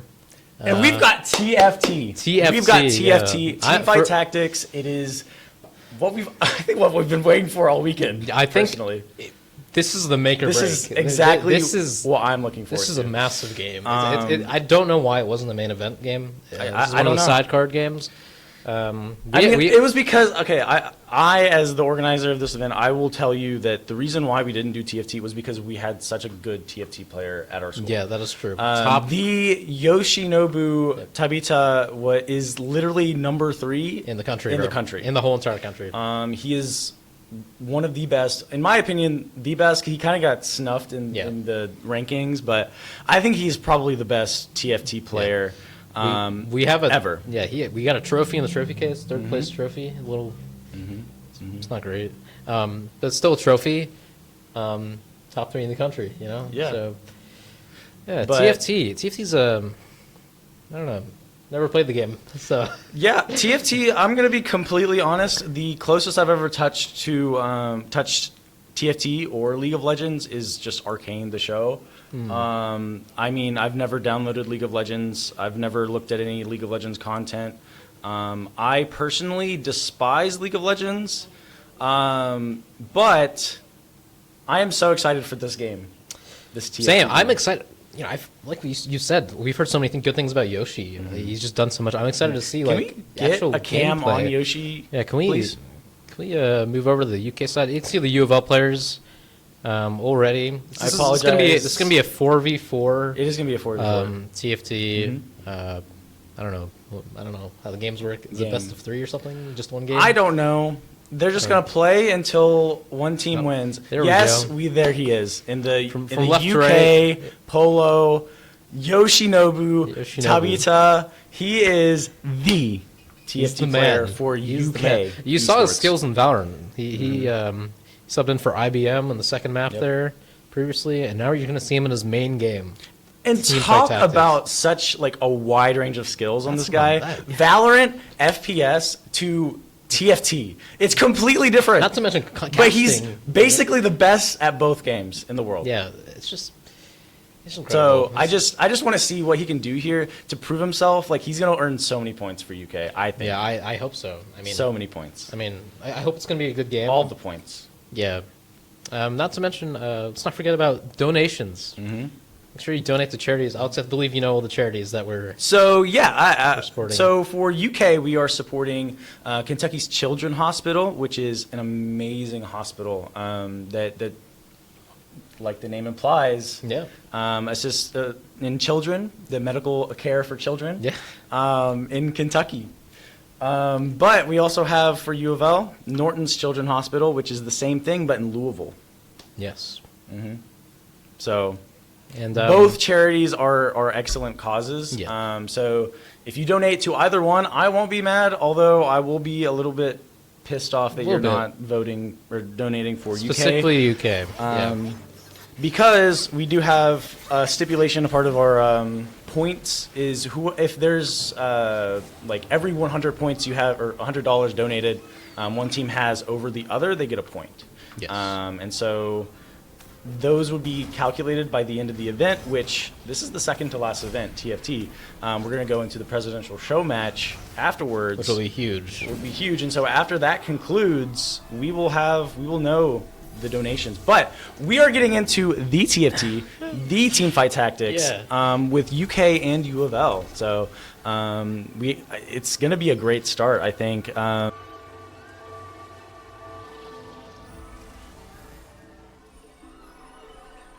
Oh, I don't know anything about this game. I've never watched it.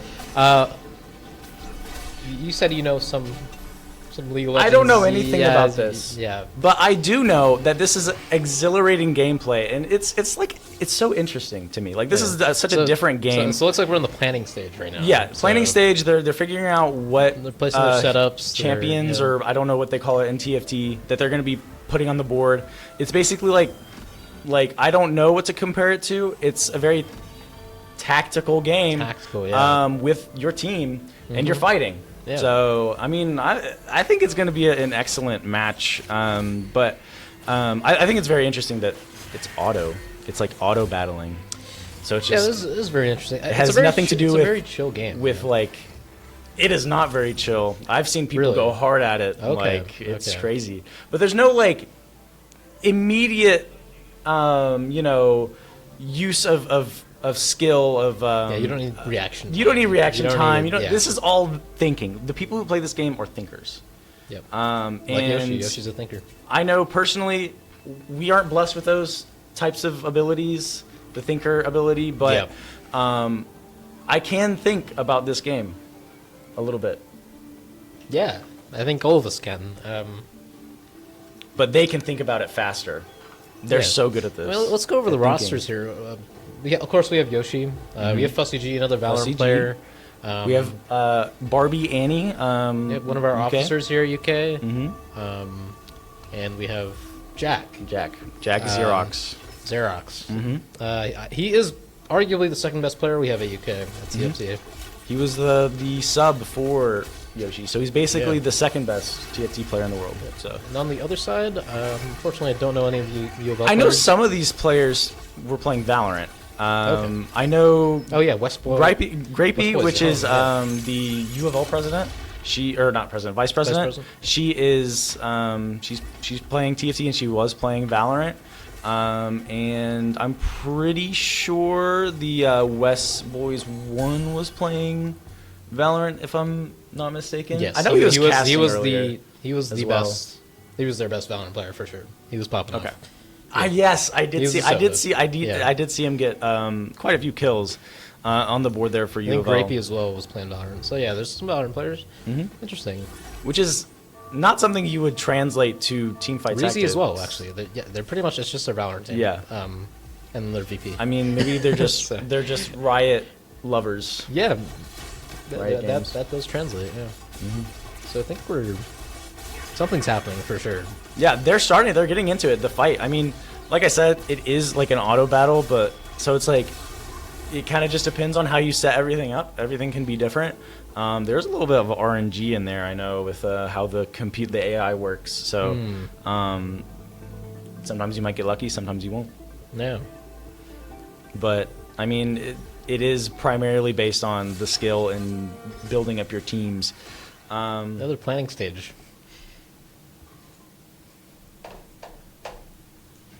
So, Nick, how's your weekend going for this? Weekend's been pretty interesting. I think yesterday was great. Got on stage, played some Counter-Strike, won us 5 points for UK.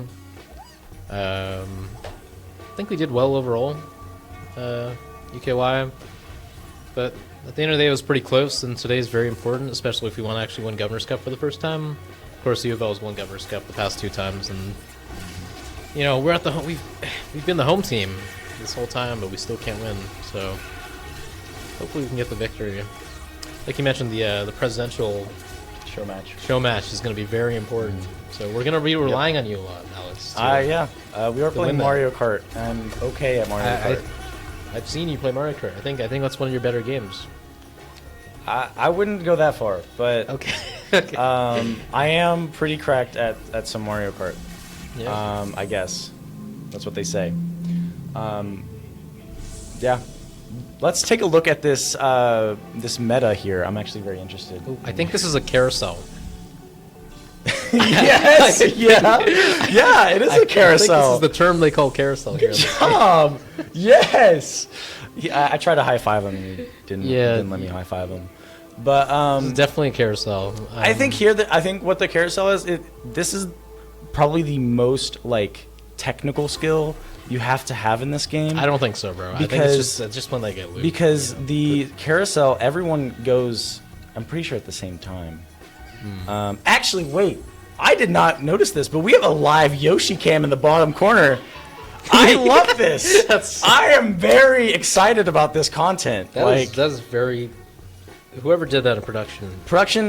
That is double. I'm gonna be honest. I might have to say that this is the best production all weekend. I have been doing most of the production for the weekend, but this moment of production is above par, like well above par. Thing is, Yoshi doesn't even know. Yoshi, can you hear us? You can hear us, right? Yoshi, wave to the camera. Yoshi, look to your right or wave to the camera. Yoshi. Production, can we make sure the theater audio is on? Yeah. Can you make sure like the audio itself is on, please? Yeah. Actually, let me see if the game audio is on. The game audio is on. Okay. So.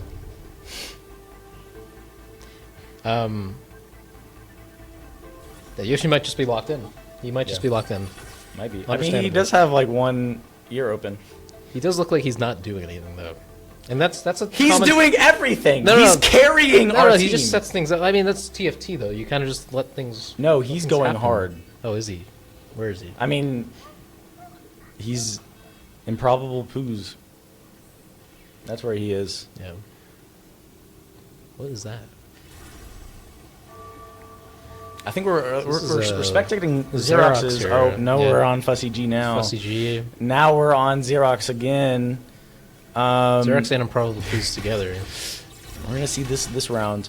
I don't remember exactly how how this is gonna work in terms of live Fussy G cam. I don't see Fussy G. We'll get there.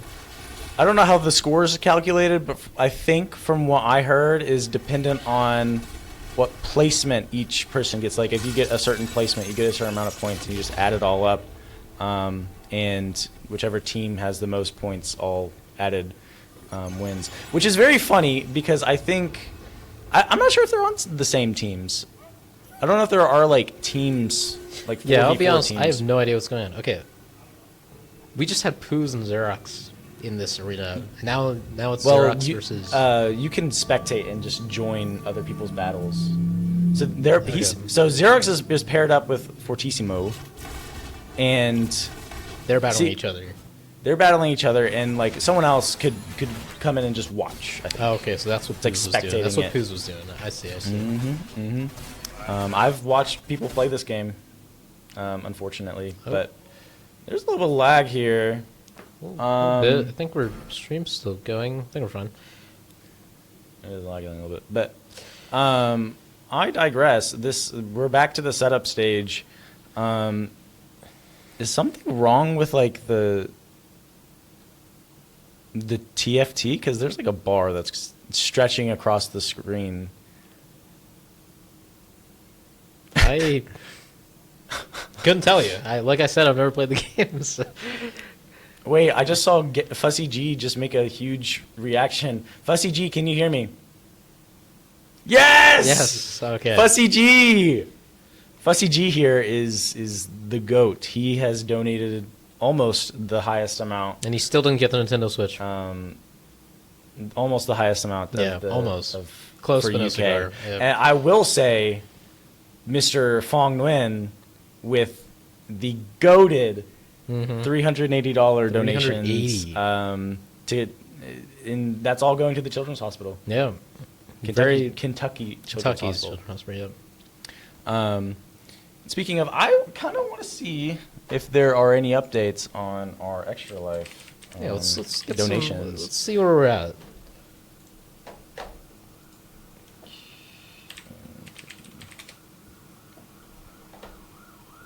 We got, so UK has 1,255. I think that's what it was earlier, because we're adding this guy.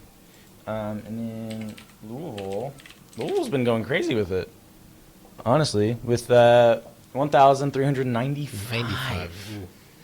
So they're a little bit ahead. Ahead. Donations. Technically, it only earns them 1 point for donations wise, but donations are still open, you all.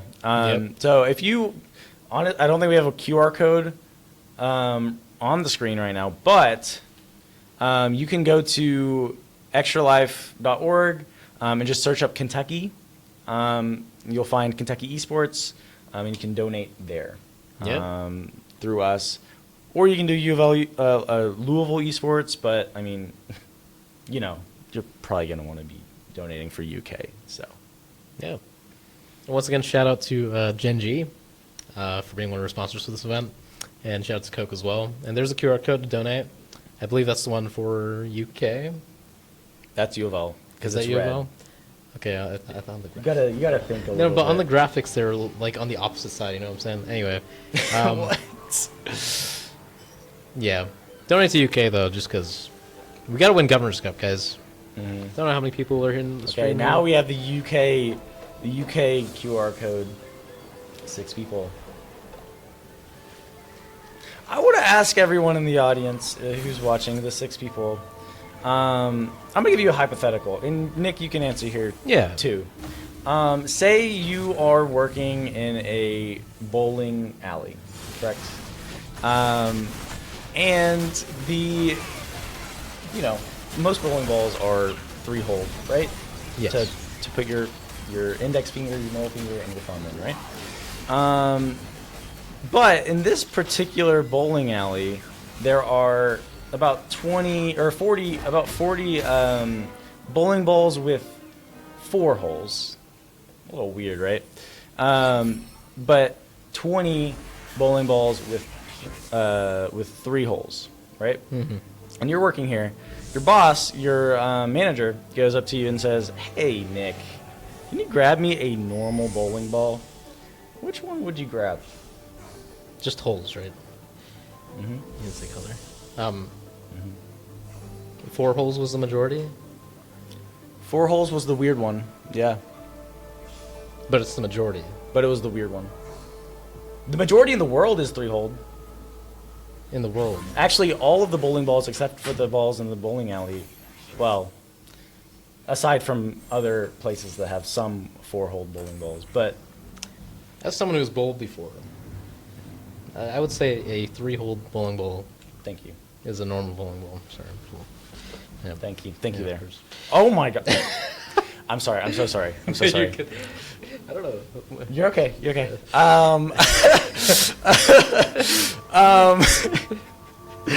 Thank you so much, Nick. I very much appreciate that support. Yeah, that means a lot to me. I want everyone in our Twitch chat or Twitch to respond to that, if you please. What are your thoughts? But while you're answering that, we still have some TFT going on. TFT. I mean, it's not surprising we have 6 viewers when TFT is on. So no, we have the improbable Poos. He's an up and comer though. They don't know his name yet. You know, everyone knows his name. No, he's number 1. He's number 3. Yes, but he deserved number 1. So can we get Can we go back to the? Let's go to we got a UofL cam as well over there. Oh, okay. I didn't even realize that. Can we go back to Zizov TV? Yes, let's go with the Zizov. I have no idea if we're winning or not. Are we winning? There we are. It looks like Westboy 1 is kind of going crazy. That's wild. Oh, I see. I think we are losing. Wait, we are actually losing. So I think we have. Let's see. Our players are like 4 in a row. We have Improbable Poos, which I don't know why he's not winning. Yoshi. He's in 4th, with 1 through 3rd being UofL players. Yeah, Yoshi's got to lock in there. This West Boy's won. Wow, I've been saying. I think he's cheating. I've been saying his name wrong the whole time. I think it says his name wrong the whole time in Valorant. I think he's a gamer. From Valorant to TFT. What if this guy was a top 2 and Yoshi was 3rd? That's impossible because Yoshi's better than everyone. I don't know, man. Look at him. He's number 1 in everything. He's not locked in. He's clearly locked in. Look at him. He's got to lock in. Okay. But what everyone at home needs to be locking in and doing is scanning these QR codes and donating for children's hospitals. Yeah, please donate to the blue. Scan the blue QR To either code. one, but preferably the blue. Yeah. Because so far we've raised almost $3,000. It's pretty good. How much did the last Governor's Cup raise?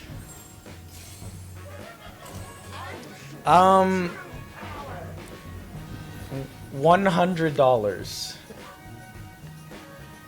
So, damn, that sucks, huh? Whoa! But look at how much things have changed. We have over 2,000, 3,000. The first year we raised about how much we're raising now. Okay, what happened with last year? Let's talk about it. I don't Let's think talk we about should. last I don't year. think we should. I think we should. Out of respect, I don't think we should. Out of respect? Yeah. Okay. It was just an off year. It's an off year. That happens. I mean, you've had an off, like, what, 22 years? yeah, basically. Yeah. Yeah. 22. I'm getting old. That's the joke. Yeah, I am getting old. But, yeah. $100, huh? Huh? $100. $100. That's $100 to charity. That's something. Yeah, that's true. I mean, hopefully someone was able to use that money. Hopefully. Yeah. Hopefully.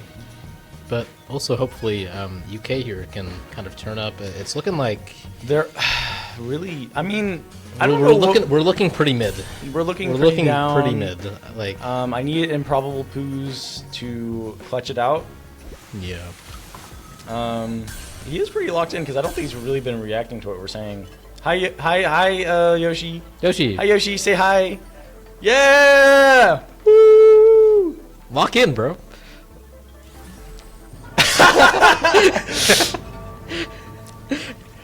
Wow. Well, this is like the That's only not a game- good reaction. Is This he is losing? the only game I think you can like take your hands off the keyboard and mouse. That's true. Yeah. I've heard that allegedly a lot of our players play this game in class all the time. Allegedly? I think at work too. At work? Yeah. Allegedly? Allegedly. Allegedly? Wow. Yeah, it's just one of those games, you know? It's one very of those- casual, you can just very do whatever you just you- do whatever. It's not very casual. It's very competitive. Okay, it's competitive, but in a casual just way. play it You can- wherever. yeah, that's what I'm saying. Like, Yeah. there's a very large casual. I actually had element this to it. amazing idea for TFT.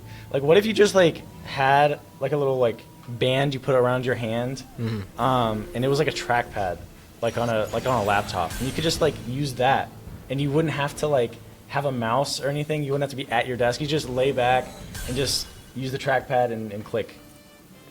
Because you don't need to use your keyboard. Yeah, I guess. I mean, if it works, it will work. So why not? That means you need to be moving a lot less. Yeah. In It a seems game like you you thought about. already Seems like don't you need thought to- about that a lot. For some No, reason. I'm just smart. Okay. I'm a thinker. You are a thinker, I guess. But West Boys 1 is still maintaining that pretty strong lead. We do have the Kentucky logo. I mean, it could stay there because it's pretty fabulous. Oh, Xerox, this is an intense battle here. It's covering up one of UofL's players, but it's okay. Fussy G. Xerox is taking this win right Wait, here. Xerox versus Fussy G. Hey, what's happening? That's so funny. That's so funny. Thank you so much, production. This is way better than anything I can do. Like I don't know. Carousel again. Carousel. Carousel. I think we've been seeing a lot of rerolls. Oh, I see. The person who's in last gets opened first, and they get to get their thing. That makes sense. Okay. I thought it was like everyone goes at once. Is that Snorlax? No, that's I don't know. That's Snorlax for sure. That's Snorlax's cousin. That's yeah. Anyway. What do you know about Pokemon? Absolutely nothing. Exactly. Yeah. Yeah, you actually have a DS with you. I do have a DS. I did play Pokemon a lot on the DS back in the day. Forgot everything. My DS is no longer with me. Rest in peace. Did it die? Yeah, it did die. It shattered. Yeah. This is actually like a relatively new DS that I have. Well, I've had it for like 3 years, 4 plus years. But I mean, it's pretty awesome. It's a pretty good device. Yeah, very nostalgic. Very cool. Yoshi with the reaction. I don't know what happened. Can you sign to us what happened, Yoshi? I think he's losing. Okay, it's Yoshi versus West. Oh my God! What is happening? This is a big battle. But like the funny thing is that there are no inputs being put in by any of these players. This is just happening. Yeah. Yoshi's losing. Yeah. Well, no. I think he won that one. Wait, Yoshi Snorlax. Wait. Yeah, he is. He won. Yoshi! Yes! Celebrate for Yoshi. I'm pretty sure he won. I don't know what's happening. I'm gonna keep it. Wait, Jinx! I know that character. That's a character in Arcane. Wow. From Arcane. Yeah, I never watched that show. You should. Oh, I just saw Barbie. Annie from UK side is out. Unfortunately. Oh. She. That's not good. Yeah. It's okay. I think West Boys 1 is falling off a little bit, right? I mean, no, not really. They're pretty solid in the top 3 there. 76. Yeah. 72. Xerax really. Xerax is kind of not doing too well. I would have expected more from him. I mean, yeah, the Yoshi duo. I mean, they're kind of. They play the game. Oh, Improbable Pooh's 5-win streak. Oh, is this a on comeback? He's on West a Boy heater. 1 down to 66 health. Improbable Pooh's is on a heater right now. Yeah, you can literally see he's on fire. He might clutch this out. He is on fire. He is my savior, my number 1, and if he leaves me, he is leaving. Well, he's leaving, working here, but he's still gonna be here at UK. Yeah, but he's never showing up here again. Well, that would be sad. Heartbreaking. He's still on fire, though. He's still on fire. With his Snorlax. Yep. Big guy. I think he's doing rerolls right now. I think, or rolls something. I don't know. I don't know. Needlessly large rod. I know a lot about that. Yeah.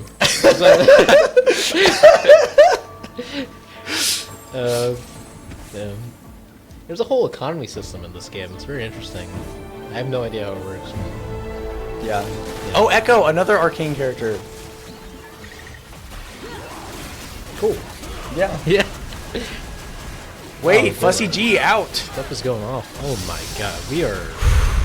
Improbable Pooh's really needs to clutch up here. Yeah. Like, I think honestly, Xerax is basically out. Wow, it's really just a 1v4. Like, yeah. Yeah. I'm gonna need Xerox to bring it back.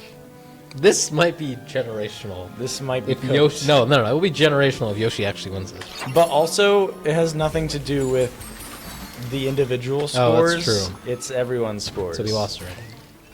Well, I don't know if we're doing like a best of 3 or what. This game takes like. But if he's the last man standing, then he wins, right? So. I mean, he wins the game, but he doesn't. His team doesn't win. What Okay, that's how it should work, though. Is it? I don't know. I have no idea. Is that how it should work? I have no clue. That's... okay. You're right. You're right. That's kind of like saying, like, someone who has, like, the most kills in the game, but his team, like, loses. Like, the team wins. But his team didn't lose because he's alive and he's part of the team. Yeah, but, like, that's not how this game works. Yeah, I know. But Improbable Poos versus Reezy here. it looks like Improbable Poos He's actually lost taking that a lot one, of damage there. Yeah, I think. I don't really know who's who. I'm pretty sure red means that the other team. And yeah, it looks like Grapey has gotten out so far. Yeah, that's pretty good for UK. Pretty good for Okay. UK. That's good for Okay. UK. Xerox is still in it. Improbable Poo's down to 49 health. Really low. Reezy doing really well here. Yeah, unlike his Valorant performance, he's doing very well in TFT. Who? Reezy. Why would you say that? That's kind of mean. I'm just stating facts. Yeah, but you can just not say facts. Okay. My bad, bro. My bad, Reezy. My bad. Yeah. Yeah.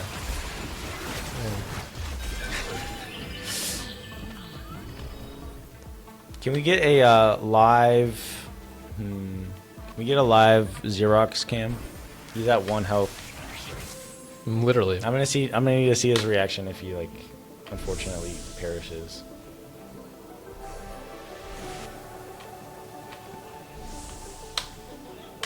I don't think they're paying attention. Yeah. I wouldn't. So another carousel.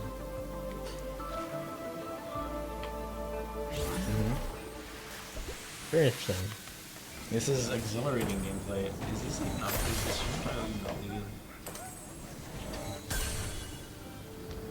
We're not playing Valorant, are we? No. But the stream wishes we were.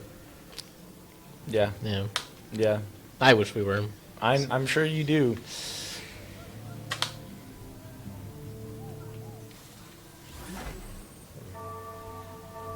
There's only so much you can say about this game. Yeah, I mean, it's do or die right now for Xerox. Improbable Poos is doing well for himself right now. Doing all right. He's hanging in there. So how many points is this worth? Like we mentioned, this is a side card, so it's 1 point. Yes. One singular point. Singular Essentially, point. like, if the donations stay the same, it all comes down to the presidential show match. So. Yeah. Mario Kart. I mean, Mario Kart. It's a big game. You gotta lock in for that one. It's the biggest game on the Switch. Yeah. Speaking of the Switch, Switch 2 is coming out. Switch 2, yeah. What do you know about the Switch 2? Absolutely nothing. I'm not a Nintendo gamer. I'm a PC gamer. PC Master Race. Yep. He's so cool. I wish I were you, Nick. Show you. I wish I was me too. And, oh wait, I am me. So there we go. That's so funny. Yeah. But back to the game. We have Reezy is down from their streak. And Improbable Poos is coming climbing. up. He's climbing it. He's doing really well here. I think he works better when he doesn't have to worry about his teammates. Yeah, honestly. I think basically, I think at many points he was playing against his teammates. Yeah, so he probably could. Yeah, he probably killed them all personally. Which is why I don't really understand how this works. But it's okay.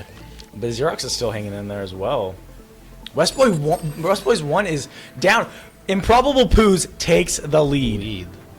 We are so happy here. Little did they know, they just didn't know about Yoshi, bro. They were not ready. I think honestly, Yoshi was playing with his hands tied behind his back. He's playing with his food. Yeah.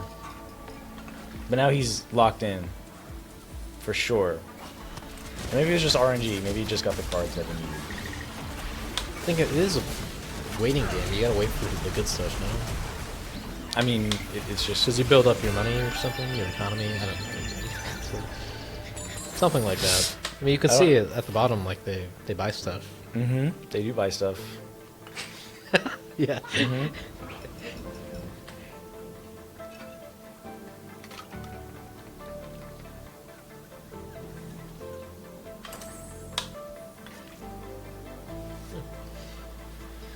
Could win this though, UK.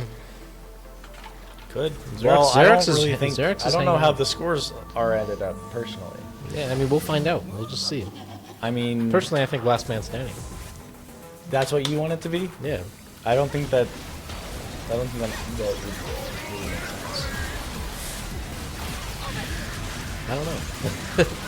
We'll see. Well, I'm sure they decided something. Yeah, we'll find out. But we're looking at Xerox and Westboy 1. I think honestly this might be kind of someone's dying here. Yeah, and I think it. I don't know who. Ooh, Xerox takes it over Westboys 1 on that one. But and he's out. But Yoshi is the lead is taken by Fortissimo, which is very upsetting. It's okay. I mean, Yoshi doesn't seem too worried about it. He does look a little upset. A little bit. A little bit. He might be in his own head. He's thinking. He's thinking right now. Yoshi, you've got this. See Gavin watching over his shoulders. Yeah, hoping. Gavin, just hoping. That tell Yoshi him can he's clutch got up. this. Ask him where your hug is. You know, IBM coming in with some words of encouragement as well. He's supposed to be doing production.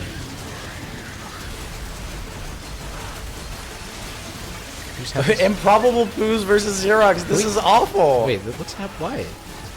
No. This is good. Xerox just has to sacrifice himself here, right? Just so. That's not good.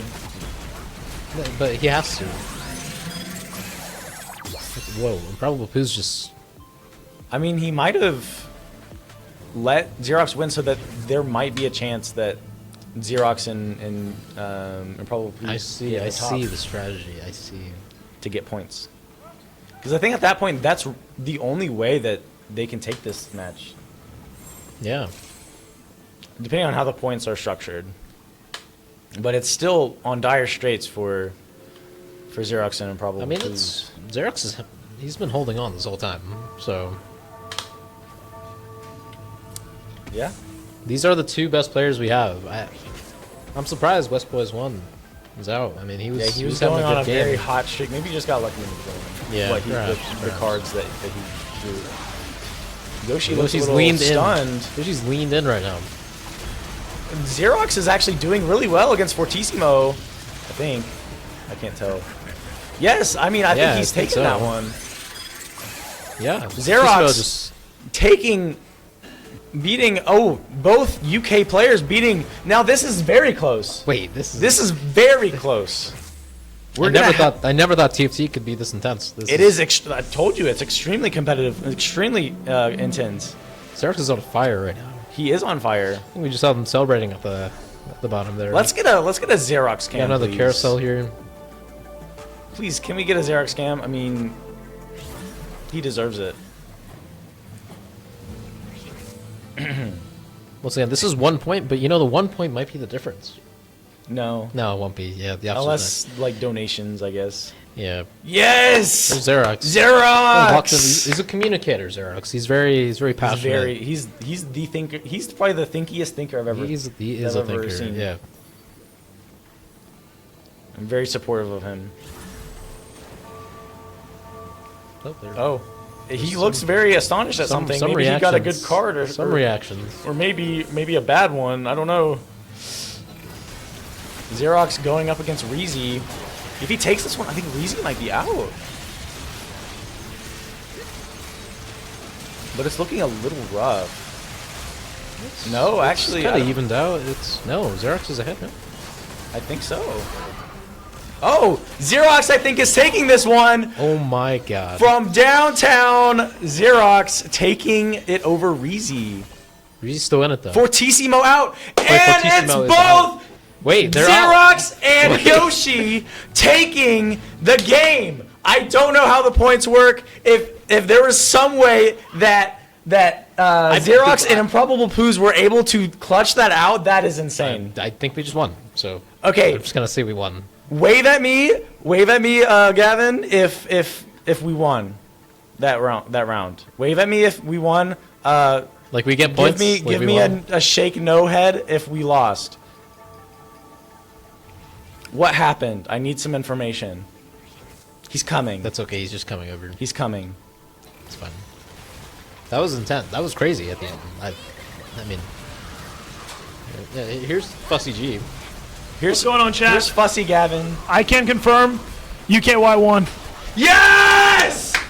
Woo! It was a tie, but we got first place, so we win. It was a tie? Yeah. That's what I was thinking, because like you all had 2 in the top, 2 in the bottom. Well, yeah. Wow. Just great work from the UK boys there. That wraps up TFT, and we're probably never going to play that game on stream ever again at this facility. But why'd you say that? That's so depressing. I just, we're going to lose Yoshi next semester, and no one else plays that game. So. I think he said that he was willing to play next semester. Okay. Well, we'll see. I mean, for TFT fans out there, actually, can we get Yoshi in here? Yeah. Could Yoshi come back to the castle? Give me Yoshi. Give me Yoshi. Actually, give me both Xerox and Yoshi. Yeah. Please. Let's get the two clutch ups. Come on. I don't know if they're paying attention. Yes! Woo! Great work. In fact, just take over. Nah. Hey, bro. Just take over, really. Xerox, 1 HP. Hey, how does it feel to be 1 HP and clutching it up for UK? It feels great. I took a last stand because I was taking Rengar, and I feel like the defensive stats on the on-vamp is good on him. It sucks I was getting contested, kind of bled down early. But eventually, once he fell and I was able to get my 3-star Rengar timing with that 1 HP to get the last stand activation, just went on streak and never looked back. I don't know what you just said, but clearly you're the thinker. Clearly you understand. I gotta have a major shout out to Yoshi there. Mm-hmm. He intentionally threw around so that we could win. I saw that, and I was like, smart. And that was because he was like the worst matchup I had on my board. Do you think that yeah, that's wild. That's wild. Yeah, that might have been like the only round where he could have lost. That might have been the only round. Yep. Overall, I think it was solid. So we gave no real commentary, so I want you all to explain what happened. So I mean, there's some. So some of the people are playing some strong early game comps. Mm-hmm. Yeah, the trainer golems really kind of like threw a wrench in our plans, basically. That was kind of the whole thing. That's what I was thinking. Exactly. So like everybody has like just advantage at the start and like knows what they're going. There's some contesting going on, like I said earlier, and I think that's Gavin and Annie ran into some problems with that. Mm-hmm. But we were able to convert that into a first second, which I think is pretty awesome. The tiebreaker. Barely. Well, amazing performance from both of you. I appreciate your contributions to TFT at UK in the world even. Absolutely. I mean, people I'm are happy to watching. be here. Worldwide. People are watching. People. Yeah. Yes. That's indeed. 7. But I'll let you take a well-earned rest. And we are going into, after this, the presidential showdown match. Yeah, that's exciting. I'm which rooting for you. Yeah, I'm very excited. I'm very excited, and I know I got this. I believe you. I believe you. But I'll. If we lose, if I lose, I am donating $1,000.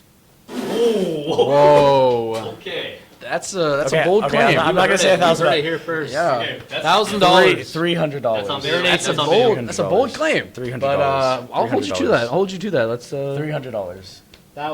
$300. $1,300. Well, that's a lot. $1,300. Wow. If you don't, it's just. He's lying. He was like. It's on exactly. We're doing ball. Yeah. I will say, UK Esports is going to be donating $1,000 on behalf of UK Esports to 500 both to, teams. To yeah, both teams. 500 to UK, 500 to UofL. We thought it would be kind of unfair if we donated all to UK. So. Absolutely. And both children's hospitals are amazing causes and they need to be supported. Absolutely. But just know we could have made it unfair. We could have. We could have. But we chose not to. didn't. So we're good people. Anyway, if our production people are ready and understand the game, we can go to a quick break while we get Presidential Showdown ready. So, but I'm excited. Stay tuned, please, to watch me versus, well, not the president of UofL, but the vice president of UofL. The best we can get. I mean, you know, in the times when the president cannot make it, the vice president steps in and takes the role of the president. I mean, it's close enough. It's close enough. The president, she's basically the president today. She is president. And you are our president always, so you better get this Yes. Always and forever. I'm graduating this year. However, I will be president until I die. Well, I'm excited. Yeah. So thank you all. And I guess I think we're good, ready to get into the next one. Yeah. Not get out of bed. We're not get shouting out of bed.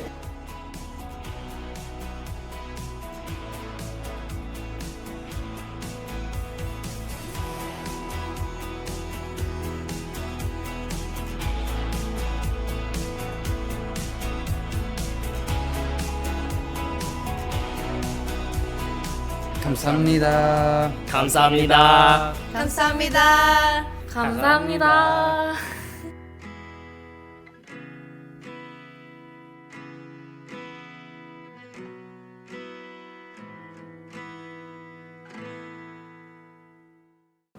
I think the most memorable moment, I think for me, was the first day when we got to meet everybody and tour all of the different facilities. It was the first taste that we got of what Genji was going to have us do for the next couple of weeks, and just a preview of the learning. And I just remember being so excited on that day for all of the work and people that I was going to meet over that time.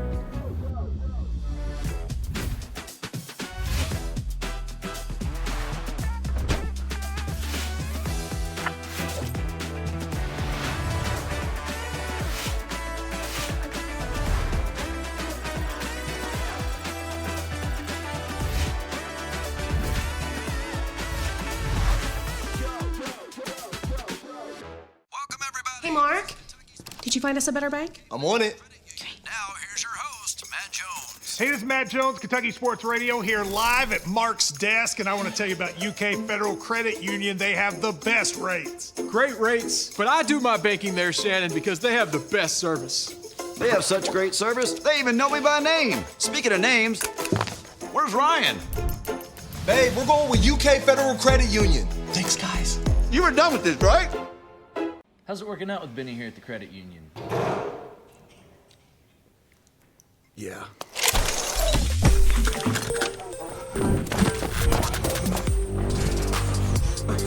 I'll be right with you, man. My bad. Benny's better at football. We're better at banking. He's working out, in a sense. UK Federal Credit Union. It's banking, only better. We've heard it before. Just wait. Wait for your moment. Wait for your turn. Not today. Not here. At the University of Kentucky, we run to challenges. Here, we know the world is asking tough questions. At UK, you'll help find the answers. Here, we always get back up. Because you're part of the Big Blue Nation, a community that will support you and push you further. Wait. Wildcats don't wait. Wildcats never stop.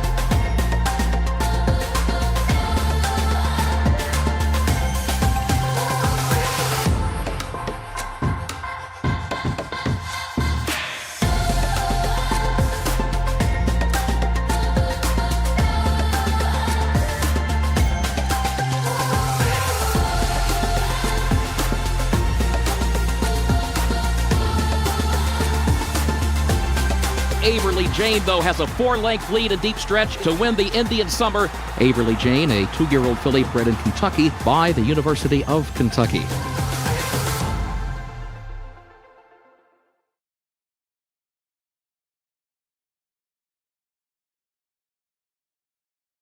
My name is Molly Denz. I am a sophomore at Shenandoah University, and I'm part of the education cohort. I'm very passionate about the esports industry as a whole and student and talent development in realms outside of competition. Gen G has been one of the leading esports organizations for a very long time, and having an opportunity to see what things look like behind the scenes as well as their education initiatives to help kind of generate that next generation of passionate esports students was very engaging for me, and it would be very helpful for a future career path in that field.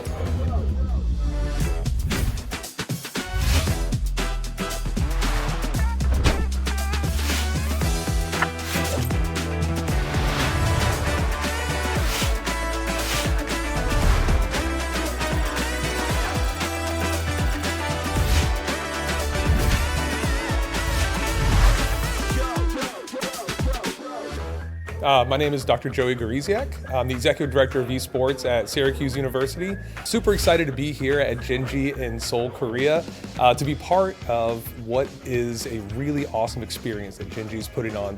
These are the future workers that we'll have for the esports industry. And so being able to learn from the professionals at Gen G and from the curriculum being developed, it's an invaluable experience that any student needs to take advantage of as much as possible to learn so much about video games, esports, the culture of Korea, the world market, and so much more beyond that. So really excited to be here and have students as part of this and to get back to Syracuse to tell other students about the great things they learned while part of this great program to send more students here in the future. My name is Adriel Nicholas Torres. I'm from the US. I study at the University of Texas at Dallas. I'm currently a senior studying marketing. A lot of people are very interested in the video games and the team development, but I'm really interested in learning the business model, the money side, understanding the sales and partnerships, and what kind of drives a company to partner with an organization like Gen G. I want to learn how to create a brand that's valuable enough to engage other companies to become partners with us to generate sales revenues. So it was really great. It was really incredible when we just got into the building. The first thing I noticed was the architecture structure. It was really cool because it was just a really new type of architecture that I've never seen before. So it was really interesting.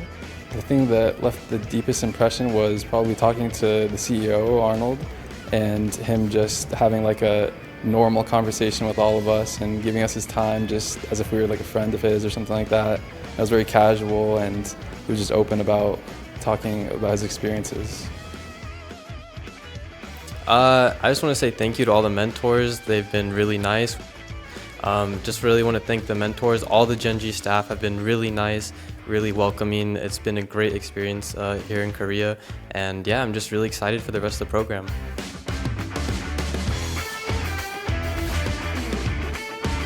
Anna, you got this, and I believe in you. You got this, and do well.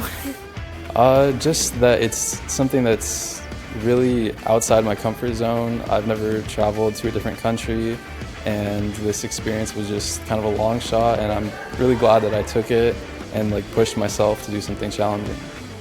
Just make sure you take the most of every opportunity. Make sure that you meet as many people as possible and just have fun, explore Korea, and yeah. So this Christmas, it was actually the first Christmas I was away from my family. So I was a little nervous, but having a lot of new friends here and a built-in support system, I had a great time. We had a little Christmas party here at Gen G, and that was super fun. And then for off days, really exploring Korea has been awesome. One thing I'm looking to do this weekend is go watch a volleyball game in Ansan and watch the Hyundai Skywalkers. And that might be cool, so I'm looking into trying to get tickets for that.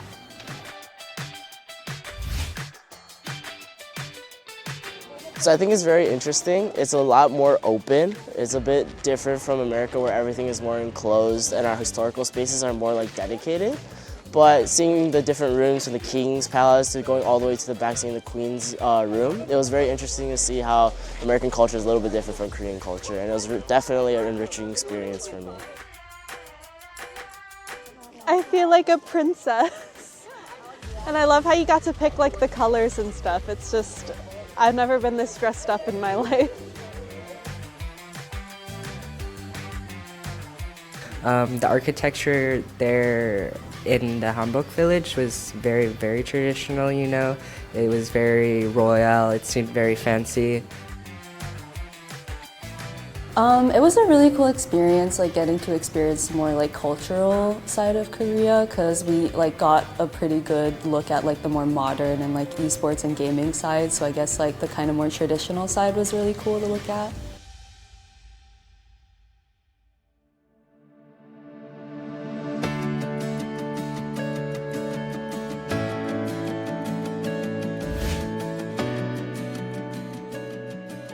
Right now, we are working on a partnership with a unspecified company and trying to pitch them like an expansion into esports. And we're also working on, like Jess said, like event marketing, event creation, ideation for like partnerships, stuff like that.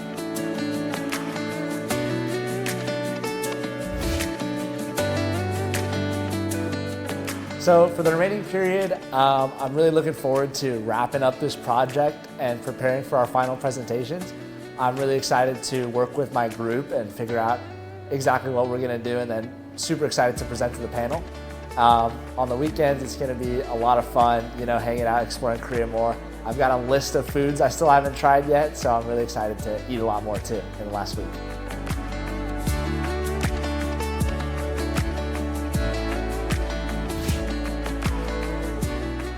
I'm a little stressed at such a big presentation, but at the same time, I know we've done everything we can over the last 3 weeks to prepare and to have reasoning behind every claim we make. So I'm really excited to get to showcase all that I've done as well as all the work that my teammates have done and get to get feedback from industry professionals, especially at such a great company like Genji. I feel very good about the presentation. I think that as a group, we've worked very hard on this. We put in a lot of work even outside of our normal work hours. So I'm really hoping that everyone enjoys the presentation. I think that it is full of so much valuable information that I think that the Genji employees will learn a lot about this program and see how hard we've been able to work. I think I'm feeling good about it. I've gained a lot of experience from all the projects that we've been doing as the marketing team, and I think I'm a bit nervous about the presentation, but I think we'll do well. So we are just going in with confidence, and we are trying our best by kind of harmonizing with the team, and so that we could reduce the number of mistakes that we have. Yeah. Fight. Fighting. Fighting. Fighting.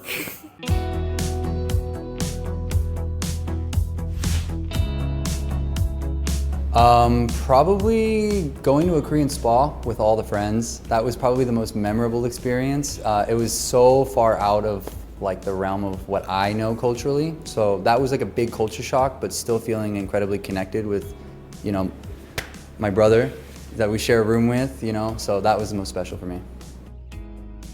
So I think the most memorable moment of this practicum was actually meeting the people. I know we stress a lot about networking and all the connections, but I feel like the people I've met here are truly like lifelong friends. I've gone through so much with them through these last 3 weeks.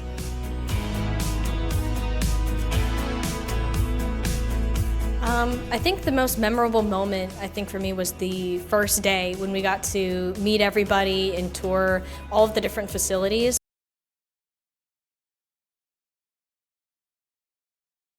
Versus UofL Esports. Here we are with the Presidential Showdown, the final event of this 2-day tournament. Right.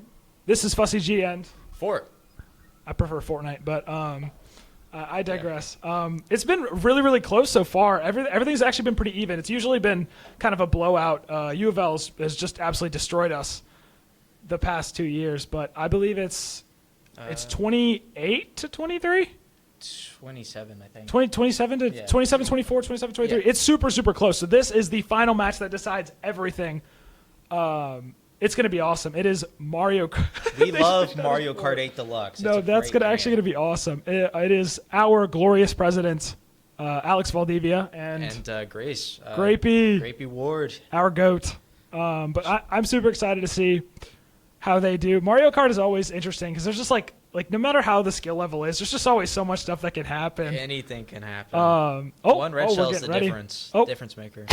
Looks like they're bitty picking their buggy. cards. I don't really know much about Mario Kart. I know that like different cars do different stuff, and I know that the scooter is super duper quick. But I have confirmed with both parties that UK side is not going meta.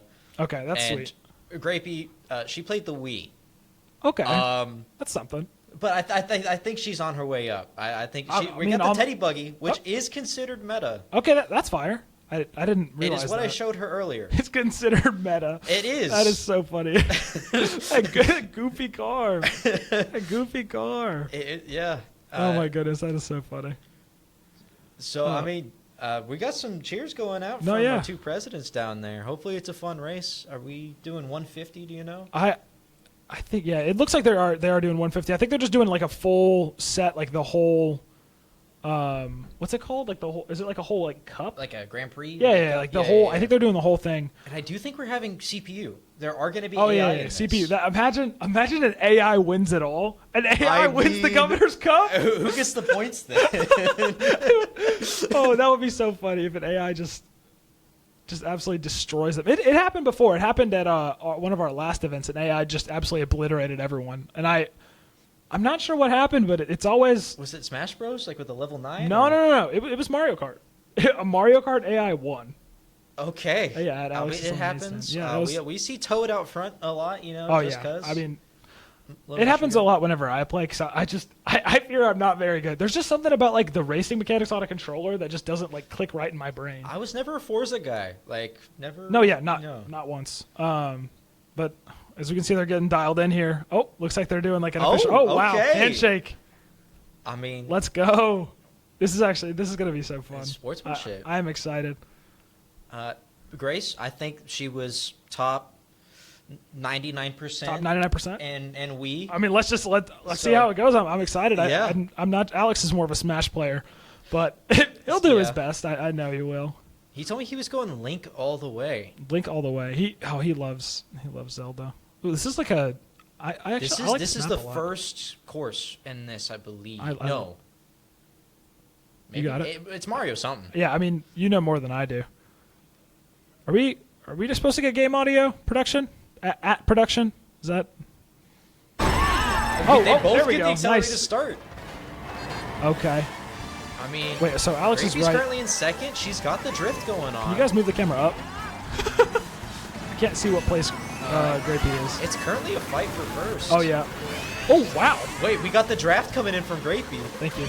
Double item box. Okay, wait. hold Grapey's up. actually. Oh wow. It is super even so far.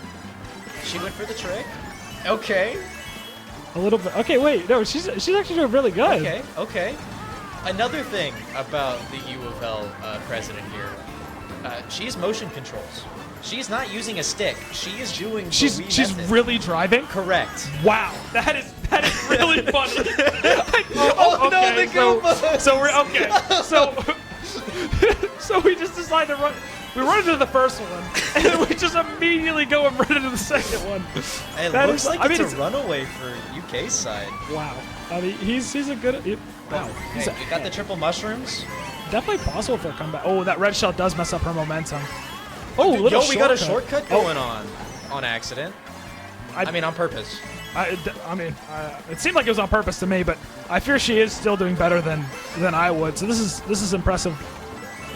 Alex is pretty ahead. He's actually lapped a couple other racers at this point. Oh, okay. He just took the lead and he ran with it. He's sprinting.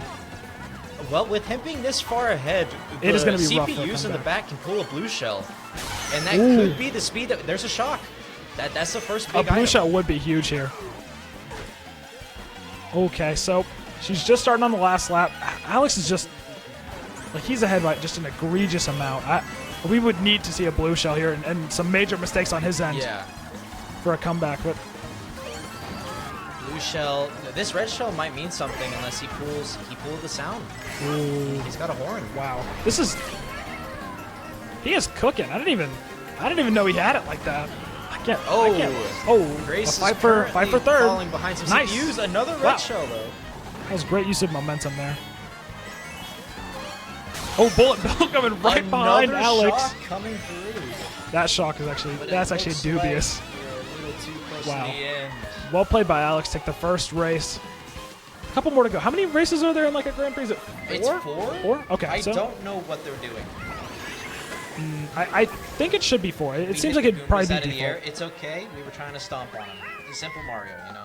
So we take fourth. That should be. That's not a bad deficit at all. That's Yeah. one race can make the difference here. Just we'll see how it goes. Baby Luigi in dead last. Baby Luigi needs to lock in a little bit. I don't think he has his driver's license. No, he's not. I don't know. I don't even know why he's here. This is not what we like to see. I suggested they take us to Baby Park. They should. They Now, definitely if should. You This don't is know. Baby Park is just a simple. This is all it is. It's just one loop and just it's 7 one loop. laps. That's horrible. Ice outpost. It looks like they are just in Grand Prix style. Yeah. So, I right. think these are all the courses that Grace has played. This is what we were playing earlier. So Okay, that's good. She's at home here. Oh yeah, no, she's. So we're paused. Oh, okay, we're Okay, what- Alex turned off smart steering. He has shortcuts in mind. Okay. Not really sure what he was doing there. Is he? Interesting. We are currently seeing a Grapey first. I mean, oh wow. Unlucky Alex green. is falling far behind in fourth here. Grapey running a masterclass as we expected. I mean, in the 99th percentile. What else would you expect? Really? No, like she has great stats on Mario Kart Wii. Played it, I don't know for how many years. I mean, it's probably going at least 15 now. Yeah. All right, maybe Alex the red is- shell disappeared. He Oh, was on another wow. path. Okay, I'm not even sure what kind of stuff Alex is pulling right now. Two mushrooms. He's It's great right for behind shortcuts. He might take it here. He Misses. definitely could. Okay. Wow. It's still a fight for first or second. He is taking a little blue bit of shell a lead here. coming Blue in. shell's actually huge, though. Wait, looks like it she hits. Oh, what a timing! I thought it was gonna hit her. I guess it doesn't, but Grapey takes the lead off that blue shell. Really, really good for her. I will say the Teddy Buggy, not great speed. It's meant for these drift boosts. Okay. So unless she uses those a little bit more, I think Alex can catch up. Interesting. This is really just okay. So like the I get what you're saying. I'm learning as we're going here. Alex with 2 red shells. This guy he's protected right now. Honestly, if he sends those, he could be over. It doesn't look like he wants to. He's trying to take the lead without them. Oh! Catches the lip there. That's rough. Alex Wait, we does got take one a more little bit of lap? the lead. Anything Yeah, can happen. still super doable. Especially if we see another blue shell. And as you say it, we got one coming from downtown. That's actually crazy. Another blue shell from deep. That is so funny. If he's Alex smart is- here, he'll take that red shell. But instead, he's slowing down. But it's Oh, not. wait, he's gonna try it. It's not. Oh, wow. Oh, he's just gonna red shell Grace though. Yeah, I mean that's well played there. It It's seems all like he did good. kind of plan that out. She might still be in first here. We have a green shell. She sends it backwards. Oh, we see another. It red was a shell. good try. It was a good Yeah, that try. was definitely It almost a good effort. sniped. You know, if it was in Wii, that would have hit. If it was in Wii, that would have hit. Yeah, we are seeing a kind of home court advantage here with Alex. He's used to the switch. Oh, that's so funny. If it was on the Wii, that would. I mean, all in all, still a super close race. super close match. Anything can happen here, but it That does look is like the Alex second is gonna take the What? second race. But wait, What? am I missing something?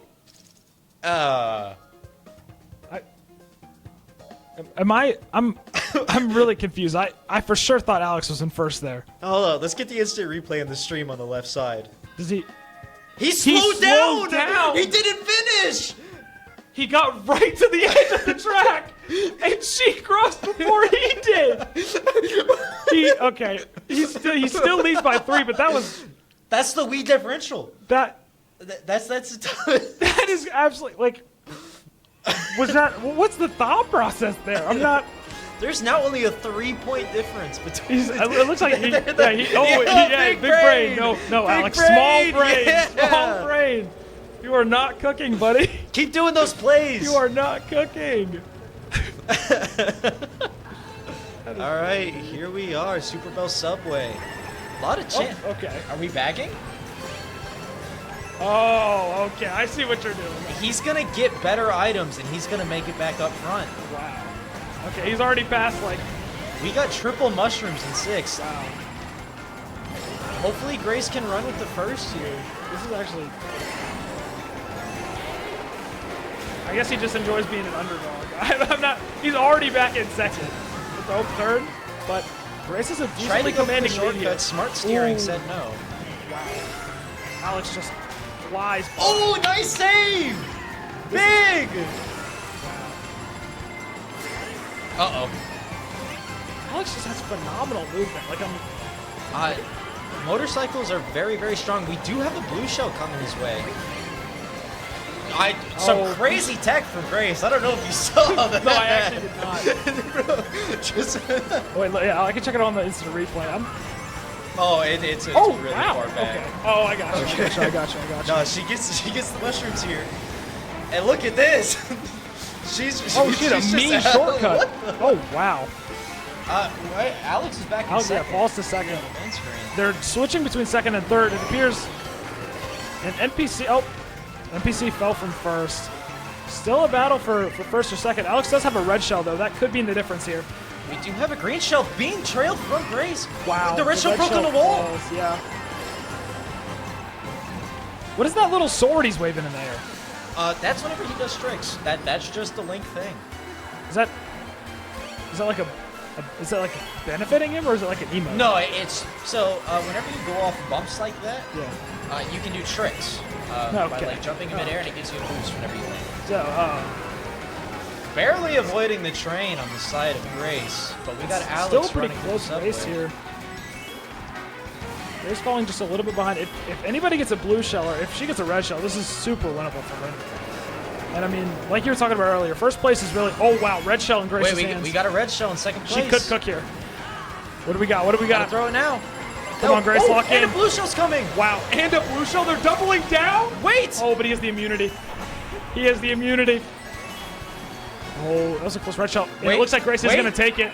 That's a first for Grapey. Phenomenal. Great work. I mean, it's just. And that's a tied game. Tie game. That was the third race, yeah? That's third race. So this last race determines it everything. decides it. Wow. I mean, this is exactly how I would have wanted it to end. Yeah, no, this is insane. Tie game. This race determines the entire Governor's Cup. Alex, I need you to lock in. None of this.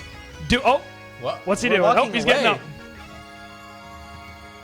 Is he coming in here? We can't see him on the camera. Eight. It's 8 races. What are we doing? Oh my. Okay, so we're just barely halfway there. All right. I mean, we could sit back, relax, get a drink. Yeah, why not? In 8 races, I could read a book. I'm sorry? So, the thing about this track, all of the road is slippery. Oh. So I would handling hate is a that. lot harder. You'll end up running into walls like Alex just did. So is that bear cart specifically better here, or is that No, would you not say at it's all. worse because you have to be taking those turns? Both of these cards are actually terrible here. Okay. Yes. So this is, I mean, they're both at an equal disadvantage. That's phenomenal. Dude, 8 races is so crazy. 8 races is insane, but it's okay. I mean, first and third here, still pretty close. Grace is trying to fight this ghost for nice. Takes second. It seems decently close. Yeah, I mean, all of these have been like pretty close, except for the first one. But it seems like Grace has really gotten the hang of it and is just taking it and running from there. She's been cooking in all of these. Definitely doing better than I would have. I mean, it's just she's coming back home after being away from the Wii for so many years. Really, yeah. I mean, she never put the controller down, of course. No, never. No. Now, I will say, Grace is a recent, almost Elden Ring finisher as well. so we got the console gaming on the way. Getting lightning struck and then blue the shell. ghost actually really helps Grace out a lot there. The blue shells, Alex is in first so much. He's seen maybe four blue shells? It's 3 or 4, yeah. Yeah, well, it's actually insane. And Grace takes first here. Grace, she actually dodged that shock. I don't know if you noticed, but she ghosted. Off the ghost. That was really, really well played by her. Okay, Alex holding a decent first place. If you hit those penguins, does it hurt you? What's up? If you hit those penguins, does it hurt you? Yes. Okay, just curious. I wouldn't want to hit a penguin, but no, of course. Hey, that'd be horrible. We don't stand for that. All right, why would you do that? That's a bomb on Grace. Phenomenal bomb by Alex. Oh no! We're using the sound horn and sending the red shell. He doesn't have items. This will hit. Oh, but he already has the. Wow. I mean, second place by Grace does keep her. Another shock. It's still a pretty close point differential. Should be just 3 points difference here. 3-point difference. Fourth race.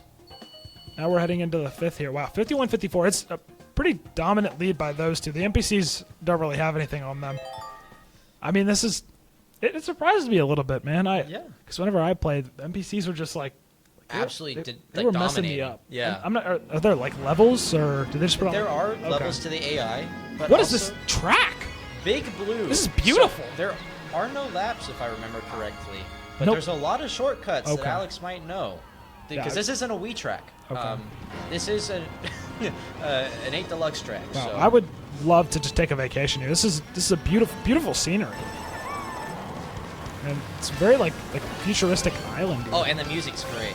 I'm loving this so far. This is an awesome map. What is that? What is that purple stuff? So wow, Alex. The purple stuff on the track, that is how this track does coins. Okay. That's And these really conveyor weird. belts do affect speed as well. Digital world, man. Digital world. Yes. I think Rapey this is does either have a nice F-Zero burst. or another early Nintendo racer. Okay. Oh wow, that red shell might, it does catch on Gravy. the That's gliders, one of unfortunate. the worst spots. Oh, but it does kind of bring her up a little bit. So that honestly but wasn't she even doesn't bad. have speed. And we got a sound horn coming from Alex. He might target her. Yeah, it looks like he will. He might be able to catch him first off this. No, he holds it. Wow. He's scared of the blue shells because it's coming. Yeah, the blue shell has his phone number. This Double red shell. Oh wow. Wait. Oh. He doesn't have protection. Yeah, he just used the sound horn. I would have held that, but I get why he used it. But seeing that she had He's a red third shell now.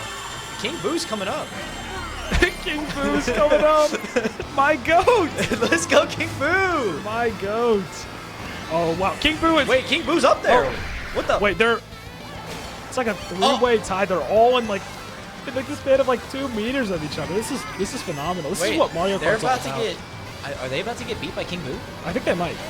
It's super close. They got a little bit of ways to go. I'm rooting Alex for King does Boo now, retake I'm not gonna first. lie. No, real. Who needs presidents to win? I just want King Boo. That's twin right there. Okay, Alex does take a pretty. We got the drifts coming out from Grapey. 2 items here in the Wow, last. it's actually final still stretch. really close. I thought he had a more commanding lead, but King Boo does get taken out. Fireballs are going to be coming out from Grace. I don't know if they can catch him, though. Wow, the blue shell comes right after he finishes the race. What horrible timing. It's another first, second. Wow. I mean, it's just That's 6 point point differential. difference. It's still comebackable. Yeah.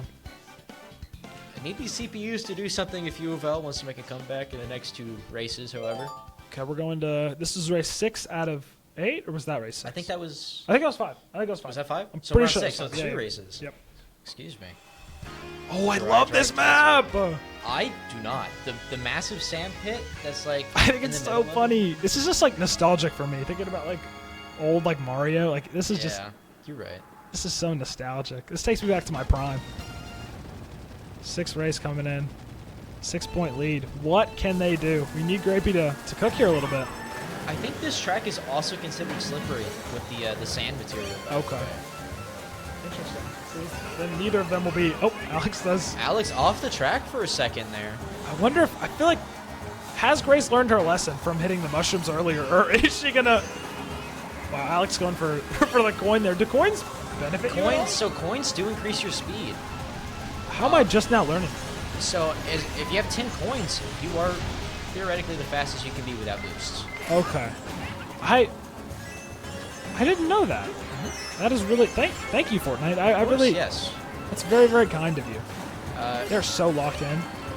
In the pro scene, there are even strategies that if you were in first place, you go forward because you get coins too. And that's Interesting. also why they give people in like last place 5 points at the start of a race. Okay. I actually did not know that. Bro's teaching me. Alex has a pretty commanding lead here, but Grace is going to be in second. Honestly, a blue shell here could just like ruin the whole run. That seems to be a common theme here. This is a gap that can be closed. Going between the Needler. He loves doing that. Currently, I mean, this is that's Iggy's taking the shortcut. CPUs are kind of gaining on Grace here. Grace has fallen to fourth. She needs to stay up at least in second. Oh, does get a star. Power. That could be really good. Blue the shell blue shell on coming his out. way. And a red. Oh, but the red shell immunity. Oh, he doesn't get the immunity. No, he time. doesn't get the immunity anymore. Wow. That was really, really good for Grace. This might be what we're looking for. Mushrooms coming out from Grace. He's gonna take a little bit of a red shell catches shortcut her in in the off like road. worst part. Oh, that is just Oh unfortunate. wow. Back to fourth. Ooh, but We might. Oh, wait. Oh, one more lap. What am I freaking out about? yeah, we still got a little ways to go. Grace back in second. Decent lead there. Oh, but Alex does fumble hitting a sandworm. Yo. Wait. Oh, but Grace does. And the lightning. It still gets Wow. shocked. There's a bullet bill coming from downtown. Oh my goodness. I mean, first, second is still super, super winnable here. Got a little ways to go on the track. It is also way more likely to get a red shell in second place. It is the most common item for second place. I didn't know that. Dude, you like are coming up with the most like insane Nintendo facts. Like I'm in school right now. This is crazy. My YouTube Wow. algorithm is 6 mushrooms coming out from Grace here. All right. You We gonna hit do a the shortcut. Wow. Oh, that was great. That was oh, but it's so insane. close. I mean, first, second, it's pretty much the same as before. We So still got a 9-point gap differential. here. Coming into the last 2 races, Grace has to get 2 firsts, and we have to get Alex down in a lower spot for the comeback. Yeah, no, that's.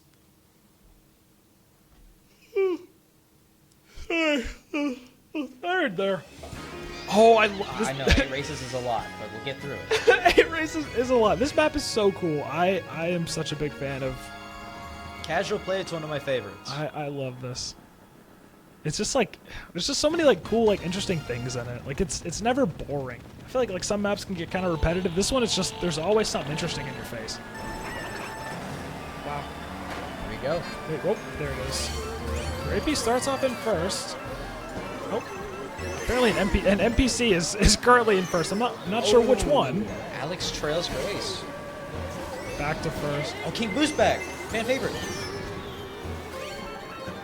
And favorite King Boo. Grapey falls to fifth. She is going to need to lock in here and at least get back up to second. Hey, anything can happen in 3 laps. That's real. Oh, wow. Good red shell. Nice. Catches Alex back up to holding fourth. first. Puts Banana on the glider. Let's see if anybody gets hit by that.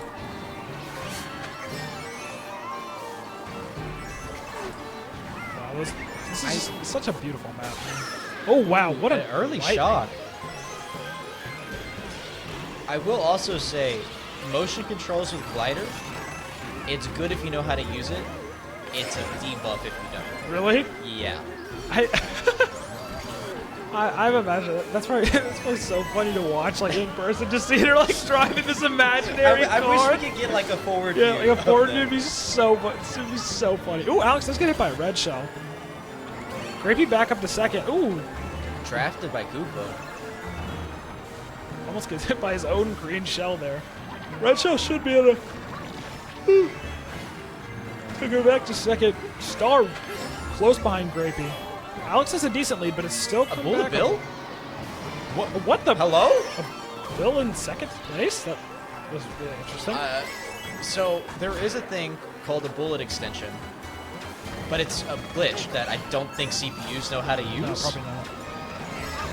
There's a blue shell coming, by the way. Oh, I didn't see that. This is going to be horn really, really to good for block Grace. She might be able to take.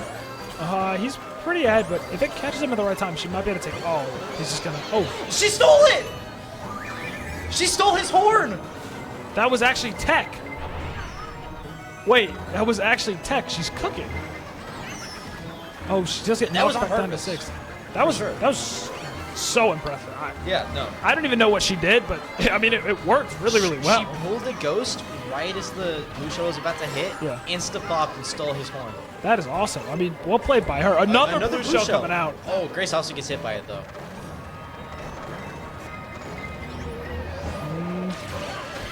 Alex does have a pretty commanding lead, but King Boo is coming around this corner pretty quick. Oh, she does have a bullet bill. Oh, but he does finish first. She at least is able to catch third. Oh, nice. I mean, it's looking like a pretty big gap here. Yeah. But if everything goes right, Alex comes in 12th this next race, and we get a first from Gravy Live, and that should be enough to close the gap. I mean, anything can happen, right? Anything can happen in 3 laps, like you said. I mean, we've seen crazy stuff. We have seen crazy stuff at this tournament. I'm excited to see what map it is. Cloud Top wow. Cruise. This is. It's an interesting one. It's pretty straightforward, so we'll have to see what happens. All right. Oh, we got a change of the view here. Coming from the other side, right, facing towards Alex. Might be able to catch a glimpse of Grapey doing the the air controller. If we could get this guy to move out of the way just a tad, we might be able to see what's going on. Oh, that's so funny. Oh, we got the middle view now. Okay. Race, by the way, unlucky start from Alex. Grace currently in first. Good to see from her. I mean, we just... The red shell passes Grace. How does that even happen? The pathing. Wow, I mean, honestly, great. If she can keep this up and just Alex just falls a little bit behind. Unfortunate time on those boost pads. Oh, Alex does take first, but it's pretty close either way. Both of them a couple meters of each other. That is a bomb in the hands of Alex. He's definitely just going to try and... It is an explosive device. Oh, she does dodge it. Okay, on to the second lap. This is getting pretty close here. We need Alex to fall behind a good margin. Red shell in the hands of Gracie. Ooh, red shell here really, really good. Just might pull a coin here. All right, no protection. Another red shell from Grapey. He might have immunity. Yeah. Oh, he does.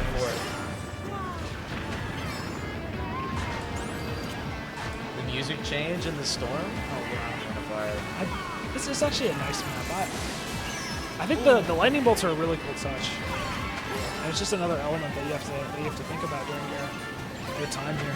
It always changes the routes that you take on that one path. We got 4 mushrooms coming out from Grace again. Pretty close between first or second coming out of the last lap here. Alex does have 10 coins, so he is fast. That's true. Not many points on Grace's side, but maybe how big is the difference between 10 and 0? Would you say it's pretty coins wise? How big is the difference for speed? It's pretty significant. Okay, so it's okay. So yeah. he's just holding on to those and just that is a blue shell. Oh, blue shells. And he dodges. Wow. He dodges it because of the shock immunity. That's crazy timing. Wow, I mean. That's just a lot of luck on the side of Alex. Yeah, if it could have come a second later. We've got TNT's RNG phase, but we're seeing more of that here in Mario Kart. Oh, she falls right into the And Lagnitude brings her all the way to the end. Ooh, is gonna catch a red shell here. We're going for a shortcut. It works, but unfortunately it is still a first second. Wow. We're standing up. Oh, that is the handshake. It is official. UK takes it.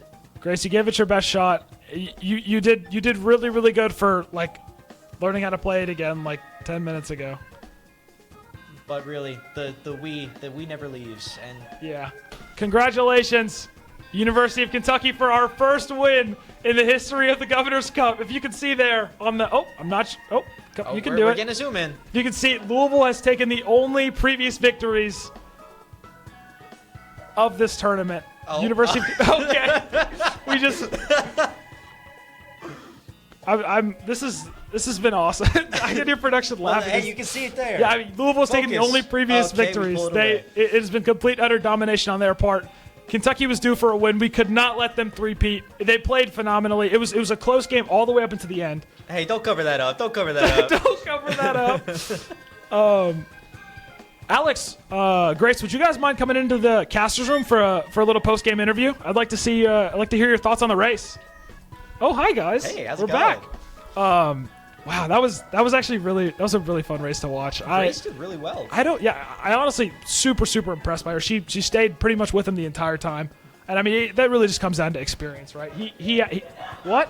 Hi guys. How's it going? Hi guys. Pull up. What's up, twin? Hi.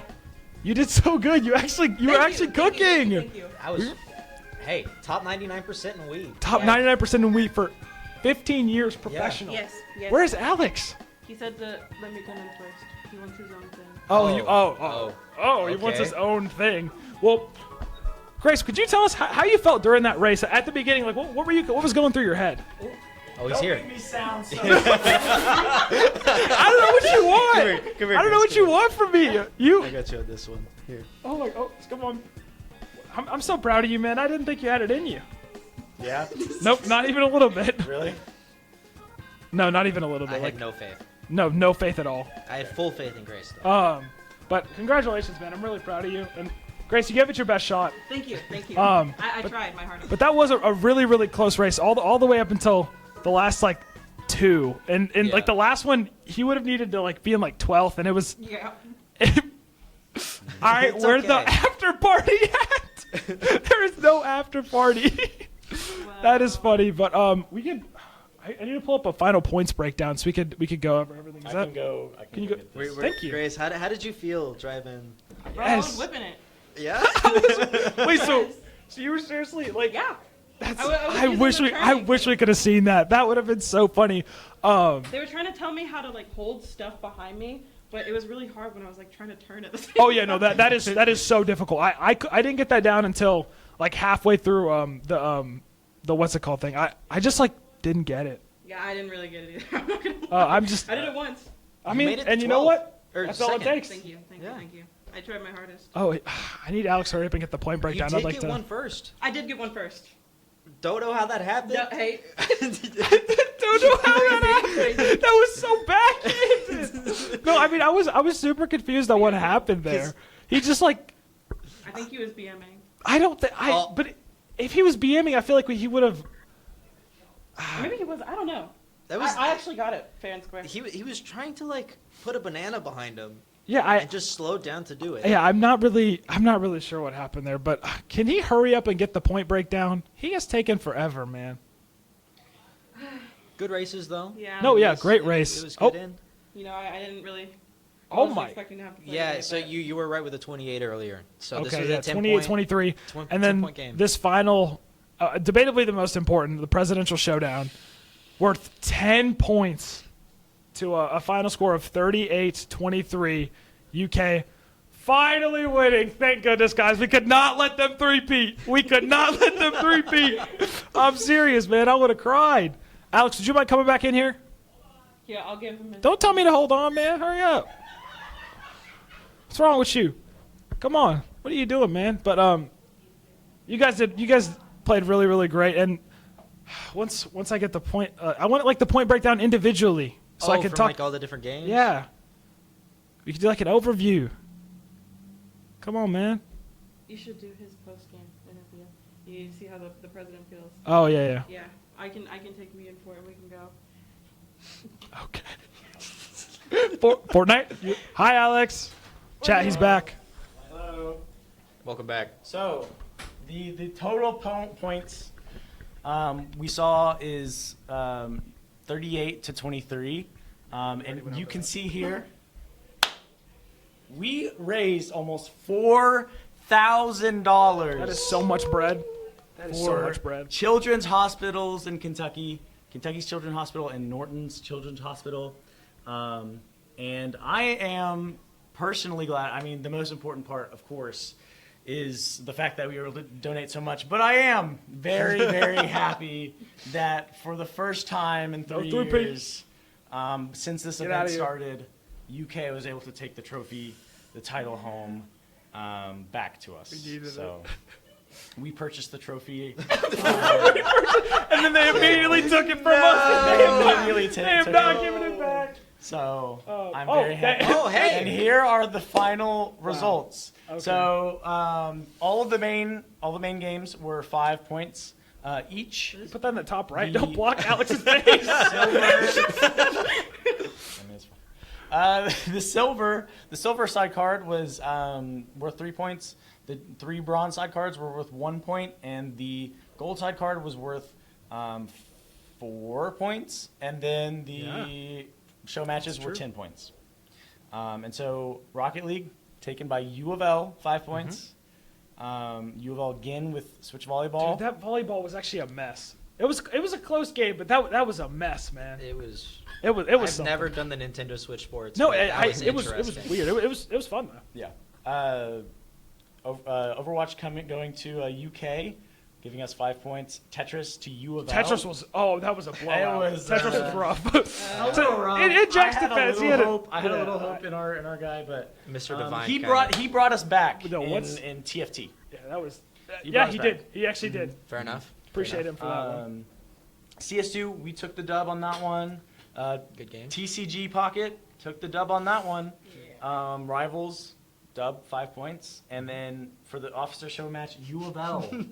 That smash was so fun. That was I really enjoyed. I Smash liked Brothers your Wars. strategy. Yeah, I liked your strategy a lot. It's the only way I can go about it. I'm not mechanically gifted, so I just Fair enough. I just throw my magic at them. Yep. And then I run away. And then today, the final day was a big kind of blowout for UK. Yeah. League of Legends taken by UK. My goat. The gold side card, which was Mario Kart Battles, was taken by That was rough. U of L. It was. That was what I was Kinda talking rough. about, where I had to learn how to Yeah. throw the thing behind me. That was I terrible. had not That was played- terrible. I don't even remember the last time I played battle No, mode well, on, it was- on it Mario was- Kart. I had fun, but it was not Valorant. UK took it, and in an Lock in. amazing TFT match, UK took. That was took that was one. actually like exciting TFT. Like TFT is hard to make interesting, but for me that was like There it was high a rolls. battle to the end. It was a And battle lot to of the people high rolled. There was Yeah. a couple unfortunate, like they didn't hit what they end. needed Yeah, to. but it was awesome. I thoroughly enjoyed that TFT match. And then just now with the presidential show match, Why are you laughing? You did get first once. I did once. Twice. Twice? Twice? Was it twice? I thought the two second and third races you got first. I think it I was. did. Let's just say Sounds twice. right. Let's just say Sounds right. twice. Let's just Sounds say right. twice. Yeah, I would. Professional. And then the donation difference, UK barely pulled out 1 point from that one. I'm very happy about how much we do. Both teams. Up top, donated. twin. I mean, really, it made the difference insignificant how much we donated. Yeah, that's fair. Like $100 with how much we donated, 4,000 really is. How much is that? Like, it's like not even 0.05. 10%. Yeah, it's like 5%. It's like 5%, something like that. I don't know. Yeah, the math is mathing. Mathing. The math is mathing. I don't know. But I'm very happy about this weekend. Very happy. And thank you to all who have donated this weekend. Very huge, very important to do. I mean, just donating to any charity. Well, not any. Most charities. Some are better than others. Well, yeah. But like especially to good causes like that help children's hospitals. Yeah. And with Okay. Well, with yeah, we will. Children's cancer research and other things like that. I mean, it's just hugely important. We just had an event a couple weeks ago called Alex's lemonade stand.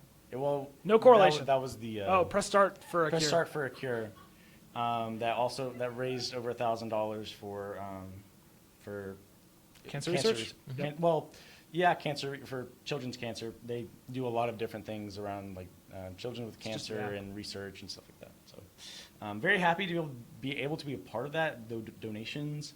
And I mean, all of it is going to a great cause. Yeah, great cause. You have anything else? I mean, this is the last event UK is hosting, so of the semester of the year, which I mean, this is in my opinion a great way to end it. And I don't know about you, if you all have anything else planned. Not this semester. But I am leaving. I am a senior. This is my last year Bro's old. in the esports club. He's like 35. 21. He's like 35. 21. Nick is older than me. Don't bring Nick into this, man. Anyway, but I would like to say that I am putting the esports club, UK esports club, into good hands with the fussy G Gavin. Stop it, man. And Bless I'm you. very excited to see You're sweet. what this man will be doing I'll next do my year. best. I'm actually gonna drive the club into the ground. Yeah, Sure. it's gonna be horrible. But yeah, phenomenal event. Super proud. One last shout out to our sponsors for it, Gen G. We could not make it happen without you guys. You donated or you gave us a bunch of money to help make it happen, and you supported us through the entire semester, and we really couldn't do it without you. And then also Coca-Cola. You guys are awesome. Awesome. Thank you. But I would like to, before we end it completely, I'd like to give it to the U of L folks if they have anything they want to say about their program, their experience and stuff like that. No, just thank you for having us. Yeah, you get to talking. Oh, sorry. Thanks for having us. Sorry. Sorry. I don't really have much to say on our behalf. I'm gone too after this, so I'm sure I'll be handing it off to great people too. But yeah, we look forward to beating you all next year. Not a chance. We are so dialed. No, it will not come back. We are so dialed. We are so dialed. Thank you all for tuning in, and again, thank you all for donating. This has been U of L versus UK, with UK taking the dub. Finally. Governor's Cup 2025. This is Alex Valdivia, the president of UKY Sports, signing off. Bye, chat. See you next And year. See you all next time. It was the first taste that we got of what Gen G was going to have us do for the next couple of weeks, and just a preview of the learning. And I just remember being so excited on that day for all of the work and people that I was going to meet over that time.